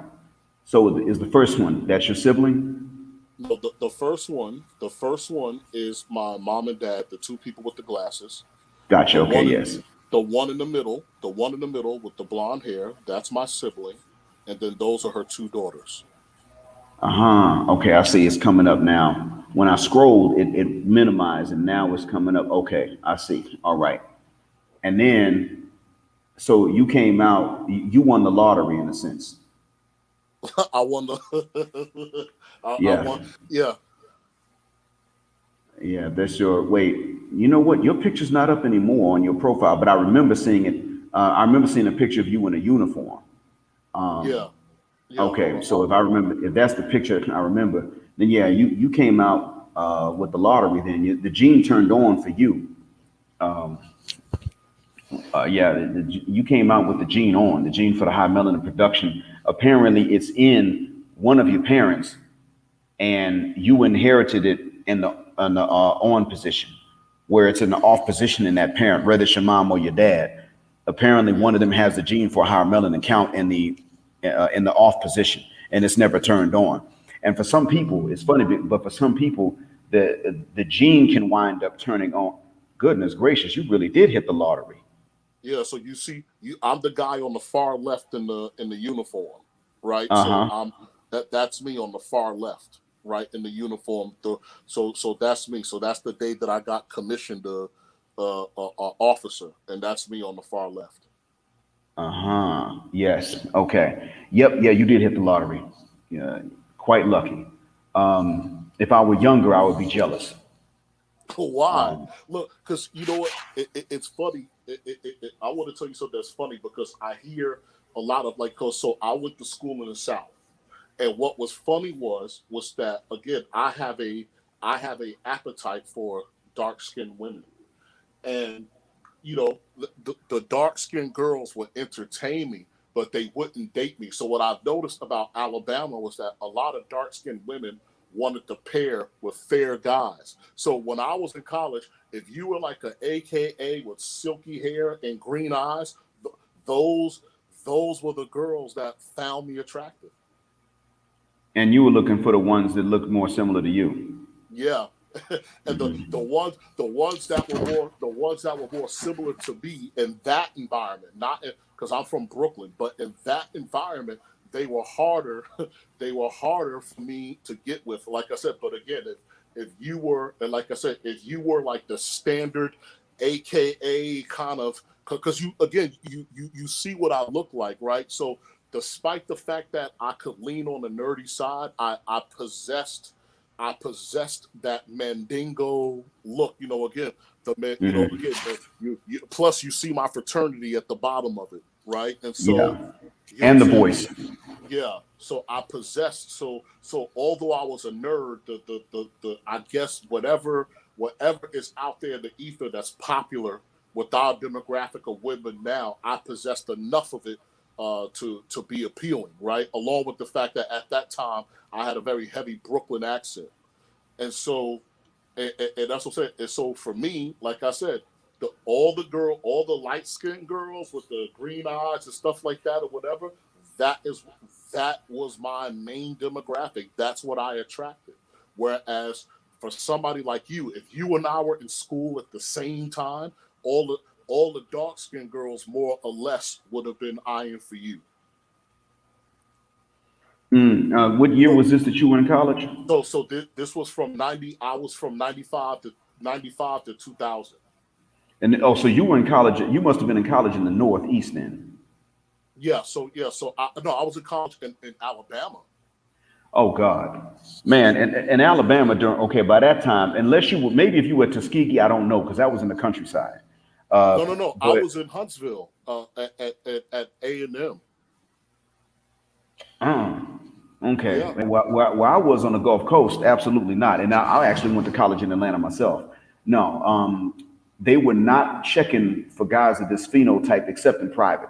Now, in my case, they weren't trying to approach me in private, but when I got older, I realized that like married women, yeah, when I was coming through there, married women and women in relationships, usually if they were a little older and they felt more secure cheating, yeah, they would. But you're talking about a single sister that, regardless of their own shit, you're talking about a single sister that was even decently attractive. No, they weren't checking for this type of phenotype. They might let a guy slide with being light skinned, but you could not have a racially ambiguous phenotype and compete with someone like in your photograph. I don't To know. be honest with you, I think you would have been. I think because, like I said, because we, especially for us, we had a bunch of newts that fit your phenotype, like Capital, and they did well. They, well, yeah, should have been in Huntsville then. yeah. So it in Alabama, because like I said, at least from what I observed in it, I could be wrong, because what you got to remember too is that especially Atlanta during that time, right? How many people that will be indigenous from Atlanta? Because you got to remember, uh, this is post-crack era, right? So a lot of us economic refugees from New York, LA, Chicago, we were all coming there, influencing that culture, right? So we were all coming there. Whereas maybe for the rest of the South that was still able to maintain its Southern identity, so to speak, i.e., like a Huntsville, Alabama, or these smaller towns in Alabama where we would have our HBCUs. That is, at least for me, that's how I saw the dynamic play out. Like I said, that's how it played out for me. If you were, like I said again, light skinned, aka type, all that all day long. But for the dark skinned sisters, you know what I'm saying? Even like for the ones that I pursued, they ended up with guys with your phenotype. Oh wow. Yeah. Okay. Yeah, I guess I should have been in Huntsville then. What I noticed was I noticed two things. No, I'm sorry, it was the same pattern I noticed. In Atlanta, and in Atlanta, ironically, my home city is probably about the size of Huntsville, but it's on the Gulf Coast. Yeah. And we're not too far away from some HBCUs. We're not far away from Texas Southern, and we're not too far away from Southern University in Baton Rouge. And I think Suno in New Orleans. We're not far from those areas. I forgot if Mobile, Alabama has a private HBCU or not. I can't remember. I heard of one, but so I'm just saying we weren't too far away. However, what I noticed was that when I would drive in the rural Southeast, it was okay then. But the thing is, they were too country, and I just wasn't that country. But you know, the high school chicks, I was in college, but the high school chicks would be whistling and stuff like that. And but I was in college. They were too young, and it was not much of a compliment. But I would notice it, and at the time, I thought they were making an exception because they just somehow they knew that I was in college. They must have figured out that I was as old as I really was. They must have seen through the youthful veneer and known that I was close to my 20s, while they were probably 15 or something, which is an inappropriate age difference. So I thought that it had to do with that, and just maybe them being unexposed, and any new guy is just great. But in that photograph with you and your four frat brothers, the gentleman is right behind you, right next to you. He's on my right of you, your left, as you face the camera. Yeah. In Atlanta, he would have been able to find someone, but he would have had to be middle or upper class to do it, number one. Yeah. Number two, he would not have been able to find someone if he was out with you all the time. So if he was with you at the time he met whoever he was interested in, probably not. He would have been able to find someone, but but if all of y'all were together a lot, he would have been the last one to find someone. And he would have had to provide a little bit more than you guys would have had to. Now that's him. He's close to the middle, but comparatively speaking, he's just paler than y'all. You see, Yeah. that's in Atlanta, and in my hometown, he probably could have got away with that look as long as he was related to other people there. Now in my hometown, if he was from that hometown, he could have gotten a pass. But if his parents were from outside and he didn't have cousins and a grandma in our hometown, then he would have had some explaining to do. Until he started fighting, he would have had some explaining to do. Then after a few fights, he'd have been okay. But that's how jacked up it was. And so it shows how the mechanism of couple formation has been ruined amongst our people based on things that are pretty silly and pretty superfluous and shallow. So that being said, I don't doubt what you're saying about Huntsville. I think, yeah, maybe in Huntsville, So I sent you another 2 photos to show you what I'm talking about. Okay, So let's see here. yeah, so I sent you another 2. So one that was my first spouse, and another one was like a ex. Okay. Hold on. I think I scrolled the wrong direction. It might have been okay. So she was an AKA. Yeah. Okay, I see. And the stereotypical AKA at that. And then the next one you said is who? That's just an ex, like not an AKA, but an ex. Okay, got you. Yeah. Ex-wife or ex? Just Yeah. like an Okay. ex-girlfriend, not an ex-wife. So the first one is an ex-wife, and the other one's just the ex, right? Mm-hmm. And so and that's what I'm saying.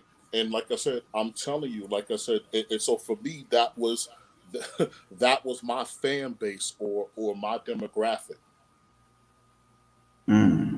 Yeah. That would have been, ironically. And the thing I noticed is that some people would say to me, well, you would have attracted the ones that were just abundantly melanated. In actuality, what happened in my case was when they were into me, sometimes they were in the middle, sometimes they were highly melanated or quite dark. That was fine with me. But what would usually happen is that they were heavy or they were not nearly as educated. Let me put it like this. We weren't even in the same class.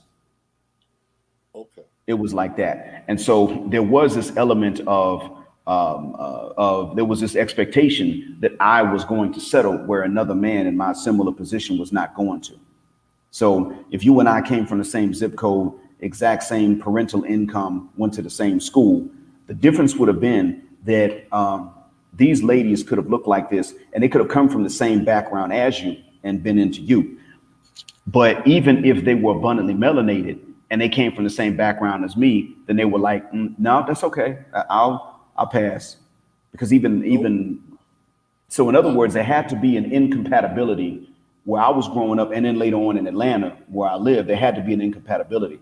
So they really were looking for this phenotype to settle. But then again, I'm not talking about Huntsville. I'm just talking about in Atlanta and in the town in which I grew up. So I really wasn't aware of any medium-sized city in which it would have been different. For me, the places where it would have been different were all small towns. They were country towns with, like, back then, no internet. Okay. You see what I'm saying?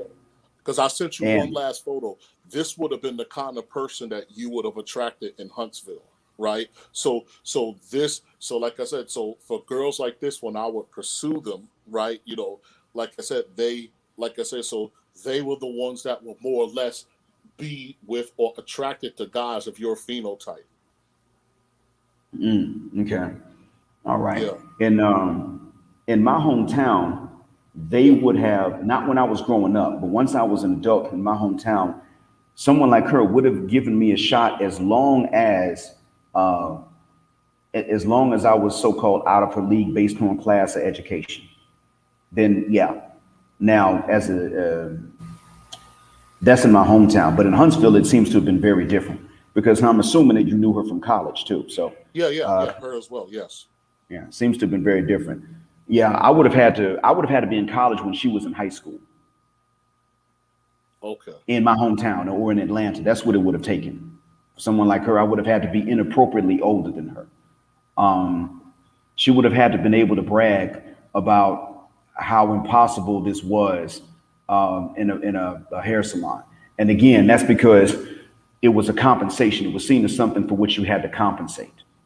Where I was coming up, whereas apparently where you were coming up, it wasn't that way. And I'm glad it wasn't, because I didn't want to see normal looking brothers have to compensate for anything. I just wasn't ready to start compensating myself. But then again, I didn't know what it was. I wasn't told until 2001 when I was done with college. I wasn't told why it was. I was just kind of kept in the dark about it.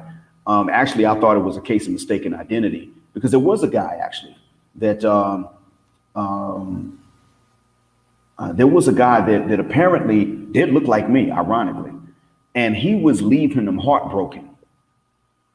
I couldn't understand how that was working, but I was actually I was called by some other guys' names a few times by women I didn't know, and they were angry. I was like, well, I don't know that guy. I never met him. I think it was only twice. Once was actually by a man. He came up and he said, hey, how did you do in this English class? And I said, I didn't take that, professor you just named. Well, ain't your name Jesse? No, I'm not Jesse. I don't even know him. Oh, you sure, man? I was in class with you. No, I've seen you around, but we never had a class together. And I never had that professor. But then another time was some lady fussing. I don't remember what name she called me, but she was fussing like, why would you do that? And I said, I didn't do anything. I've never met you before. And when I spoke, she kind of was shocked. And she even said, are you trying to disguise your voice? And I said, no, I didn't even think about that. That's a good idea, though. And she was like, oh, okay, all right. You know what? Maybe it ain't you. Maybe I don't know. I'll give you the benefit of the doubt. So I thought it was that. But in the Southeast, it really was, at least in any decently sized city, it really was that bad. And like I said, where I came from really wasn't even, I don't know if it was as big as Huntsville. I think it had about 500,000 population back then where I grew up. And it's a little bit over that now. It was quite bad. It sucked. It was bad. So anyway, I've been keeping Nakmeezy holding for long, and I appreciate his patience. How you doing, Nakmeezy? I'm good, brother. I'm enjoying the dialogue, so y'all could have kept going, but a salute to you, brother, Black Mind and Sand Dog. I'm also from Brooklyn. Probably have you by a couple of years though. Born in '73. Okay. Yeah, man. Shout Yeah, out to you, man. Peace. for sure. Peace. I'm a brown skin dude, so I never had the dark skin or the light skin problems ever, right? So it's interesting to hear how Black Mind says, I guess, women weren't feeling him because he was light, and then the dark skinned female women weren't feeling you because you were dark. Now I'm thinking about why could that be? Could it look, light skinned brothers have never been the face of masculinity. Let's just keep that 100. It's no knock on their masculinity, but they've never been seen as the strong Black male. So for dark skinned women, a lot of times the ones they probably wouldn't want to go for that, I guess. But with dark skinned men or dark skinned women, they weren't seen as feminine. So I don't know if this is a case of us wanting to have what we're not. You know what I'm saying? Like dark skinned dudes wanting light skinned girls because they want to, I guess, whitewash their genes, or light skinned girls going for darker guys because they wanted to bring it back to black. But I think at the end of the day, it's really just about preference. But there is a tinge of people not being proud of their phenotypes and trying to seek a mate that's going to have their offspring look a little more like what they wish they could be themselves. It does ring true that we were not associated with masculinity. That does ring true. I noticed that there was not that association when I was coming up, but this is before we became seen as women's last pick. I knew that there was that stereotype that we had more money, so we came from better neighborhoods and were just generally softer, more approachable. I had seen that, but I wasn't aware how much that was related to color. Now, in my case, it wasn't just shade. It was two things. It was shade and hair texture that caused me to be expected to settle for less. It was those two put together. There were some guys that were lighter skinned, but their hair was still normal. So they kind of got a pass as long as they didn't get beat up in front of anybody, as long as they didn't lose any fights publicly. They could get a pass. They weren't usually approached, but they could get a pass. Whereas, and then there were some guys that were, it was rare, but there were some guys that were darker with straighter hair. And it was generally the same thing for them.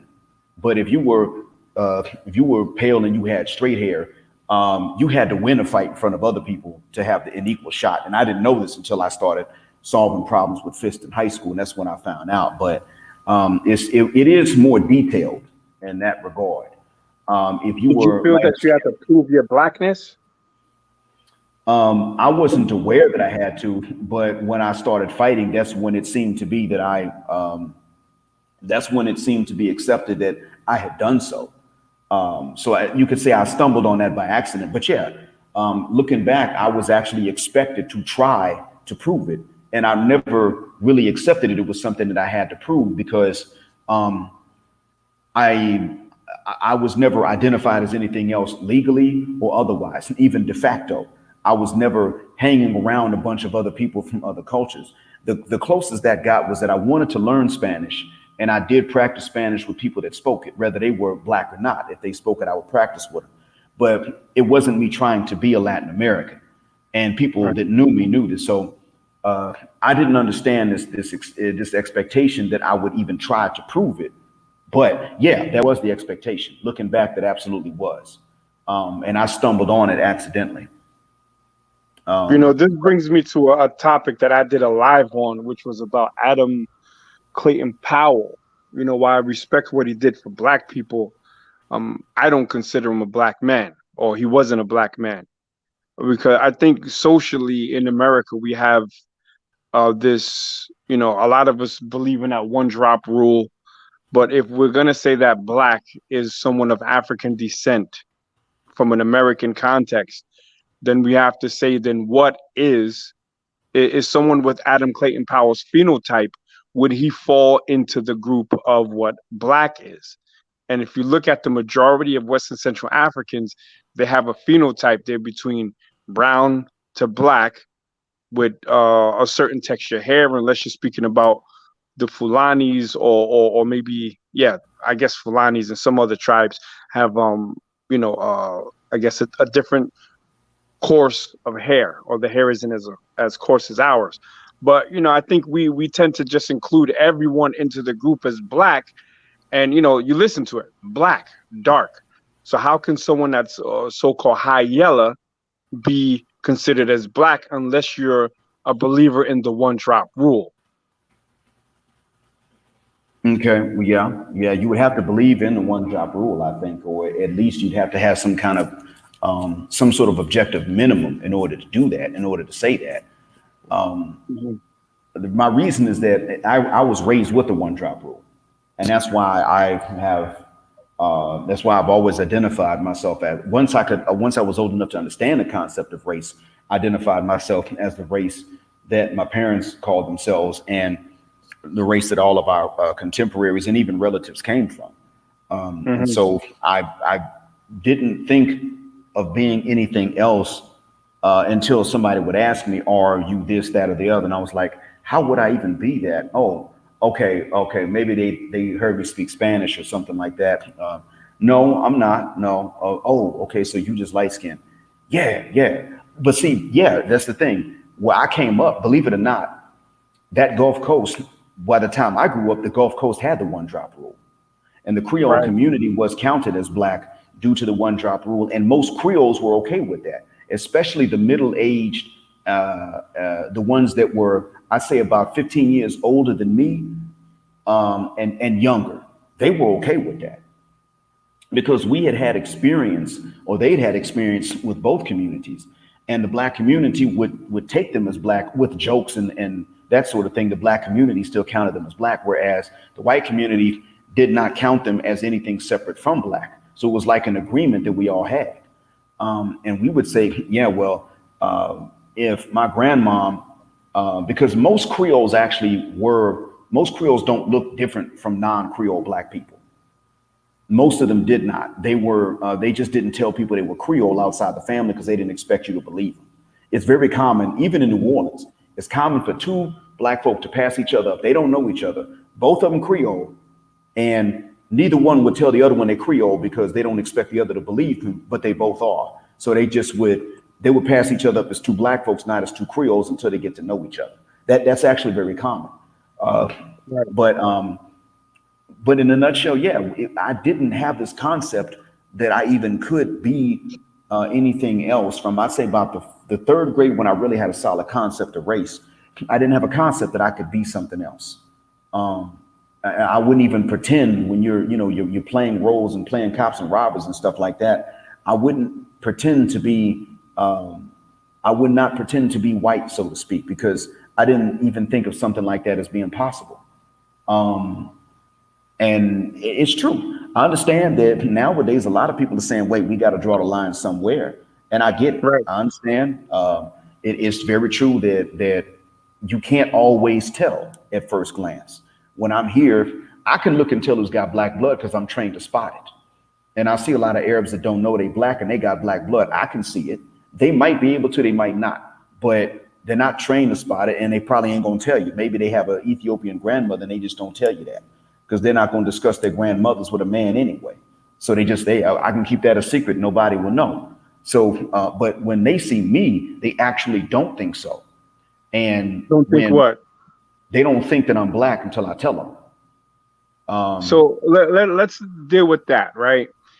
You know, I think we have to, like, while I appreciate, black leaning and black supporting people that may be called Creole, mulatto, or multiracials. If you support my people, I rock with you. I consider you an ally, a very strong ally, like Adam Clayton Powell.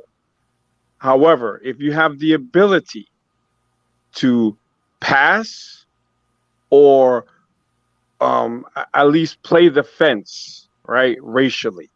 Let's say you can be mistaken as a Latino or mistaken as a North African Berber. I'm a Z person. Then you are not in the group of black people. But Dr. There Beasley, has can I to ask be a quick question? hold on, brother. There has to be a line drawn in that, if black is everything, then black is nothing at the same time. We can't allow a racist rule, which was a social and legal construct that stated due to hypo descent that anyone with a little bit of black blood, which was up to a hexadecaroon, would be considered black.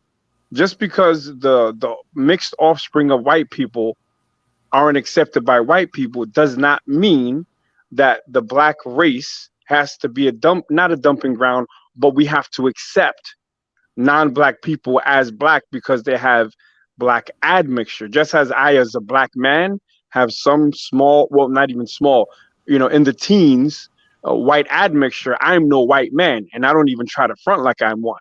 So a multiracial would be the opposite. They'd be essentially, white people or people with majority European ancestry with African admixture. So I'm a black man with European admixture. A multiracial or mulatto would be someone with most European with African admixture. So, but we're not the same people. If you can blend in with other societies and you don't fall within brown to dark skin with our type of hair, like if you don't pass the Lost in West Africa test, then you're not black. That's incorrect. That's an incorrect statement. So so again, me, as dark as I am, I have a Nigerian wife with 4C hair, right? Mm-hmm. And dark. And my and my child is a light caramel with 3A hair. In my family, because I'm very dark skinned, right? I fit I fit in a sense your kind of football player, your Q dog football player stereotype. And I just Right. show Black Mind a picture of my parents and my family. So the Mm-hmm. same type of people that you're spitting out, I could produce them. So if I could marry a Black woman from Africa and still produce these features, right? And still produce these features, right? They are a part of the group. And especially even if you go into Nigeria, even of itself, some not everybody in Africa is the same complexion. Africa in and of itself is the most genetically diverse place on earth. So for example, so within the African side of my family, there's admixture of Fulani, right? And they have a particular complexion, right? Admixtures of Hausa people who are mixed.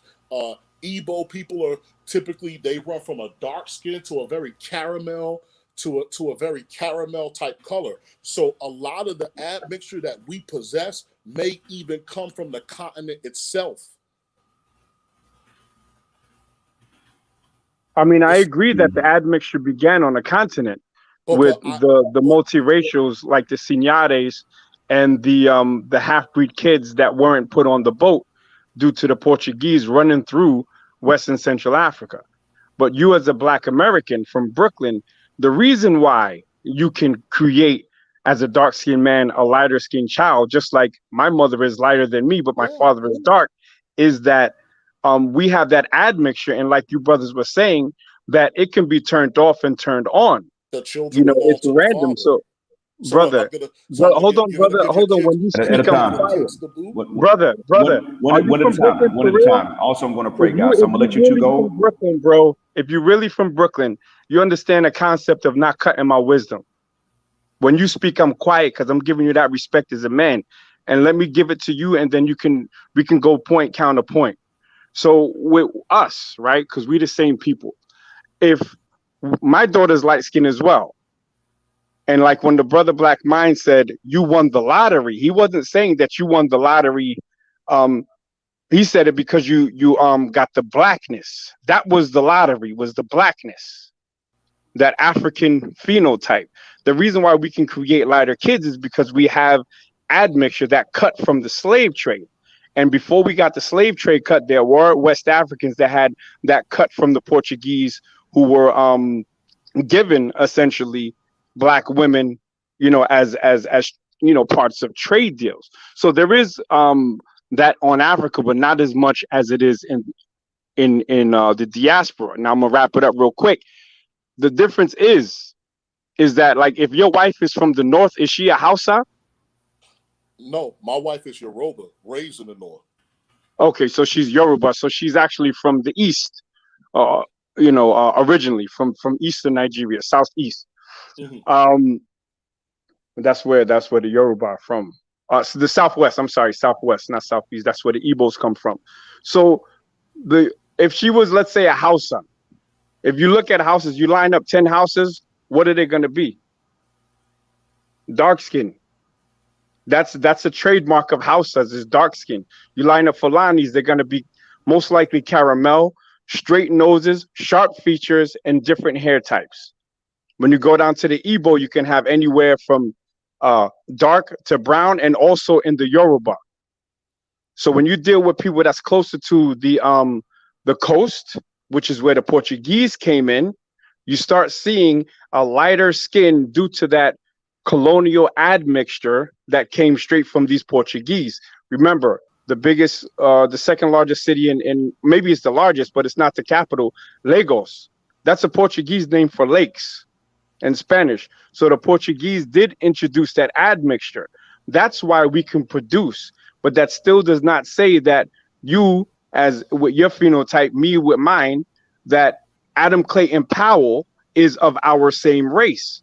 At what point do you say too much admixture doesn't become admixture anymore? It becomes who you are. So if somebody's 75% European, then if they're going to have to choose, they're going to have to choose European, but due to hypo descent, the European practices racial integrity. The European practices the purity of his race. So he will reject that, and you will be designated to the race of the lower social standard. And we as black people, because we have admixture, we just say, if you sound black, you talk black, you grew up by black people, even if though historically you have been a buffer class of people, and I'm speaking about mulattoes specifically in Louisiana, then we will accept you because the white man doesn't. And that is essentially saying that the black race in America is the dumping ground of anyone that white people won't accept. That's it. That's no, because there are other there are other groups of people that white people have historically have not accepted. And again, when you move through, like I said, when you move through the continent of Africa, even of itself, because again, admixture amongst human beings has always existed. So even the Hausa speak, their language fits under Semitic languages, is a part of the Semitic language family tree, right? Under Chadic. So even with the Hausa themselves, or in the Fulani themselves, in previous times, there was admixture with them and Arabs. You know what I'm saying? At that particular time. So here's the thing. As time and history goes on, there are always new ethnic groups that are formed. So again, the ancient Egyptians, whoever they were, whatever they look like, are long gone. And whatever's on that landmass now is what an Egyptian is now. So even in America, so let's go with that logic. So even in America, if you wanted to cut the group in half, right, then if you're black, all you've done is push yourself down the ladder. So you could take people like my sister and Beyonce and all of that other stuff too, and then you could throw them up there. So you'll have your American caste system of white all the way down, like I said, again, all the way down to black. So when you expel these people out of your group, some which may be from your own loins or your own lineage, and the way that America works, now what? At the end of the day, black is still on the bottom. Brother, you're conflating two arguments. What I'm speaking about is race is real, right? So we're going to have to decide whether we're going to go down a biological and genealogical argument, or we're going down a social argument. Okay. When we're talking about black, we're talking about the black race. BLACK is not Adam Clayton Powell. BLACK is 4C hair or close to it. BLACK is between being, there you go, ready to jump in like double dutch. Listen, my brother, if BLACK is brown to black skin, BLACK is not Adam Clayton Powell, I'll be sure, and the rest of them who grew up with us because they weren't accepted as white people. Now, I'm not going to say that we all don't have admixture in the diaspora. We all do. But at a certain point, if I can't take you and put you in some part of West and Central Africa, and you not look like the majority of that population, then you are not those people. I'm not sure if you're familiar with the Ga people of Ghana. Very dark. They're actually from Nigeria before that, Yoruba people who migrated to Accra. The majority of them are dark-skinned people. Minimal admixture. Okay. But if you can't look at if you don't fit between them and then a little lighter, or you could take any other place in West Africa, if you don't fit into that and you fit more, if I could put you in Turkey and you could walk cool, if I could put you in Morocco and you'll be good, if I could put you in Southern or let's say Bulgaria and you can fit in with those people, then you are not BLACK. You're not black. This is the issue here, is that black people, due to the one drop rule, because the white man said, I don't want to take responsibility for the children that I've made with my chattel slaves, because they said, I want my lineage and my riches to be passed on to my white children. Then now you guys got to keep them. Let's not play the game like there wasn't like there's never been a buffer class. The buffer class was right below whites and right above blacks. They Okay, had the let me. quadroon balls and all that. Okay, So yeah, I'm almost done, brother. So we have to decide what are we talking about as far as black is concerned. So my brother, and I'm saying my brother because this is my brother. My brother, Black Mind, has a black mind, but does he have a black body? Being black isn't just of your mentality. You see what I'm saying? Because Clarence Thomas, he has the widest mind, but he's still a black man. We can't make these things like, you know, where the goalpost can be pushed based on someone's identifying. My child can identify as a duck, but they're still a person. okay. Let me. We have to say who is black, and if you don't look like a black person, then you ain't black. Okay, let me make this statement here. First and foremost, black is a designation that was imposed on you. So I'm in and out of West Africa. I'm in and out of Africa, period. So I know the ethnic groups. I know the people. African Americans, hate it or love it, are a different tribe or sect of people. So my wife, who is Yoruba, does not become black until she leaves Nigeria and go elsewhere, because in their culture, right, their ethnicities or their races are their tribal and clan groups that they belong to. Now, like I said, again, in my family, I could spit out a Adam Clayton Powell, right? Black Mind have seen my photos. I could spit it out. You can give me the blackest of black women, and I can still genetically produce a Adam Clayton Powell. Now, for these white men that don't want to claim their children, now these kids have black mothers, right? Hmm. So I'm 50% white, I'm 50% black, right? And more than likely, these super fair black people, because white people did not want to accept them, remarried back into the black race to Right. include the fact, that now, even me, as super dark as I am, I could still produce that phenotype. I could still have a Beyonce. I could still have an Adam Clayton Powell. So unless white men were to continuously mix with black women and constantly make Boris Kujos, right? As of now, those people belong to our ethnic group. I could, like I said again, But I Boris could get. Cujo. Yeah, I could get with the African American. I could get with an African American woman tomorrow with the genes that I Hmm. have swimming in my body, and I can make a Boris Cujo. I can make it. That's what I'm Okay. saying. So we could. So the very fact that in your testicles you can produce these features, what are they? Because white men, without the aid of mixing with black women, are not going to produce these features. All right. So Boris Cujo, not a black man. He's biracial. If you were tucked in by a whole European at night, kissed on the forehead, and sent off, and then you came home and you were met by your black mother, you are not black. You are biracial. That's a fact.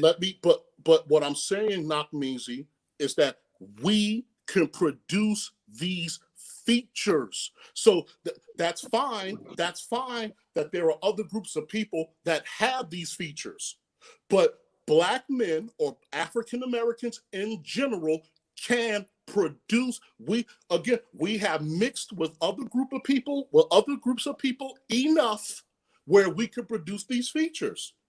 So these other groups of people need the aid of black people to produce these features. But now we're producing these features within ourselves, internally. All right, hold on. So Boris Cujo, is his one of his parents white? German, yes. Okay, so half European and half Mm-hmm. Black. Well, okay, where was his parent from? His black parent from? Ghana. Ghana. Okay, so he is actually a true biracial. Do you agree or not agree? Yes, but African American. I'm using Wait, his hold on, phenotype. brother. Hold African. on, No, no, no. Let brother. me. I'm I, making. I'm telling you this, and I'm being quiet. African okay. Americans are their own tribe. Remove them from Africa. We are our own tribe. We are our own ethnic identity that has these features. Hate it or Wait, and love I it. agree with you 100%. That's one thing that you will not get any argument with me. We are our own ethnic group, and I'll break it down how we are our own ethnic group. In West Africa, they you have Igbo, Hausa, Yoruba, all the ones we all know, right? So let's say an Igbo is apple juice, a Hausa is strawberry juice, and the other one is a pineapple juice, right? Black Americans, we're fruit punch. We're a mix of all those ethnicities, creating a new ethnicity with a sprinkling of European admixture, which also is in people who's never left Africa due to colonialism. So I don't put too much into the admixture sprinkle, but for the majority of the Africans that are still there have very little admixture where we have a lot more. But we're not different because of the admixture. We're different because we're an amalgamation of tribes due to chattel slavery. So yes, we are a different tribe. But I don't want to go from that to my original point, which was a biracial is not black. So now when you take a biracial and let's say Boris Kodjoe marries a white woman or his child marries a white person or a biracial person, then a biracial, what they're doing is they're doing what they call derecha a la familia, which means fix the family, or mejorar la raza, to fix your race, or blanqueamiento, which means whitening. Okay, so there's no way that someone who's a multi-generational, multiracial person is the same as someone that has two black parents with a little admixture, because you're not, now we're not talking about admixture, we're talking about multi-generational biracials, like the what do they call them, the Creoles of color of Louisiana. So those people are, they become their own people as well. Just like Black Americans have become their own people, they have become their own people. They're of three races, right? I think it's supposed to be French, European, African slave, and maybe some American Indian in them, right? But they have higher amounts of it than we as Black Americans do. So when we include everyone into our group and we say, well, he's got a little black in him, he's black, when meanwhile he looks like Ricky Martin with a suntan, what we're doing is we're cheapening what blackness is. If your mirror is not telling you that you are black, then you are not black. If you have the ability to blend in with other peoples, then you are not black. If you don't pass the Lost in Africa test, then you are not black. Okay, are And you that, and finished? there's no one here that can give a strong argument with facts based on that. If you look in the mirror and that mirror doesn't show you someone that can, that whose majority at least of their genetics and their lineage goes back to West and Central Africa, then you're not black. Even the Berbers and the Amazi from North Africa, they may be African, but they are not black Africans. They do not come from the Bantu haplogroup. Okay. I will tell you here right now that going from Mali to Angola, which I have been, my feet have traversed. Them people don't look the same. They may even even though they may have dark skin or whatever, their features are not the same. Look, like I said, black is a forced classification on an unwanted class or a slave class of people within the continental United States, right? So at the end of the day, to your point, since we are part Hausa, Fulani, and yes, some of us even come from as far as damn Tanzania and everything else. Right. It is at this point, black black is something that is separated from Africa in and of itself, because black Yes. is not indigenous to Africa. There's no place called Blackistan. There's a Yoruba. There are Yoruba lands and kingdoms. There are Hausa lands and kingdoms, right? But black was something that was imposed on us. And again, and through slavery, however we like it, hate it or love it, right? We've gained these genes, or whether we bought them from Africa or whatever the case might be. And when we ejaculate, we could produce anything from me all the way down to, you know what I'm saying? Because I know Arab girls that look identical to Alicia Keys. Identical, right? And what? And but Alicia Keys is what? but half black, half white. But Exactly, not black. But here's the thing: you now, as a result of slavery, along with me, carry European DNA. So it is not impossible.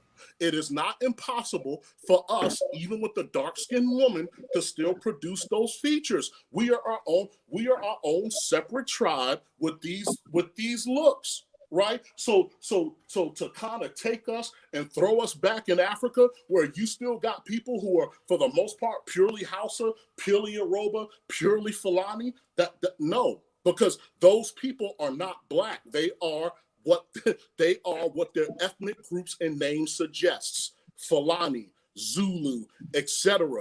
Black is a forced classification that originated within the United States or the Western Hemisphere as a result of the slave trade. So the black, quote unquote, tribe is a Western phenomenon. So Alicia Keys, Sand Dogs, not Mozzies, hate them or love them, that's one group of people. All right, so and Black Mind, we're gonna get you back on your own show. I'm sorry, brother. Yeah. Me and my brother, we're going back and forth. You want to jump in now, brother? Because here's the thing. No, hold on. I was showing respect to the host, but if he's not going to speak, I want to respond to what you said, brother. I want to hear your response after Sand Lion finishes. I want to hear your response. Okay. Then I'll explain it. Okay. So now, it's true that we became black, not necessarily in America, but the blackness came when we had contact with non-black people, such as Arabs and Europeans. So there's a East African country. It's somewhere in the Horn. I don't know if it's Ethiopia or Sudan. They call it Land of the Blacks, right? Y'all know what I'm talking about? Sudan. Yeah, Kemet. Okay, so it's Sudan. So that right there that blows your argument that it started in the diaspora. No, it started with contact with non-black people. And it was called Land of the Blacks by who? The Arabs. Okay? The Zanj in Basra, right? They were not the same people. They were black people. So when we don't know who is black, and just because we can create, or just because our European admixture or that European devil gene pops up and we can have a light-skinned sister and a dark-skinned brother, does not mean that that is the same as a barely black person. At what point do we draw the line? I personally draw the line at biracials. If you were tucked in by a whole white person, you are not black. So when you say Alicia Keys, you're Alicia Keys, Boris Kodjoe, you're talking about biracials. Now, if you have a multi-generational, multiracial person, these are mulattoes who chose other mulattoes to procreate, who chose other mulattoes, and they didn't want to marry blacks, a lot of them. Well, they chose their own, essentially their own ethnic group to procreate. They cannot be considered in the black group because they're not, they're their own ethnic group. What percentage of people is that? Because the majority of mulattoes married right back into black. Well, I'm the proponent of bringing it back to black, and I spoke to Black Mind about that. He actually made a video about it, bringing it back to black, and why it was hard for him to do it because black women weren't feeling him. But if you bring it, if you're a multiracial or if you're a biracial, and you bring it back to black, which I call, responsible mate selection. And you're choosing black people to mate with so that you can bring it back to black in your offspring, that's cool. Then what you're doing is the opposite of blanqueamiento. What you're doing is reintroducing that blackness, that African gene back into your gene pool.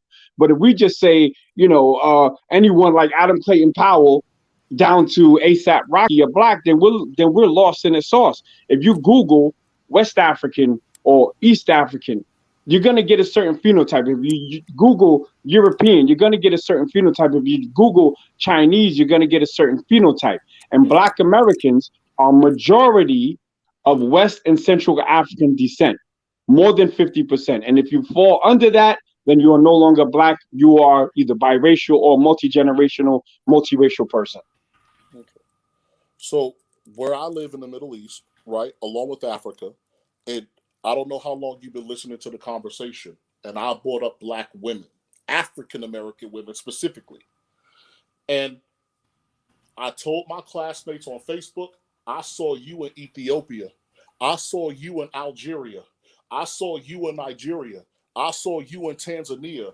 I saw you two in Southern Arabia. In terms of, again, in terms of the phenotype. And this is what I'm saying. As a result, like, so again, so if you got a segment of mulatto people who are going off to do whatever they're gonna do, so be it, right? But the majority of said light-skinned people, right, of this hue, they recycle right back through the black race. Hence why they exist in my gene pool, and which is why I can make them.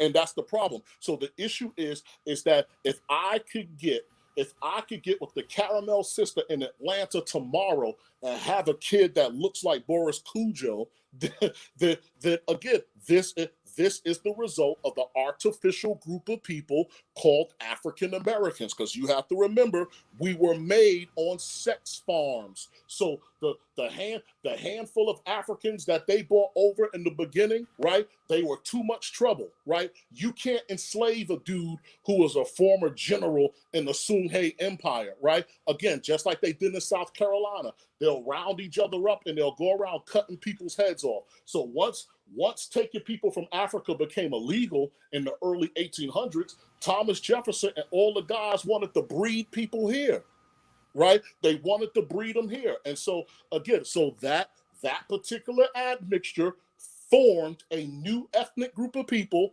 called Negro, black, colored, African American. Hate it or love it, from Sandog to Adam Clayton Powell, that is what your tribe is, especially since we've retained the genetic ability to reproduce these people. Right? So now that slavery and everything is over, people aren't being raped and all of that anymore, whatever. Now if we just went down the line of, charcoal. But no, African Americans in and of themselves, or black people in the West in general, you will find their features not only in Africa, but again, all over the world. Like I told you, you could take Felicia Rashad and drop her off in India. And if you put her in the clothes and she don't speak, guess what? She's local. Okay. I'll let Black, because we're gonna go in circle talk. You have your view, I have mine. I do agree with certain points about the admixture, but at some point, if the whitest, if you at what point, if we're gonna call it blackness, we all know that Africa is the factory of blackness. If you don't look like the people on the continent or even remotely resemble the people in sub-Saharan Africa, where we come from, if you don't remotely resemble that, then you cannot be included in the group. You can be an ally, but you're not black. Even my brother Black Mind, he has to tell people that he's black or that he identifies as black, because when they look at him, they don't see a black man. I've never had to do that a day in my life. People see me from a mile away. I'm a black man. When you have to explain that you're a black man, then you are not a biologically black man. You may have a black mind, but you don't have the black body. And to be a black man, it has to be physical as well as mental, but it got to start with the physical. My question is, what if you came out of a black penis and a black vagina? Now, what? Okay, so I can explain that. I want you to show me two dark-skinned parents that have created a light-skinned child. I could explain that one. No, wait. I wanna see. I'm gonna put him on the spot right now because I have a cousin. One's dark skin, one's light skin. But the light skin one is from my uncle. The dark skin one is from my aunt. But if he can show me Wesley Snipes and a female of Wesley Snipes' hue that create Kid from Kid and Play, I will be quiet. I guarantee two black people do not create a light skinned person. Daughter. Right now, that's my daughter. Well, then I have to. So your wife is your same color, and you got a light skinned kid. Yes. Well, unless you can verify that with photos, then I'm gonna call BS on it, bro. Okay, that's fine. People can't create a light skinned baby. That like I said, that's fine. Black Mind has photos of because I just met you, right? So, but Black Mind has photos of my family, and yes, my family is a ladder up and down of phenotypes. It was from what I saw too. Now I didn't see a picture of his wife, but I saw a picture of the girls. I saw a picture of his parents, and I saw a picture of him. Now here's the thing, and this is now I'm going to explain this to you, gentlemen. Yes, sir.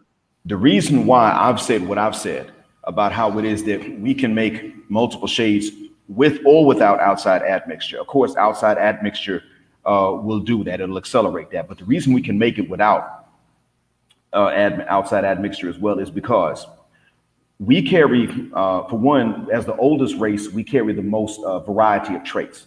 It doesn't necessarily make us better or worse genetically, but it does make us more varied genetically. Part of that is color. Now, if you look at where you went, Nakmeezy, you've been to South Africa, and you know it's not tropical. When we're having summer, they have winter. They get 4 seasons. So that means they get the fluctuation in solar radiation levels throughout the year, just like you and I would have gotten when we were in North America. And there's a fluctuation even here in the peninsula, which is at the same latitudes as Northern Africa. So we know Northern Africa close to the tropics, but it's still outside of it. When people from within the tropics moved far north and far south, colors began to change because of the fluctuation in radiation levels first. That's the first reason anybody ever became lighter skin and then passed it on and again and again and again and again. Now, as for people becoming lighter skin at all, period, sometimes that happened without albinism. Sometimes that happened within the continent. But we have seen that if you simply take black folks who are not of another race and you put them outside of the tropics, even within Africa, then they're going to start to lose some of their melanin. And this is what happened with the Khoikhoi and the San people in the south, and it began to happen with the Amazigh people in the north. The ancient Egyptians, for the most part, started off as black folks. They were known to be black at that time, but they were not all known to have the same complexion. But before outside invasion, they were, I'm talking even before the Hyksos invasion. And by the way, when the Hyksos invaded, they quickly got kicked out. So there wasn't much time for them to start mixing. The admixture wound up coming about later on. But even by that point, it was known that the people in the southern part of the Sahara, not even south of the Sahara, but in the southern part of the Sahara, it was known that they generally were darker. To this day, southern Egypt has more darker skinned people on average than northern Egypt does. And that has to do with climate. So we are the first ones to ever adapt to another climate. And then eventually, as the ability to produce higher melanin counts disappeared because it was never needed over time, they became other races. The Arabs are nothing but our grandkids. The Europeans are nothing but the Arabs' grandkids, to be honest. And they trace this. So really, they themselves, they do. I'm not saying they are us, but I'm saying they do come from us. And I can see, I've seen many times, I don't have the photographs, but I've seen many times where two parents will have a child not only as pale as the paler parent, but even where they have a child that's paler than the paler parent. However, sometimes I have seen on occasion, and I just saw it again with Sandor, where two lighter skinned parents can produce a child that is darker than them. The reason for that is because the gene for the higher melanin count, it is dominant on average. Most of the time, most of the genes that code for that are dominant over most genes that code for lesser melanin count. That's true. But they can also be in an off position or an on position, just like any other genes. Most genes can be in an off and an on position, or a lot of genes can. So like the hibernation gene, I pointed this out before you came on, Nakmeezy. All human beings have the same gene for hibernation that a bear does. The difference is that it's in the off position in every human being, because if anybody ever has that gene turn on, they're going to die, because you can't gain enough weight to sleep through a whole winter. We can't do that, but a bear can. So that gene in the on position would have wiped anybody out that carried it. But to have the gene in the off position, which we all do, doesn't kill us. It's not fatal. So it doesn't select itself out, so to speak. So we have two reasons. One, we carry multiple genes for multiple colors. Two, a gene can be in the on or off position, and even the genes that code for a higher melanin count. So that's why it is that you can have a gene for high melanin and yet have a lower melanin count than which you code for, but that gene's in off position. You have a child, they inherit that gene in the on position, it's dominant over whatever else they picked up, and then they have a higher melanin count. And in some people, these genes are turned off and on. It's rare, but it's known to happen. It turns off and on within that individual's lifetime. My father began to get darker as he got older. And by the way, you said I have to tell people that I'm black, and that was true when I told you that. But when I went back to the States this time, in about an hour and 45 minutes, I started to get darker because I was outside swimming. And then something strange happened. When I went inside, it didn't fade. It kept on going over the course of the next few hours. It was slow, but it was there. I went and I swam again the next day because I was swimming with my kids. And then it happened again. And so I was swimming over the course of several days, and I didn't lose the tan that I got. I still haven't lost it. Now, I haven't been in the sun in several days now, but it hasn't faded. So apparently, in my own case, this gene is moving into the on position like what happened to my father, and it's not turning off. And so therefore, I'm either going to stay as I am now, or I'm going to get darker. That's what it looks like. I could be wrong, but right now that's what it looks like. So even in the same individual, people can change shades over the course of years. This was said to have happened to Frederick Douglass, where he went from darker to paler. It's because that gene can switch in the off and on position even within an individual's lifetime. I don't know what turns it on. I just know that this is what some of the geneticists were talking about. So it is possible for black people with an admixture to produce another shade. We know that. We've agreed on that. It is possible for black people, apparently, without an admixture to start producing different shades for more than one genetic reason. Another example is the gene for blonde hair. There's not one gene for it. There are two genes. Number one gene for blonde hair is found in the South Pacific Islands, and those are black folks. That's not a white gene that they have. They developed that gene independently. It's different from the other gene that the Europeans have that gives some of them blonde hair. Apparently, the gene of the South Pacific Island people is also dominant over the same blonde hair gene. Well, not the same gene, but the gene for the same blonde hair in the Europeans. So that's another example. We are the ones that carry the traits for the diversity. Which separates us and makes us a race still, or the same race, is that other races lose the diversity over time, and then they can't even pass these things on because they don't have them. So, I mean, Arabs, I don't really call them a race. I call them, I'm more likely to call them a combination of races, and they're a linguistic group. But whoever made up the Arab race in the beginning, they came from us. But they lost the ability to pass on a jet black color over time until they started going back into Eastern Africa. And that's actually what happened. They found it around the Red Sea area. People have been migrating, and if we're looking with north being up, south being down, they found that there's been a clockwise rotation of migration around the Red Sea in between the peninsula and Eastern Africa and its horn. That this is people have, for whatever reason, they've been doing this, and so that's actually a circular gene pool, if you like, a genetic drain pool, if you want to call it that, or a genetic circular pool, if you want to call it that. So those genes have been moving clockwise for longer than what people could really, well, at least as long as people have ever left Africa. So I'm simply saying that, yeah, it is true. You can say that that admixture is going to account for some of what we see. Yeah, that's true. Also, our own genetic diversity is going to account for it. And if we're going to draw the line, that's going to take a study by a geneticist. So it is okay if you don't believe that I am genetically black, because there is that doubt. I get it. I understand. And I would say this, based on, if we go away from genetics now and then we go into politics, it is perfectly okay for black folks to look at someone like me and say, no, you're not going to bring it back to black. I'm not saying they should. I just understand why they would. Because if the political problem is that people of my complexion are really untrustworthy, If that's really the case, then people should not lay down with who they don't trust. And if that's me, then that includes me too. So I'm not really saying that it's because of the shade, but rather because of a justified paranoia that people may have. Yeah, it's been people my shade that generally didn't, that in most parts of the world, with maybe the exceptions of the US and Southeast Asia, people my shade have crapped on people that were darker than them. So in the US, we've already seen most of the time mulattoes married mulattoes or they married other black folks. And it wasn't always because white folks wouldn't marry them, because as I've said, white folks have proven themselves to be dangerous. Western Europeans, and even some of the Eastern European Christians like the Serbians, they've proven themselves to be pretty dangerous. So it was just kind of understood that if you have a choice, who is it that's not going to hate you?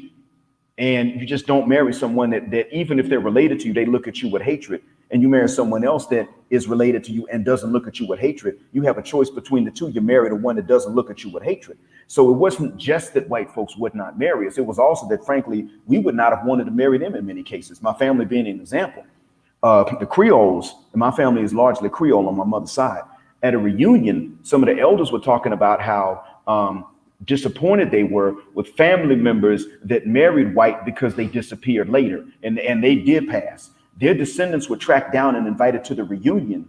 The descendants were just descendants. They didn't even know anything. They found out they were black at the reunion when they showed up to register, and their marriages broke up. And that's why these elder ladies tracked them down in the first place, to specifically to punish the ones that had married white and then they vanished and they disappeared. Some of them married white and they tried to stay around the family, but they were actually driven away. Others of them married Creoles. Others of them married non-Creoles that were black. And at that point, there was not a racial objection from the family. It was religious. If they married a Creole if they married a non-Creole that was black, but he was Catholic, they allowed it because the family was Catholic. If they married a non-Creole that was black and he wasn't Catholic, then the family took issue with the Protestantism, the baptism, more so than the race, because they may have understood that they were mixed, but they didn't see themselves as being completely separate from black folks. And this is actually something, this has even happened in Jamaica with Norman and Michael Manley, where they were proud to be black. They were happy being black and didn't want to be anything else. So in certain Anglophone areas of the world, this has been something that's popped up again and again. But because of the non-Anglophone parts of the world, and even some English-speaking parts of the world where race-mixed people wanted to be separate, whether it was in Guyana or it was in Haiti or wherever this was, because of the way that they've even acted, I understand if we're not trusted. People that look like me ain't trusted, or people that look like how I used to look aren't trusted, because frankly, my appearance has changed since the last time we talked, Nat Meeson. But I understand if we're not trusted, then there's a reason for it. It's not always historically accurate in every geographic location, but there is a reason for it. And if that's the case, it makes sense that sisters would say, okay, you know what? No, you stay over there or you marry someone like you because we can't trust you. I understand that. The issue with women's selection that I take, with the selection that black Western women take, is that while they're sitting up and saying stuff like this to guys like me sometimes, but really they're not even saying it. They just start playing games and doing microaggressions they start doing microaggressions. And then eventually they'll tell you, well, I can't treat you the same as I would treat another black man. And you're just not that black. Then we start seeing them turn around and get with these white dudes. And the last two times I was in the States, 2019, and then just about a month ago, 2021, I was seeing sisters out in public with white dudes, outright white. They weren't light skinned. They were blonde haired, blue eyed. I was seeing that. And I was looking like, get the F out of here.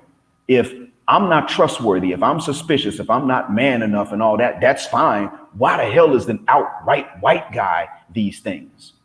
That's where my issue comes in with the way the sisters select. It's the inconsistency and the damn lying.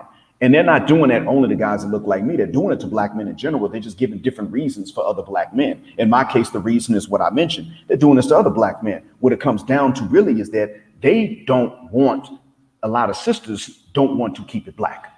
They don't want to be with a light-skinned black man because they know that light-skinned black man does not have the same privilege as an outright white guy. And that's really what it comes down to. They don't want to be with, deep down, they don't want to be with an uncontroversial looking brother in many cases, except sexually. And that's also an insult, because to sexually objectify a man, while it's not as insulting as the way they would insult me, it's still somewhat insulting, because it's like they may go to Sand Dog thinking, okay, he looked like he's gonna put it down in the bed based on stereotypes. Okay, well, I mean, as a husband, that's his job, sure. But for them to objectify even him like that, in the long term, that's an insult, because what happens when he turns out to be a responsible man, worthy to lead a household, and they can't see that in him? That's a dimension of manhood, the responsibility and capability to actually provide and lead a household and make decisions, and not be ruled by the lady. They wouldn't be able to see that dimension of manhood in him or me, and that's insulting as hell. And then they turn around and they get with Zaddy and they submit. That's where the real threat to racial integrity comes, right there. It's not so much from me looking for a way to sell us out, even though I look like somebody that may have done that in Haiti a long time ago. The real threat is going to be when they are lying about what they want in the first place, lying to their boys, their own sons, about what women want in general, and then turning around and you see them in public and they're with the epitome of the man that they were saying that they never wanted us to be like, and making concessions.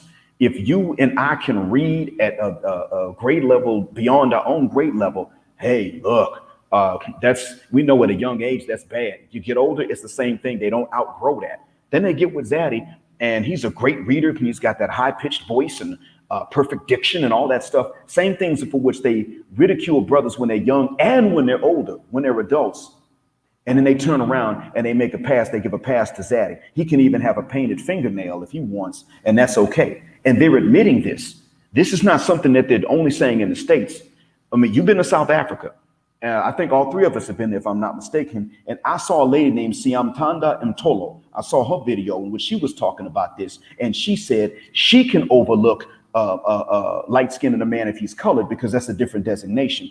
But if he's a black South African, what excuse does he have to be light skinned? Now, she was saying this. The funny thing is, black South Africans, with or without admixture, are also lighter skinned because they live outside the tropics. They have a reason for that. It's a climatological adaptation. It's the same reason that the Khoi and the San are even paler, because they've been there longer. That's all it is. And she's sitting up saying they're not alpha enough.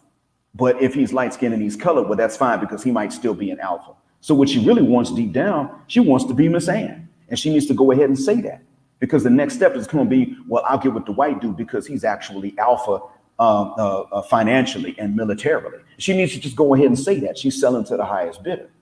And so I understand that there is outside admixture. I get that. And if it's going to be based on outside admixture, that I get kicked out the race, I'll accept that on one condition. I'll shut the hell up because it's just me. But what happens when other people wind up getting kicked out based on something that could be our own genetic diversity or admixture, and it's not fair to them? I don't want them to have to go through that. I'm ready for it. I'm prepared. But somebody else shouldn't have to go through that, because, and I'll say this why. I know I realize that I'm preaching a sermon, but I'm only speaking as long as I listen. Preach. I understand that that you can't necessarily trust everybody. I get that. But the other thing I also understand is that once this is done, once it's accomplished, and I'm voted out, I'm voted off the island. Once that's done, then what's going to happen to my relatives with whom I share grandparents? They just came out a different shape. That actually happened in South Africa when they began to enforce apartheid at a new level in the 1940s, when they really started to enforce the hierarchy, who's colored, who's not, what the different classifications within color itself, because Indians were a subcategory of colored. And then that changed from region to region, because in Durban, there was the Indians were one designation in Durban, and they were a different designation in the Gauteng province, which is where Johannesburg is. So that was complicated. But in all of that confusion, one thing that happened was that even siblings got split up from the same mother, same father, because of their different complexions and phenotypes. That happened. And that could happen to us if we were to turn around and do the same thing. And then not only that, but when it comes down to what's black enough, the bar is going to be moved again, because frankly, it was sisters that came up with this stuff. They're the ones that started this. We know who's on which side as men. It was not even sisters, I should say. It was just daggles. It was matriarchs. They're only sisters to each other. They're not really acting like sisters to us. They were the ones coming up with who's not black enough so that they could bicker amongst themselves about which ones of them deserve successful black men that they all pretended like they wanted. That was something they came up with. Well, she's not black enough, so that doesn't count. Well, she's not black enough, even though she's dark, even though she's dark, she has a small nose and small lips. She's not black enough because her hair is not 4C, even though she has everything else. They started doing that. Okay, but Larry Kilmer said the same thing happened in Australia. It was separating them, and they separated siblings based on complexion. I forgot about that. Thank you, Larry. So when it was some of the sisters started this whole not black enough stuff. If we go along with that, because they started it, they're going to move the goalpost again, and they're going to keep on doing it. And I don't know where it's going to stop. I think that eventually they're going to keep on moving the goalpost until the only black people that count are going to be not only black, but also they're going to have a very high minimum weight requirement, meaning they got to be obese. They're going to have a particular phenotype and a particular head texture, but most importantly, they're going to have a high weight requirement and a nasty, funky attitude to go with it. If we keep doing this and humoring them that way, that's where they're going to take us, and they're not going to stop. It's not something that we really need to leave in the hands of sisters at this point, because they done already shown they don't know how to handle it. This is something we're going to leave in our hands. And if between us men, I'm untrustworthy looking, I'll accept that. But why should somebody else have to go through that? If they're actually loyal, two, they just happen to look a little bit different, and three, it's not clear how much of the difference comes from outside admixture and our own genetic diversity. That's the thing about it. We don't really know. We wouldn't be able to tell. Another thing too, the Igbo were reputed to be yellow skinned during the beginning of the slave trade. They were known for certain things, and one of them was they were referred to as yellow. Another thing they were known to be was prone to suicide because people didn't know the belief system that under which they were doing this. Igbo Landing was named after that. They walked into the ocean when they were supposed to be loaded off the ships. They walked into the ocean and they didn't come back up. Now, some people said they saw birds flying off, and it must have been them. But those were Igbos that had not walked into the water and said this, because they were explaining in the context of the Igbo belief system. But they were known to be yellow skinned and prone to suicide. They were not known to be of a white admixture, just being yellow skinned. That's what they were known for. The Fulani have always been known for the appearances that we see them have right now, because some people would say, well, no, they're Muslim and they got down with the Arabs. Well, Arabs actually rarely married. As a matter of fact, there was a group of Arabs that lived in Western Africa a long time ago. And this was after the spread of Islam. Apparently some of them migrated into Western Africa. They never married the ones around them because they were in fact lighter than the Africans amongst whom they settled. They lost their religion, but the last thing they kept was a taboo against marrying someone darker than themselves. So in all honesty, the few Arabs that even moved in as a group and settled in Black Africa, generally speaking, didn't intermarry, at least in West Africa, they didn't do this. So I can't really sit up and say that they did that because Arabs had a taboo. Apparently at that point they had a taboo. I don't know why, because they lost their religion, but the Fulani themselves are very, very widely spread and widely varied. One of the groups of the Fulani are called the Wadabi, and they're not Muslim, but they're some sort of atheist, I think. They've looked the way that they've looked since anybody could remember. The Tutsi people in Uganda actually came long before Islam. The Tutsi people in Uganda came from what's now Somalia, but this was long before Islam. They were known to look the way that they looked, and this was before the Arabs were going into Eastern Africa, because this was long before Islam. And so the Tutsi people have always had that phenotype. And they actually took on the language and religion of the Hutu, even though they were the ones on top. This was a rare instance that it wasn't normal that the one that's on top takes the language and religion. But this was a small contingent of some people from what's now Somalia, went into what's now Uganda, and became, they started calling themselves the Tutsi at some point. We call them the Watusi.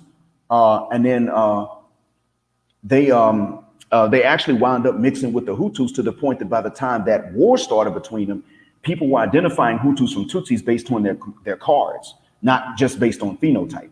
But they were known to look a certain way. Actually, back during the colonial days, of Belgium, they were more known to look a certain way than what they're known to look now, because now they're actually more mixed just in between the two groups that were fighting with each other.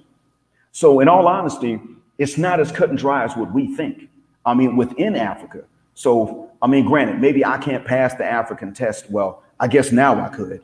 But maybe I could not have passed a few months ago that Lost in Africa test. Okay, fine.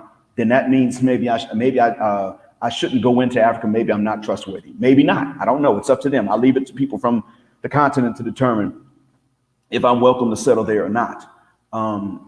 And if I'm not, I have a backup plan. I understand, and I'm not going to blame them, because it was some really, really pale people that came in and did a job on Africa.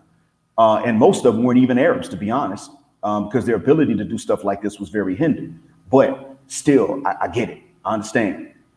Other people should not necessarily have to go through this when the admixture could be from internally and externally.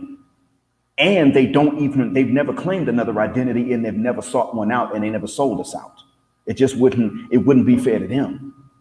Really. So in all honesty, Sandog, you mentioned how because we have the admixture, we can make these traits. Well, that's true, but we were able to make some of these traits even before the admixture, especially not so much the nose and the lips, because that takes a little more time to change. But complexion is one of the first things that changes when you shift the climate. Hair texture is, I think, the second thing, if I'm not mistaken. But so when it comes to just those two things, we actually can produce those without and with admixture. That's very true. That means that you're right. You don't look, on average, the people in the north don't look the same as the ones in the center and the same as the ones in the south. And on average, you can tell the difference between the westerner and the easterner on average. That's very true. But that's true on average. But within these areas, you do have diversity, and I think you saw it. And a lot of that diversity that you and I both have seen doesn't come from the outside, and some of it does. But you'd have to do a genetic study on an individual to determine actually what their blood content is. Maybe I come back 14% African. Maybe I come back 74%. I haven't done the DNA test yet. A cousin of mine, he came back 14%. A cousin of mine did the DNA test, and he told my brother that he was 14%. He and I share two grandparents, his cousin and I. 14% European? Nope. He came back 14% African. And that's my point. Then he's essentially a multiracial with African admixture. He's not a black man. I get it. And the thing is, he's never known anything other than being black. I don't even know why he told my brother what the news was, to be honest. Because he would never accept the designation other than that. Now, he might start spouting that we not from Africa stuff. He may, but that's something he does to get attention more than anything else. Truth be told, he may have actually lied about the percentage. It's just that if he would have lied about it, he wouldn't have come up with a number like 14. He would have come up with something easier to guess, like some multiple of 5. But yeah, I get it. The thing is, he actually looks like Future. He doesn't look like much of an admixture. He resembles Future. He kind of resembles a cross between Future and JoJo from Jodeci. That's his resemblance. His two closest resemblance. Kind of looks like Dave Chappelle too on some days when he makes certain facial expressions. He doesn't look like he's only got 14% African at all. We would have never guessed that. And the thing is that even though both of his parents are lighter skinned, he actually came out darker. Nobody ever did a DNA test to prove that his dad was his dad. I'm pretty sure that his dad was his dad. But there was doubt about his grandfather, his dad's dad actually being his grandfather. There was some doubt about that, but that was speculation. I wouldn't delve into that. At the end of the day, what it comes down to is that there are going to be people that actually surprise us, because you'll look at them and you won't know that they have as little African blood in them as they do. I kid you not. I've seen people that were 50% and they looked like they were 75. I knew one lady, she had a white dad, looked like you. And the reason I found out was because I was talking about, she said something about being Cajun. And I looked at her and I was like, no, the Cajuns are white. Creoles are black. I thought she had it mixed up, and she was like, oh, no, my dad is actually a white Cajun from Louisiana. You just can't tell looking at me. And I said, you telling me you half white? Yeah. she had to put some kind of gel in her head so she could comb it backwards, perm it and gel it. But I mean, she was 50%, and then my cousin's 14%, and he doesn't look like he's even 50%. He's 14% African. He doesn't look like he's 50% European. Doesn't look like that at all. And his twin is my shade. He's not, but his twin is my shade. Or actually, no, now his twin is paler than I am. He's actually lost some melanin over the years. So in all honesty, when we do this, we're going to actually wind up kicking out a lot of our own genetic material if we're going to try to reassign it based on anything other than a DNA test. I really can't use just the appearance, honestly. If you do want to recategorize who's black, I understand, but we would have to use DNA tests in order to do it. And I'm not paying. Have you taken DNA? I did not get mine done. I didn't have time when I was in the States. But I'm considering doing mine maybe the next time I go back there. If they start selling those kits here, then I would go ahead and get one done. But I do plan on getting one done at some point. I'm just not necessarily going to announce it publicly, no matter what the results are, because I don't expect anyone to believe anything I say. Not about that. I mean, if I come back 70% African, I don't expect people to believe it. If I come back 7% African, I don't expect people to believe that either. So I would do it for my own knowledge, but I would not announce it. However, I do know from the DNA test and from experience that a lot of people are going to a lot of people that we would not be willing to kick out would qualify. They would demand to be kicked out because of others that we would insist on kicking out. What we're really doing, if we're honest about this, is we're trying to redefine it with a criteria we not really agreed upon. So the default criteria would be the criteria that sisters are coming with. And sisters, they're coming with some childish criteria. They're really the ones that spearheaded this stuff. And they're going to come up with some childish criteria, just arbitrarily kick out who they want. And before you know it, Prince Harry is going to be black because he's a prince. And I'm not going to be one, even if I'm 70% African, not 17, but 70. Even if I'm 70, I'm going to be put out. And Prince Harry's going to be put in because he gave up his title for a biracial woman that you yourself would say is not black.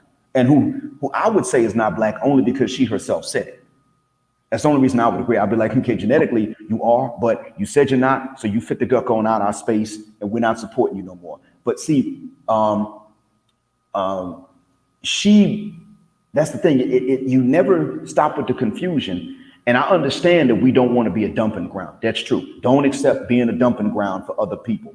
If that means I got to go, fine, because you don't deserve to be a dumping ground when we've been dumped on as much as we've been dumped on. But at the end of the day, we are more, without outside admixture, we really are more genetically diverse than what we think. And if we go by anything other than an objective genetic component, we're going to kick out the wrong people and leave in some of the wrong people.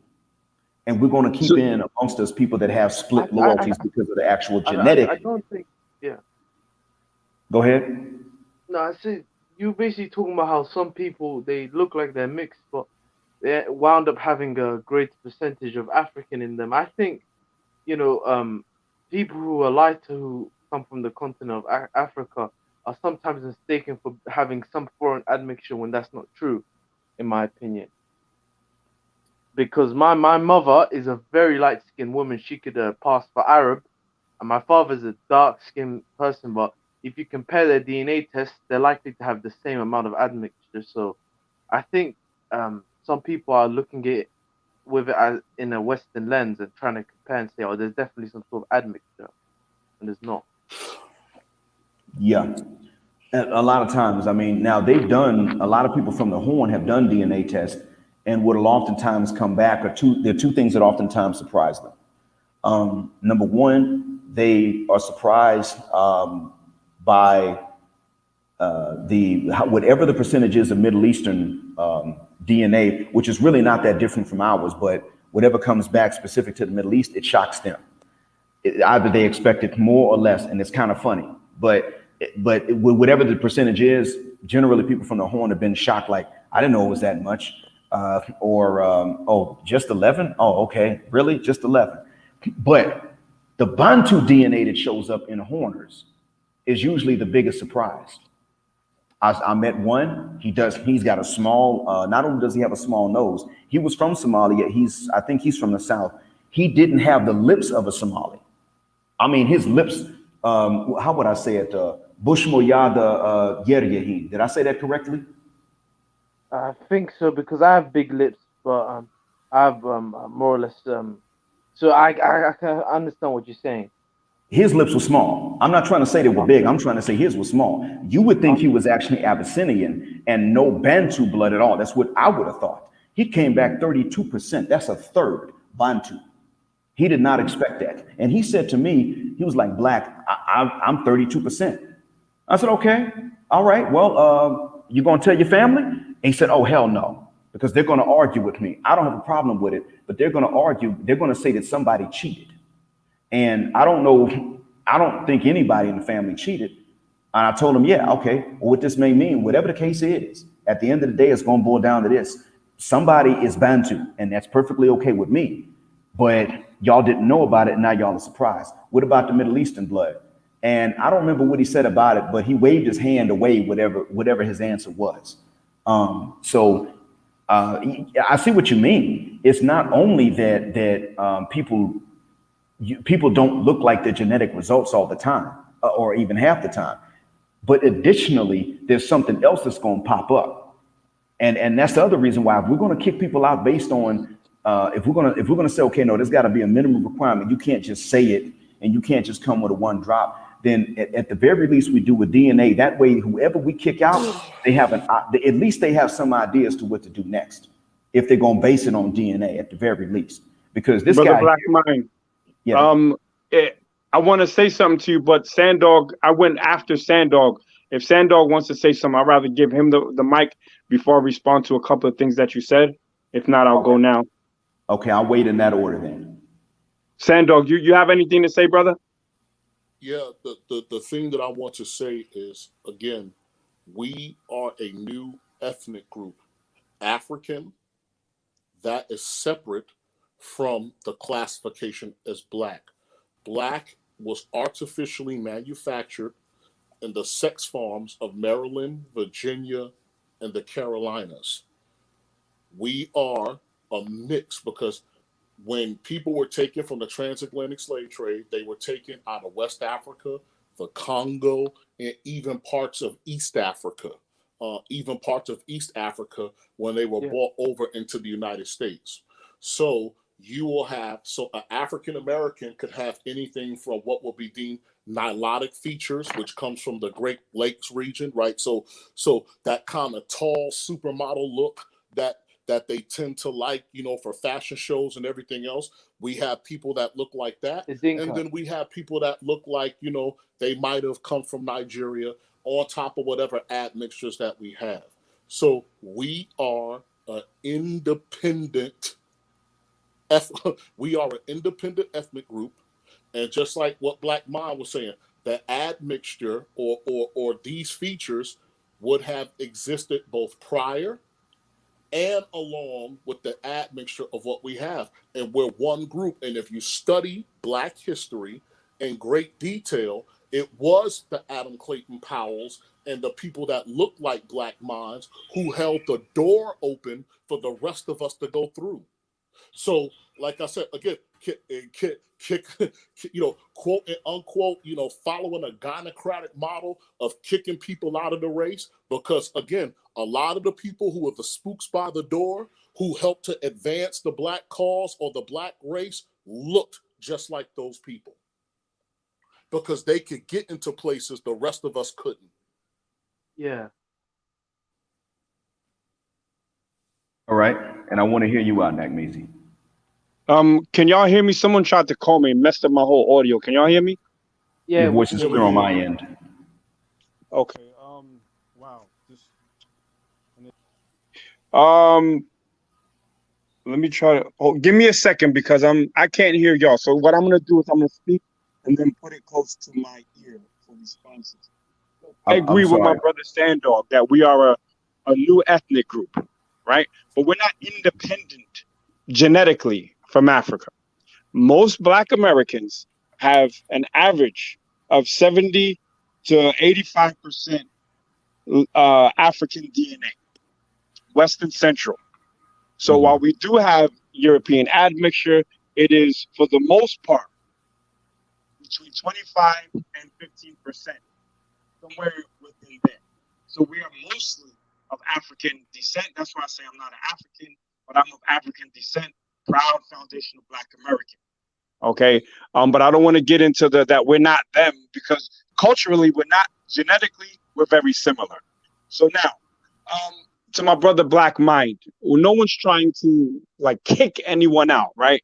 But the one drop rule has people, they have it twisted, because what they're doing is they're using the white man's designation for whose race multiracial people are going to be in. And that's hypo descent. Y'all can Google it. Just because the white man didn't want the barely white people doesn't mean that they now are Black.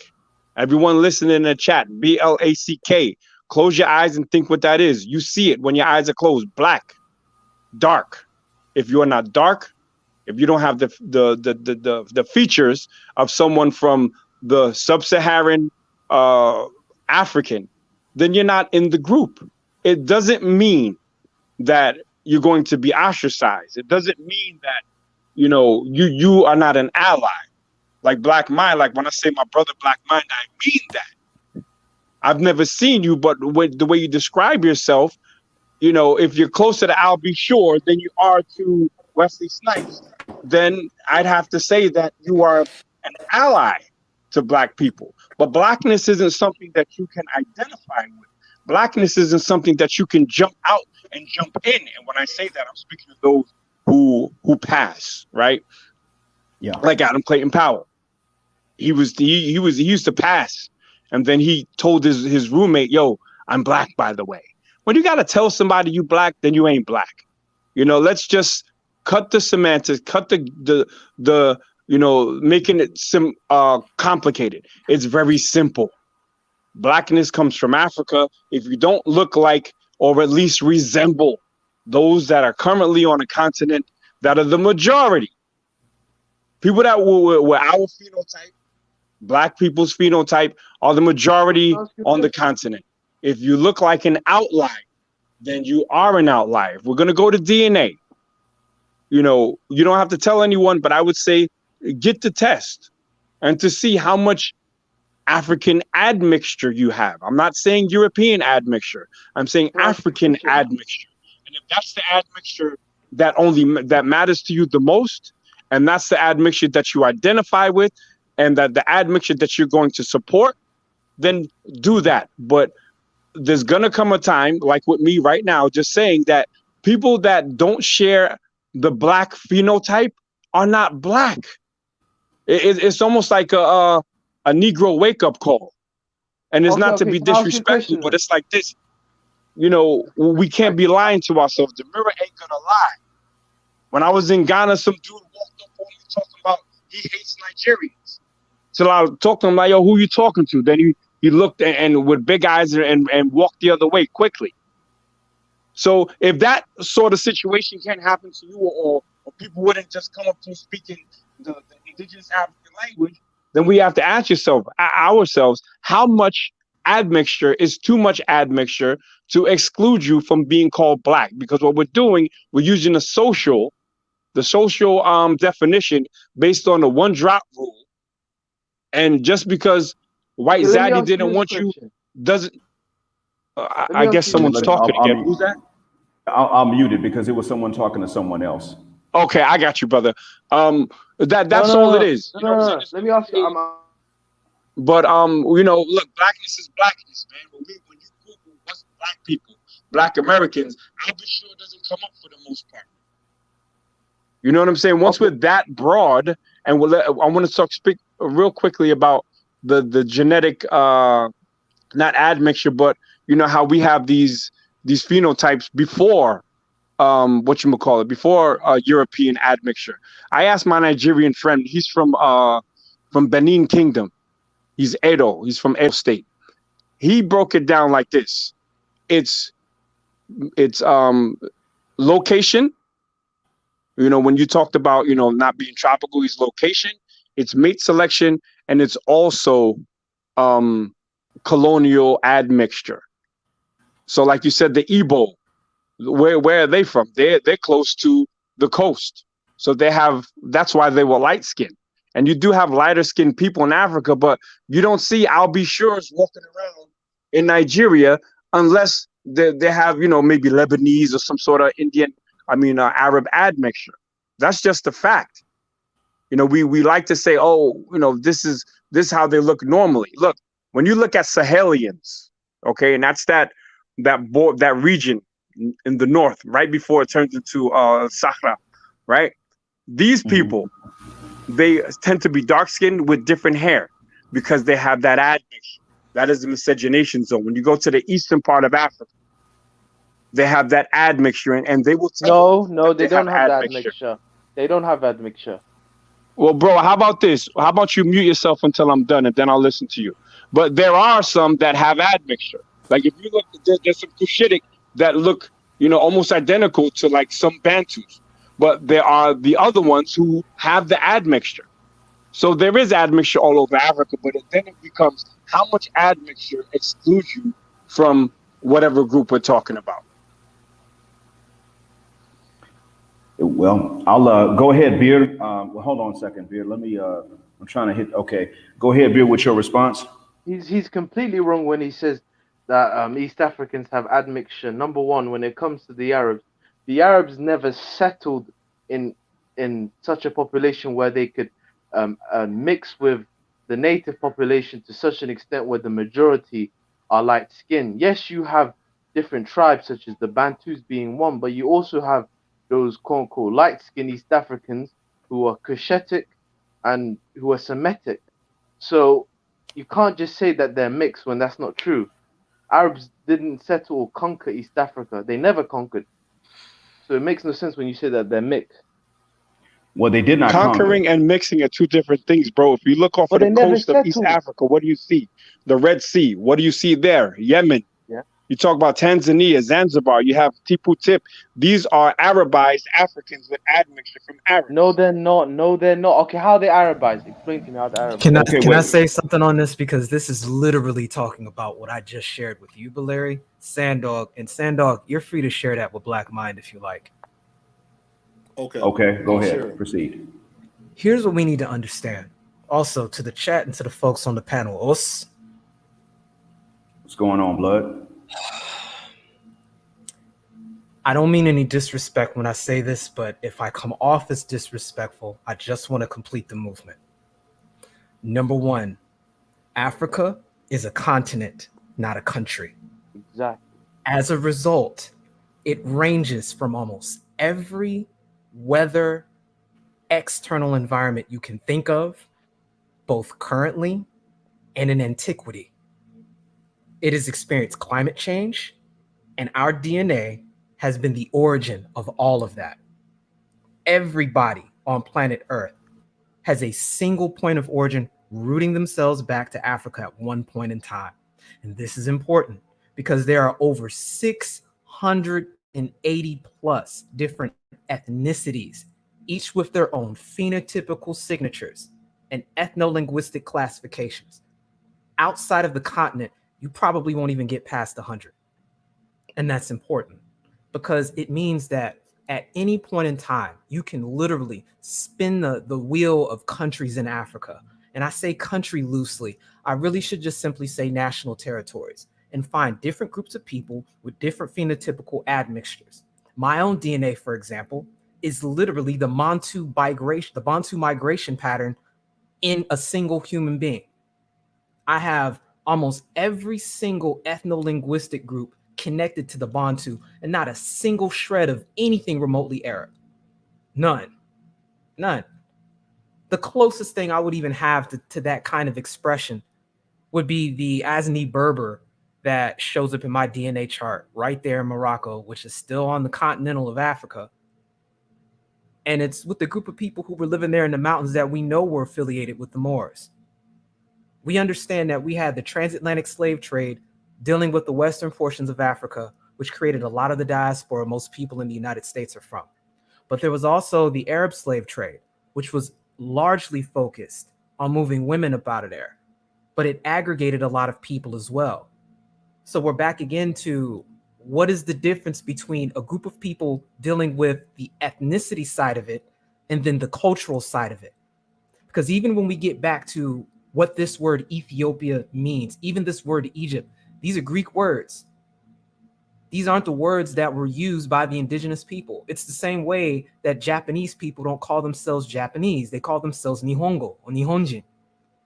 This has nothing to do with the correct perspective you should have when a group of people are describing themselves. This is why everybody has been saying for the longest time, Black is a classified designation. It is a forced classification of a group of people. Stating that someone is Black, even in antiquity, was from the perspective of someone from the outside, from within. And on the continent, in antiquity and to this day, you've got groups of people who identify themselves as various groups, tribes, and nations. And they're forced to use this idea of statehood because of the Berlin Conference of 1892 through 1893 that created these artificial lines of sovereignty, which created these conflicts, trapping groups of people in there. Everybody has seen themselves, and anybody that's on the continent, anybody that's being candid with you will say this to this day. They identify themselves by their tribe and their national identity before they talk about anything having to do with a country, and they always have. That's what makes individuals that are in the diaspora, in particular, individuals classified as ADOS and Black in the United States, as unique, and why people are continually stating we should be identified as our own group. Because we have a different experience culturally. We do have a certain measure of admixture. And even with that admixture, you could get somebody like myself that doesn't have a single drop of any DNA that didn't originate from the continent of Africa. And I'm still going to be treated the same way culturally. I'm still going to be seen the same way phenotypically. I'll go put a picture of myself, but you can see me on my IG. I'd clearly be classified as somebody as, quote, Black. But my brother, he gets mistaken for being Hispanic all the time. His hair texture is even different from mine, and straighter. Same genetic undertone. Gene expression and DNA, they're like the script. Your DNA is the script. That script doesn't change. It gets passed on from whatever you have. But the way that script is played out by the actor is the epigenetics, and that's what you end up seeing. You can have the gene, but because of the way it's expressed, it will show up differently. And large in effect, these things can be determined by your environment. They often are. That's the difference between DNA and epigenetics. And we're subject to that. We have a point of origin where we can produce all of these things.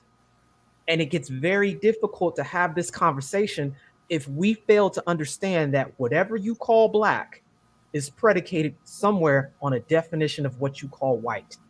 That's why I state that Black is the shadow of white. And when you're talking about trying to organize the race, organize a group of people for the sake of obtaining power so that you can become your own in-group, it is a mistake to base it off something that is contingent on somebody else's self-definition. Because the whole reason why white is experiencing a measure of exclusivity is because genetically speaking, you only get white when you procreate with other individuals that have that classification. When you mix anything else other than white with someone that's classified as white, you get non-white. And that produces all measure of everybody else. It just so happens we have the linguistic tool of Black to describe individuals that are generally placed on the bottom of that hierarchy. This is where we run into problems with creating our own in-groups and deciding who fits what, because we can manifest every matter of those expressions. And it creates unneeded problems and complication, and it avoids the real issue that's going on with us, which generally speaking are culturally based. Because as we said before, there's only 53% of Black men in the ADOS tribe that even have kids. And when you see what's going on with the who is procreating, we're dealing face first with cultural issues. They've got nothing to do with somebody's phenotype. When you look at who's really having kids, and folks on the panel in the chat, you can take a look at this in general. I notice, and I'll speak from my own subjective opinion, that women that tend to be lighter skinned get with dark skinned men. I also notice that women that are darker skinned get with light skinned men. I don't know why this happens, but this kind of throws the whole conversation of trying to organize off the strength of phenotypes into a completely different perspective, because you don't have people choosing off the strength of that, especially not men. This is overwhelmingly centered around the women, and there is a historical and a cultural context and reason for that, especially since in the United States, the classification of slave has historically been predicated not on the men, but on the women. And that can be traced in court documents, and it's been decided by how we got here with the whole one drop rule undertone and dynamic. It is problematic, and it's a thing that is overemphasized in the United States, and it's bled into other countries due to colonialism. But if we're going to use Africa as a model, we need to identify and interface the way it has been done historically, which is through your tribal identity and your national identity, not based on whatever phenotype you may have, because people have been mixing and admixing from within and without of Africa since antiquity. Every group has somebody in it that will surprise you just by telling you that they belong to that group. That's true for everybody. And so it does make sense that we do have to be aware. I mean, granted, even though black is even though it's somewhat of a created identity by outside people, they joined in creating this largely because they can see it. So they can see something that exists. And that's why I hold that there is such a thing as a black race, but race in general is still a spectrum. Because if it's no longer a spectrum, then it's a different species. Once you get to a point where you cannot procreate with something else, that's a different species. But certainly, yeah, we do have to not forget our own diversity, not just phenotypical diversity. We also have to not forget the linguistic and the tribal diversities as well. It makes sense, the regional diversity. And that's perfectly fair. And that's what a lot of other people do. And I'll let you guys in on a little secret, because Sandog mentioned how it was that there were people who looked like Adam Clayton Powell that would open doors. And Nakmeezy said they would do it by passing. And I'll tell y'all something I've mentioned before. I've never tried to pass because I've never assumed that I would be able to. But when I finally got a good job by just not describing my race, what I really wanted to see on one job application was not would I be treated better as a white guy. I didn't expect that. What I wanted to see was, would a non-black male who was heterosexual be treated better? That's really what I wanted to see. So the one good job I got in the U.S. I got by not filling out the racial category of the EEOC. I said I was a male. I think I put down I was a U.S. citizen. Didn't put down race just to see. And I got the job. It was the most I'd ever been paid in my life. But what I did stumble upon was that I could hear whites talking about us, because I was working up in the Midwest and in areas where they were just beginning to see some of us, and I could hear the things they would say. Those who I worked with, those next to whom I just sat at restaurants, I could hear it. And I could tell you that they are a problem. So it is very true that we do face common enemies. Really, that's the reason why we have to focus on race. They forced us to. Does it exist? I would say it does. How important it's been is artificial. I agree with you, Nameless. They made this thing artificially important because it is a spectrum, but now we got to sit up and discuss the boundaries within that spectrum because somebody else made it artificially important. And other people wound up joining in. But when it comes to the one drop rule, I agree with the point that Nakmeezy made. Nakmeezy, you're absolutely right. This idea of hypo descent, that's insulting as hell. And it's this idea that you belong to the most inferior of any multiple origins that you carry. It's insulting because they're coming from a standpoint of superiority and inferiority. And of course, whites were going to place themselves at the top when it came down to this. I understand how insulting that is. You don't say that you belong to a particular race just because everybody else looks down on it and you have some of their blood in you. I agree. The reason that I agree with the one drop rule is a completely different reason than what they came up with. They were coming from a standpoint of one drop of black blood makes you tainted. And that is an insult because it's not a taint. I understand the one drop rule to be accurate because of the genetic dominance of whichever group of people has been around the longest. And since we've been around the longest, that makes us the most genetically dominant, not because we're superior or inferior, but because, frankly, simply put, any group, any population that has had the most time around and the most generations is going to develop the most mutations, including dominant mutations. And so, therefore, because of genetic dominance, I subscribe to the same thing they subscribe to, but the reasons are completely different. And I'm talking only in terms of genetically, because in my case, I can, as Sandog said, it's conceivable that I've got, apparently, I just discovered that I have a gene to produce more melanin than what I've normally produced. And it gets activated when I spend a little time in the sun, but apparently now it's not turning off. And this is something that does separate partially black people from outright white folks. They burn. Everybody can burn. Every human being can sunburn. That's true. No matter how dark you are, you could sunburn. But they burn more quickly. We tan first. Burning comes later. As we know with black folks, the burning takes a much longer time. But I'm simply saying that apparently black DNA, because it's dominant, will pop up again and again. It could conceivably do so. And apparently I'm one of those that carry some genes in the opposition that could turn around and pop up later on in generations and among some grandkids or some of their kids. And so for that reason, I don't mind being classified as black with whatever percentage I've got. But by the same token, I understand that when whites say that, I agree with them, but it's for a different reason. They're saying, well, you're inferior because of your mixture, and we're just going to go ahead and give you the most inferior designation from all possibilities within your family history. We're saying the same thing, but for completely two different reasons. And so when you say we're not going to be a dumping ground, yeah, that's where you get an agreement from me. We're not going to go by the model of hypo descent. That's where you get an agreement from me. But by the same token, I think that, they may say, well, one drop makes you black because it's inferior. And I'm saying one drop makes you black because it's dominant, not inferior. But if whites insist that black is inferior, then whites become inferior because of their racism and their oppression, not because of the DNA, but because of their racism and their oppression.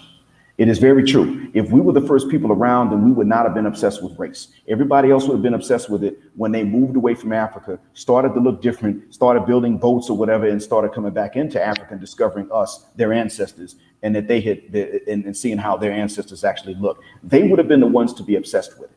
And I don't even think the Arabs were the first ones because they themselves have a lot of diversity, which ironically they got from us. But I don't know if they were the first to be obsessed with it or if it was the Afghans. An Afghan man told me that they were the first ones to be obsessed with race and color, that they were like that way before the Europeans were. But the point I'm making is that it would have been someone from the outside that would have been obsessed with race and with color, more so than us, because we would have just been used to it. Whereas others would have looked at us and been like, oh my God, how'd they get that dark? And most of them are dark. And what can we do to make them look more like us? Yeah, okay. Why would we want to do that? And before I turn it over to Jay Lyon, because he's the one that is not going yet at all, and we've been going for 6 hours and almost 20 minutes. Before I turn it over to him, one thing I wanted to remind everybody of is that it is very true that our definition is based, or how we define ourselves racially is based on everybody else. That is very much so true. A Yoruba and a Hausa have their own relationship. A Hausa and a Fulani have a different kind of relationship based on tribe, language, and what they believe. That is very true. But in terms of black folks relating to non-black folks, that has been something that others have forced on us. And frankly, if they force that on us, I'm fine with cooperating with anybody that's black for the sake of a mutual defense. It's not even because of some pipe dream that all black people are going to love each other, but that we have a common enemy and we don't mind protecting each other from what may turn into a genocide one day if everybody else gets on the same page. I'm cool with that. That's fine. They chose that. The real truth is that you're going to come up, while you and I are not naturally obsessed with race, we had to learn this from others who are obsessed with it. The fact remains that every other race, while whites made it an obsession and they forced that on us, every other race is going to join in with whites trying to tell you to be colorblind and ignore it. And they're not going to be able to ignore it. That's going to be the truth. I just wanted y'all to keep that in mind. I understand race is fluid. It's been fluid. But the real issue here is going to be these common enemies that we have. And even a common enemy we might share with someone that ain't black, they're not going to take as an enemy, but rather as a master. Like Ameerah, as I was talking about. She and I have a common enemy, but she sees that enemy as a master. I see that enemy as an oppressor. And that's really what it comes down to. That's really the point. I can't have a unity with her based on religion because she doesn't understand the bare basics of justice versus oppression.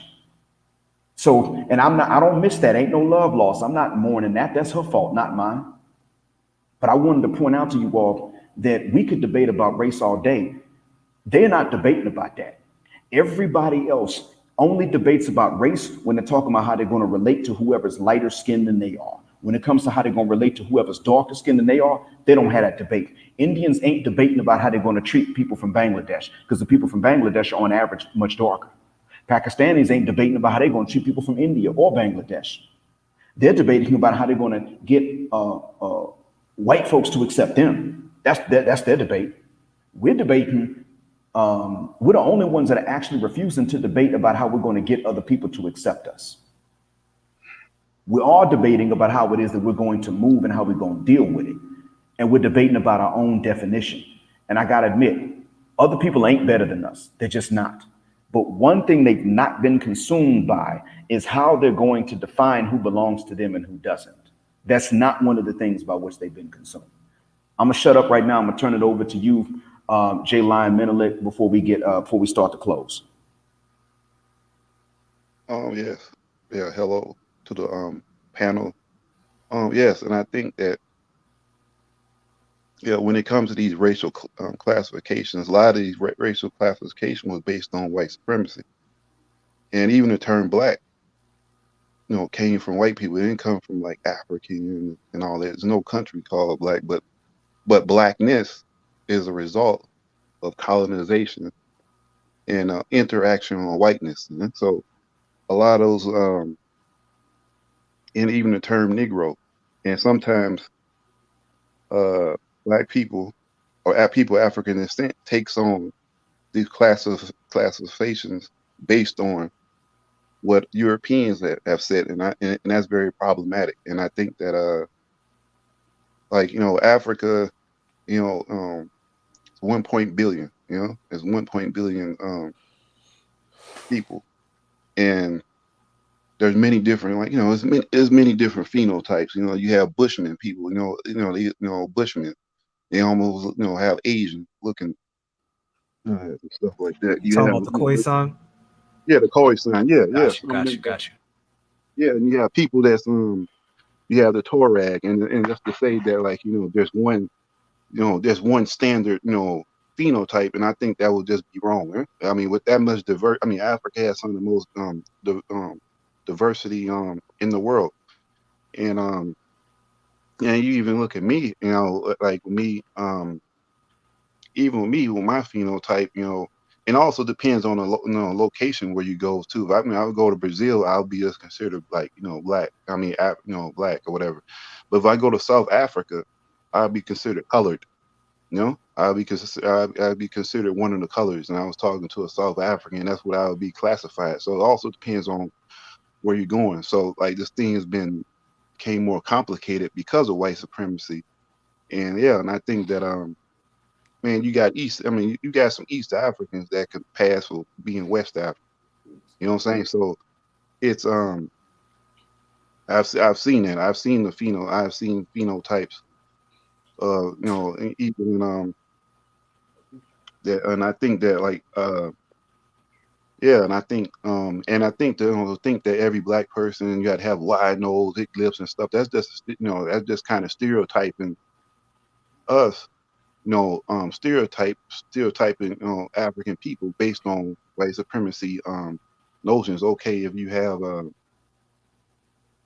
and I think there's and to say that like, oh, if you have more of a pointier more of a pointier nose or something like that, or whatchamacallit nose, you're not you're not African. You know what I'm saying? Oh, that's white features and stuff. Even the term European, this person European feature, that's giving white people too much credit. So it's kind of like, but I can tell you this, even like with the Arabs, even though you go to certain places or something like that. I mean, look, I was talking to a Somalian, and when they came there, they let them know, okay, you're black, you know, you're you know what I'm saying, they'll let you know real quick. So I think that yeah, what the other brother was saying earlier about like,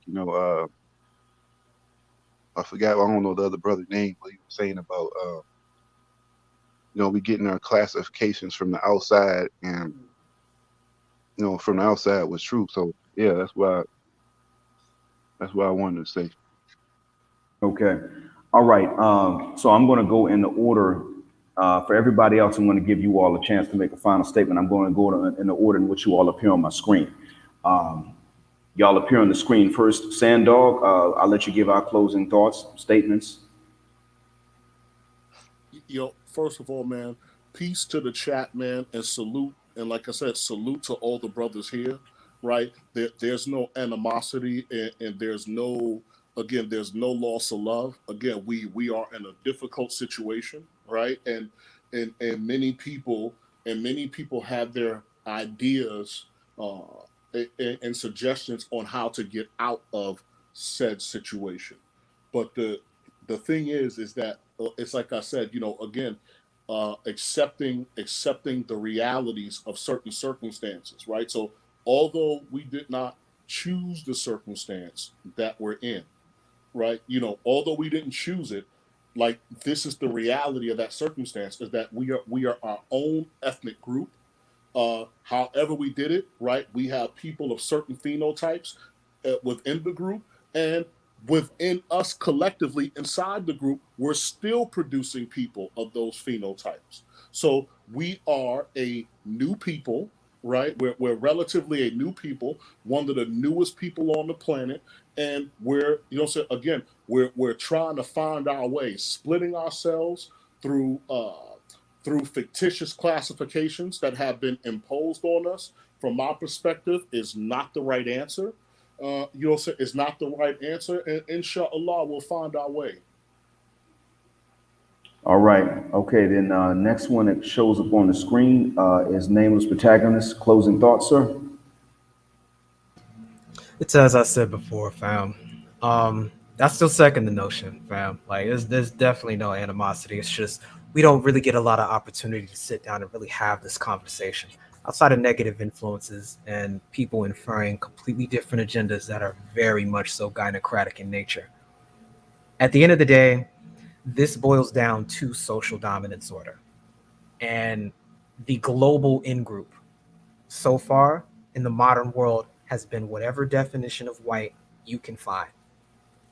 Wherever you find a definition of white which is oriented and decided by other individuals who share that same classification, you're going to find an ultimate definition of non white. And that non white, there's a spectrum to it. And at the bottom of every non white spectrum, I have yet to see an exception, is always black. Period. I don't care where you go, I don't care what country you visit, if it's in the modern world, if it's anywhere adjacent to any Western influence whatsoever. This social dominance algorithm will kick in, and there's a definition of white, which is the in group, and there's a definition of black, which is always in that out group. And so long as we continue to try to use this word black, which serves as a shadow of white, which is contingent on them defining what these characteristics mean. And for them, it's the stereotypical West African visage. We're going to run into these problems because this is not how human beings organize themselves prior to this system. People were their ethnicity, which was largely cultural in its origins. They were their tribe, and they were their nation. There were no country state entities in the same way that we see it now. And Africa, as it stands today, again, is a refined creation of colonialism going back to the Berlin Conference when they carved everything up and decided what territories were going to be what for the sake of statehood. And until we acknowledge that fact and understand that we are a genetic amalgamation of individuals from that continent, and as a result, we need to be our own group.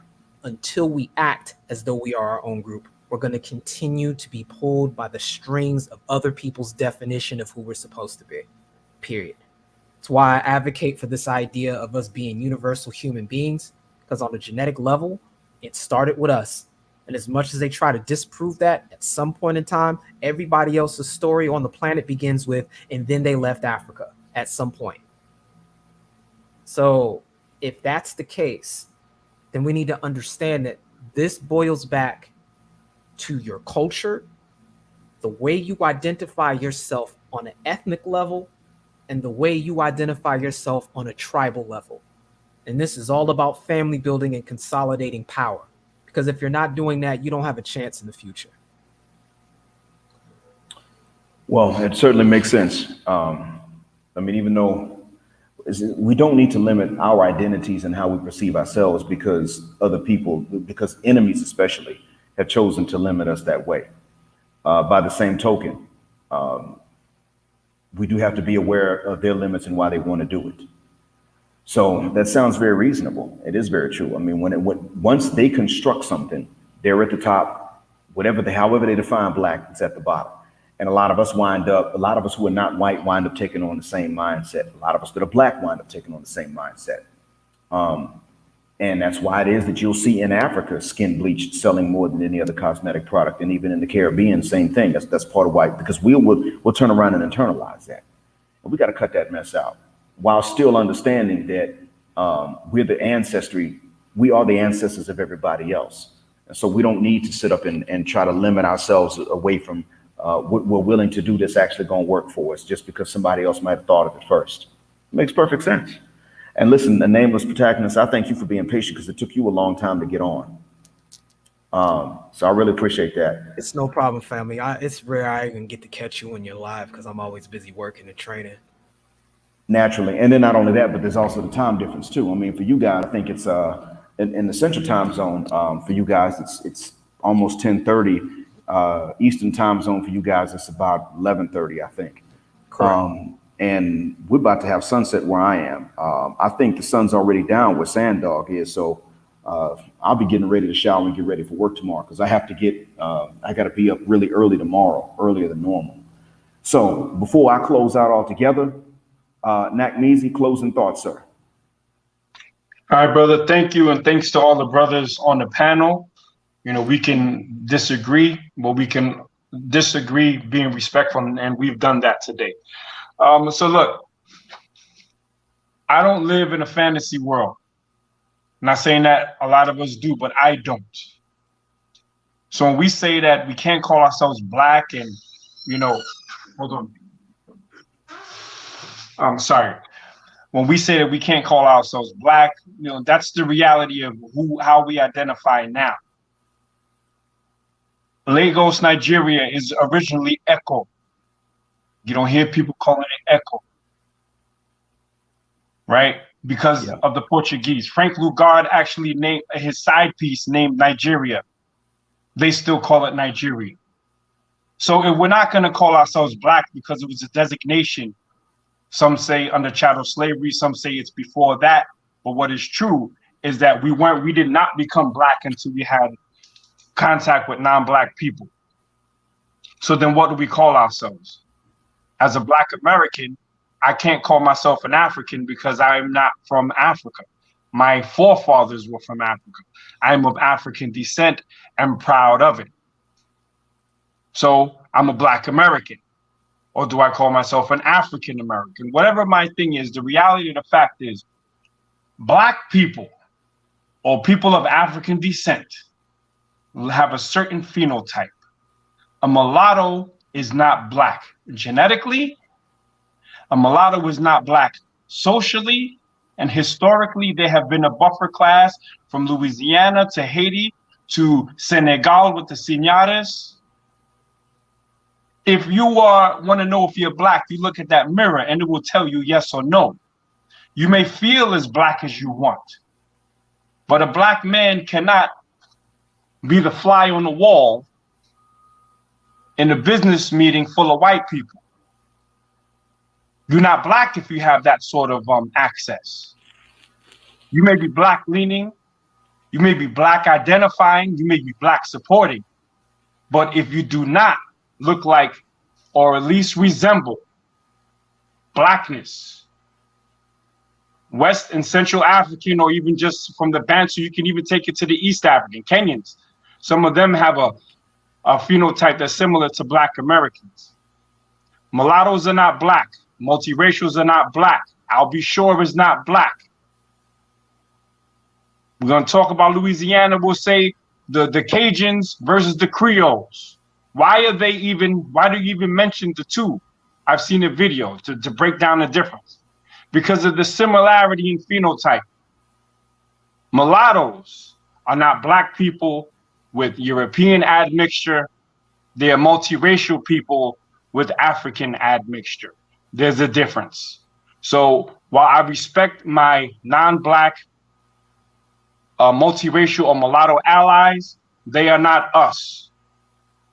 5 black people rob a bank, they run down the street, and you got 5, and you got what's that group called? Whoever those light-skinned dudes back in the days were. They're on the other side. They're not going to get stopped. The black men are going to get stopped. The fact that you can jump in and out of a race based on how you feel or how you identify at any particular moment can be and has been problematic. If you're an ally, then I rock with you. But we have had a lot of mulatto chameleons amongst us. Papa Doc Duvalier, he practiced ACBN, African-centered biological nationalism, to knock out the mulatto establishment in Haiti. And it's not that I distrust them, but I know literally just by looking at them that they are not us. And their phenotype, their social hierarchy has afforded them a place in society historically that we haven't been afforded. So if you're going to take this black and turn it to black power, then you have to decide who is in your group. Because we have enough coons and sellouts that look like us to be allowing people that don't look like us to call themselves us. And I'll close out with that. Peace and black power. Thanks a million. And gentlemen, I appreciate you all rocking with me for 6 hours and a half. All of y'all in the chat and on the panel. I really do. I do want to try to keep it more brief in the future, but I can't say that I'm going to be able to pull that off. I do have the preacher's blood in me after all. I'm not sure what I'm going to be doing in the next live stream, but I'll still continue doing the uploads. It's amazing how much we have to grapple with, because I started off talking about Ameerah and her attitudes. And you look at where we are now, and we never just abruptly changed the subject either. These things tied into one another. So this goes to show you what we all got to deal with. Gentlemen, if you don't believe that there is a Satan, after identifying how big this problem is and how interconnected our problems really are, if you did not believe, then you certainly have heard over the last 6.5 hours what the evidence is. And if there is a Satan that's been acting as our enemy, then certainly Satan has a creator. And so you'll know what to do with that next, now that you've thought about it. Gentlemen, thank you so much. And this has been another 6.5 hours of you understanding exactly why I always say, Assalamu alaikum to some of you, peace out to the rest of you. Black call black mind blackout, and black heterosexual non-select male power just because they don't like it, and black patriarchy until extinction or judgment day.